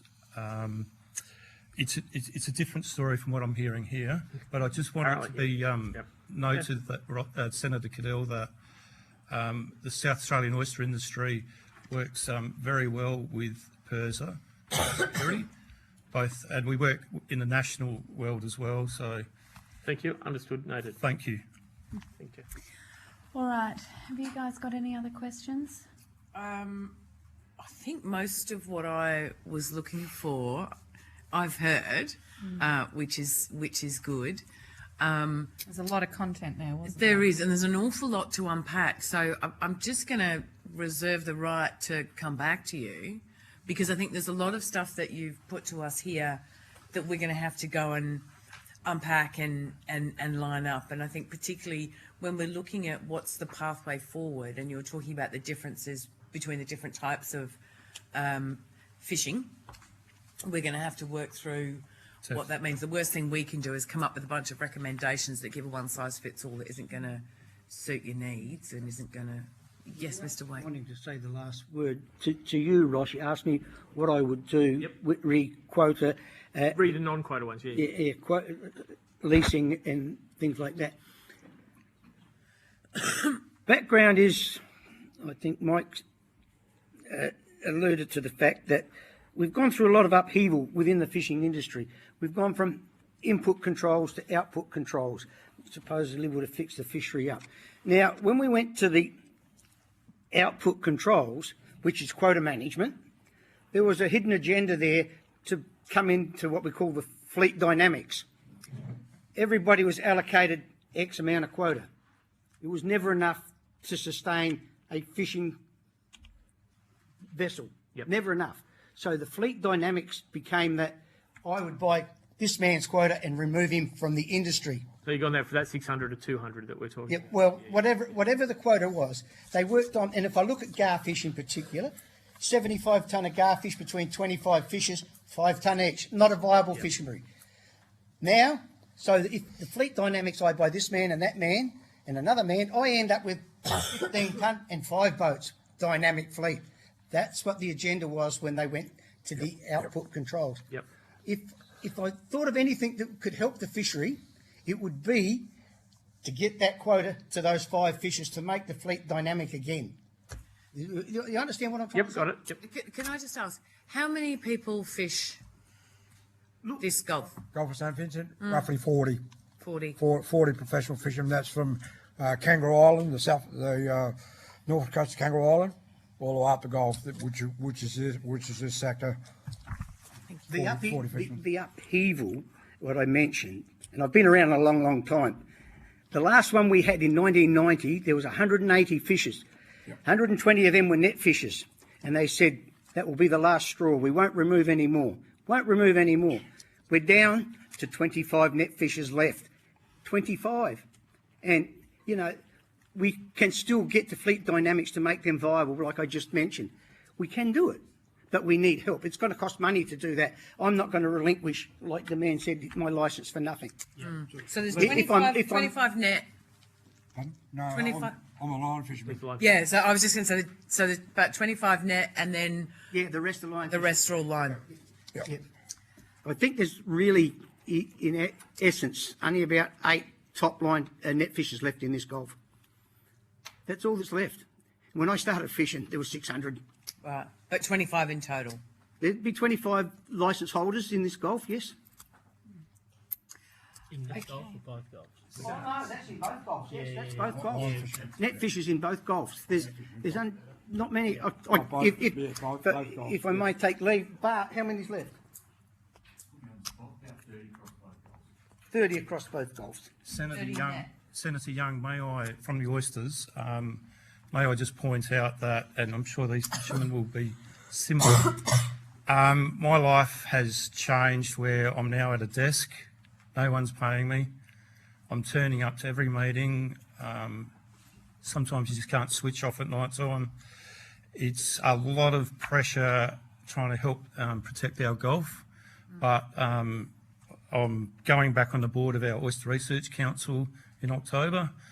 I'm going to give it my very best what I can do to look after our precious Gulf St Vincent, but it comes at a huge cost where you can't even afford fuel to get to a meeting, but you find it.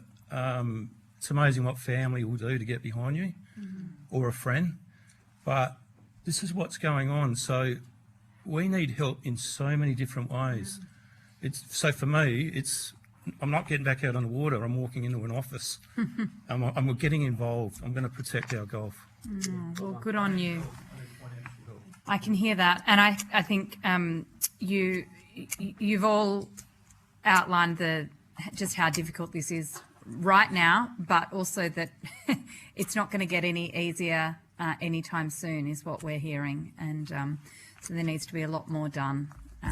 Thank you, each and every one of you, for coming and giving us your perspective and information today. We've really appreciated it. So thank you. Thank you so much. Thank you. Thank you. And you've made some very, very important points. Thank you. And that brings me to our last set of witnesses today.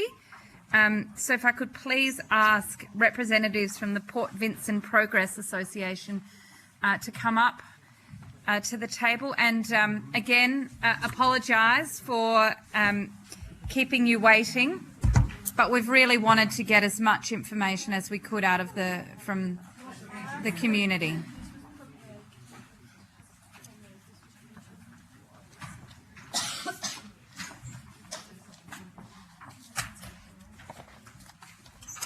Okay.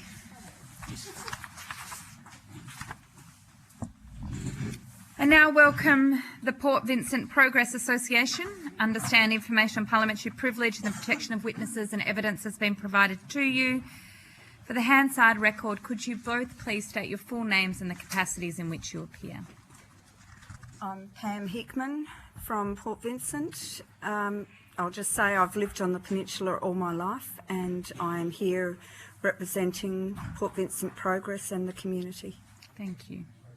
Greg Mills, similarly on the Port Vincent Progress Association as the Vice President, and only a recent full-time resident of Port Vincent. Okay, well, thank you. Now, do you have an opening statement you'd like to give us? Yes. Go ahead. Thank you.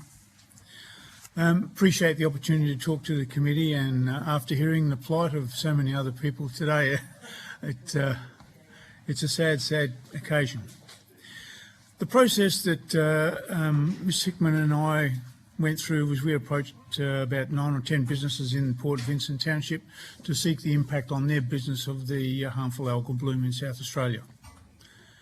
The hardest hit businesses were the Port Vincent oyster farmers, closed the 19th of May by PIRSA, and no income after that point, and that particular family are absolutely distraught and are seeking mental health support as well.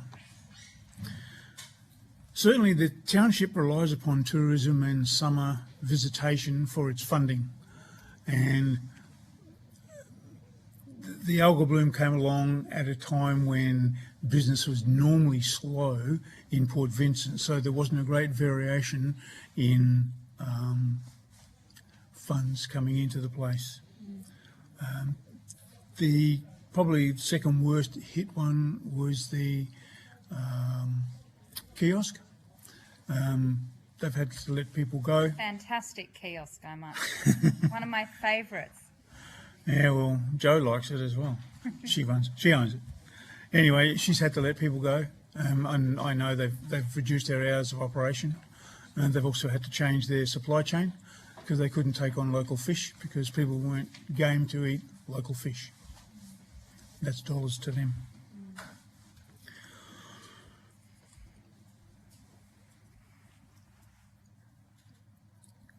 And just as by the by, she's lost about 24% turnover from this point in time to last year at the same time. The IGA, it's reduced its opening hours because of the fluctuations in traffic. And similarly, they were going to hire people over the summer, but now they're going to sit on their hands, wait. Everyone is really, really concerned about the future, which is the message that's come through here as well today. The potential for a continued loss in turnover during the summer months when the township draws most of its annual income from that period of time. We hold events at the end of the year, which now may be combined with other events, and that'll reduce our income. It's not good. What can we do? What can the government do? The continuation of free relief for licences on the oyster people. Review the complexity of the grant applications. That's been mentioned today as well. Supply continued support beyond the HAB. Regeneration of the oyster, the fish and the seagrasses, as the boys just have mentioned before us. That's critical. Supply funding for community projects that will boost tourism to the affected communities. In the past, the Progress Association and the Council have had some doing and froing over doing things within the community that would change it and make it more appreciable to particularly younger kids along the shorefront. They love jumping off the wharf, but the wharf is fine, but the jetty is broken. It's been broken for years. It would be nice to have that fixed. It would be nice to do something that we can attract kids down to that foreshore besides jumping off the jetty.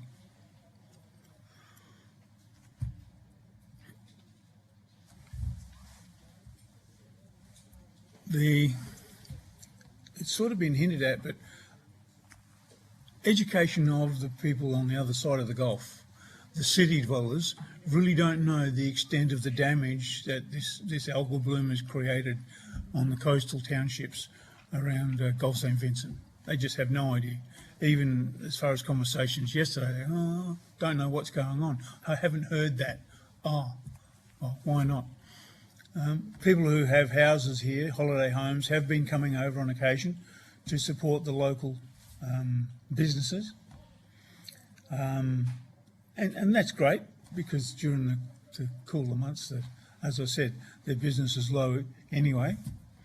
But the coffee shops, the pub, the news agent, the trinket shop, what do you call it? Gift shop. Thank you. The gift shop. They're all down a bit, up a bit, but it's not a dramatic change. It's the oyster guys and the fish shop kiosk which is really suffering.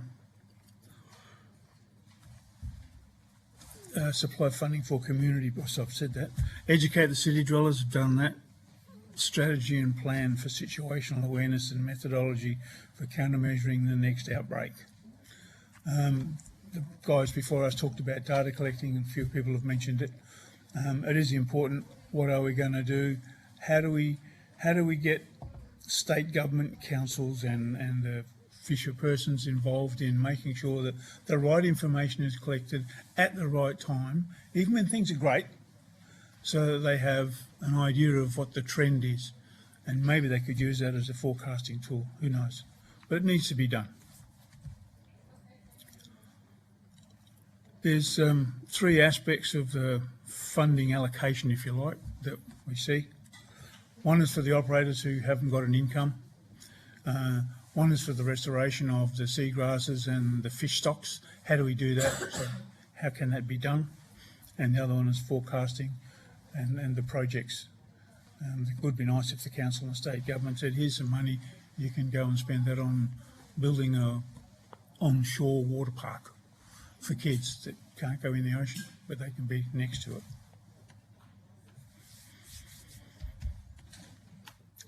How do we support fishermen or operators who want to stay in the fishing industry as opposed to people who have over the next 6 months have reached the end of their tether and walk away, either because of their age or they've just given up, it's been too hard. But we've got to keep the skill sets within the Gulf, so when the fish stocks are revitalised, these guys can kick back into action immediately. Retraining. For anybody, particularly younger people who move out of the industry, what do we need to do in terms of retraining? Have they got transferable skills they can move to another industry? Or is there some training that the government can offer that will offer them then an opportunity to transfer to another industry?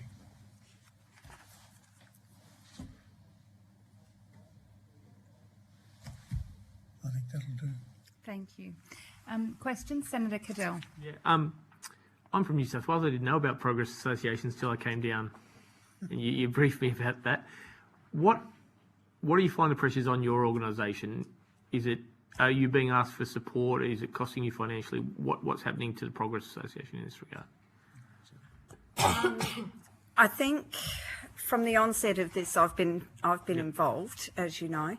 I think the pressure from my point of view was, how the hell do I help these people get through this? Also, at the beginning, getting people like yourselves to sit up and listen. So yes, I did get to a stage where I felt useless, unable to help these people, didn't know which way to turn. However, following today, I thought, well, my problem is minor compared to what some of these people have gone through. But I just want to make sure that we can keep tourists, our general public coming back to their, the shack owners coming back to their houses, and try and offer them something in place of water sports and fishing. That's the real lesson of this day of hearing for us, is smaller communities are less able to pivot to endure the hardships of such, and you have copped it worse than most in loss of entire industries down at the eastern side of this peninsula, and you don't have the means to support it. The funding announcement, 28 million, is a good start.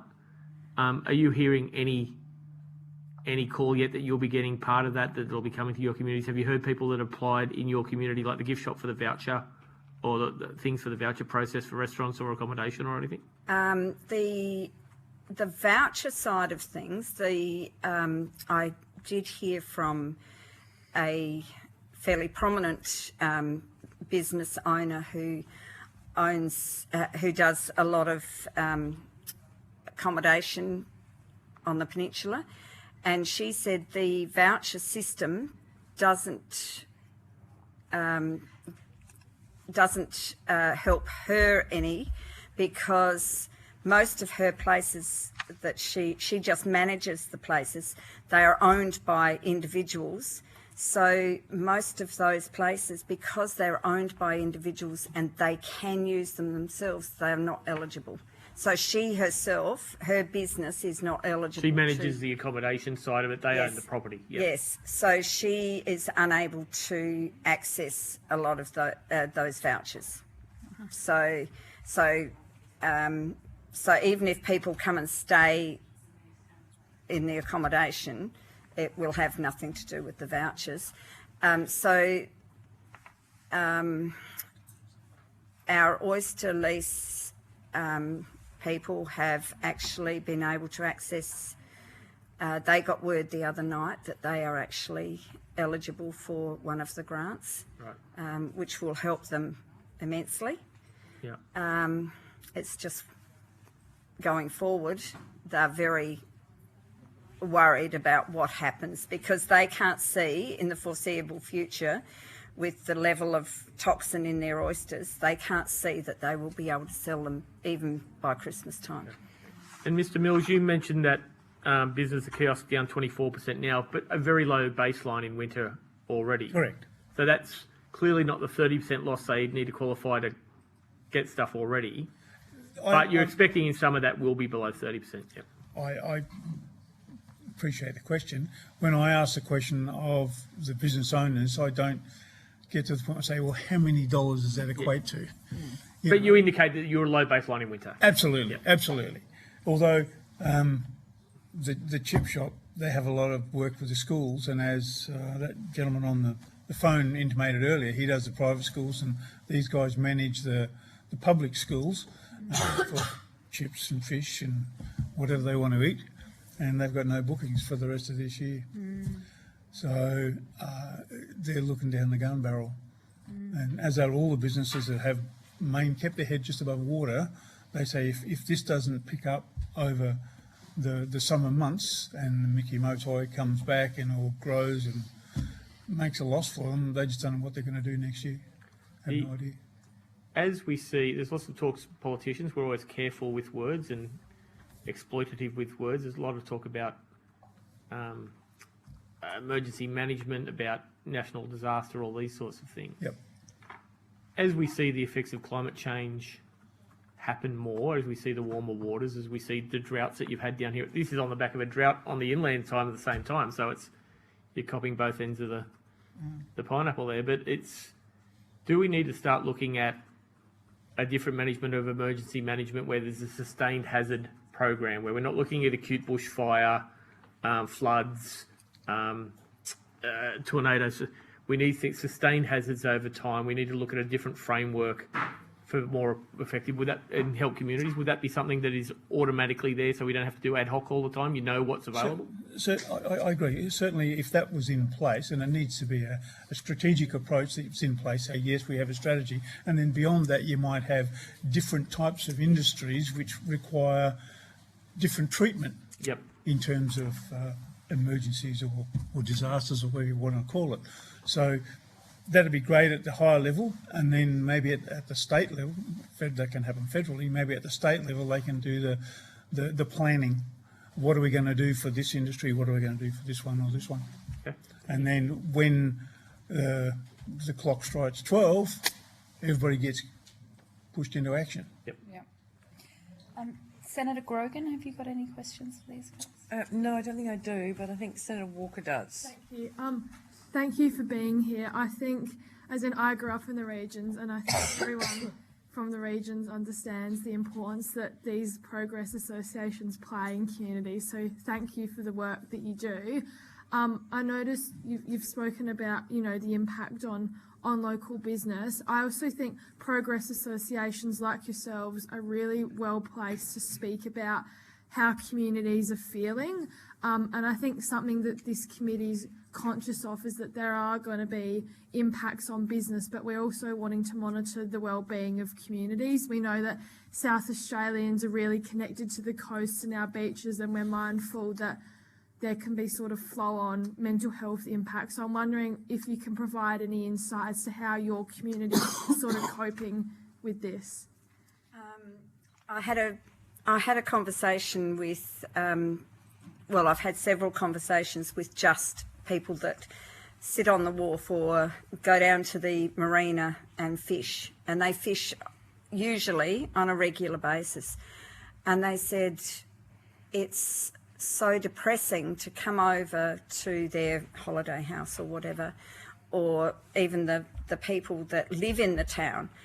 It's so depressing because they use that as a platform to have a conversation with the guy next door, who's fishing next to them. It's a release of emotions sometimes. And all of that sort of thing. women go to the coffee shop, men go and go fishing and sit and chat and sort of spend time mulling over things, and it's sad for them. They feel lost. They don't know what to do with themselves.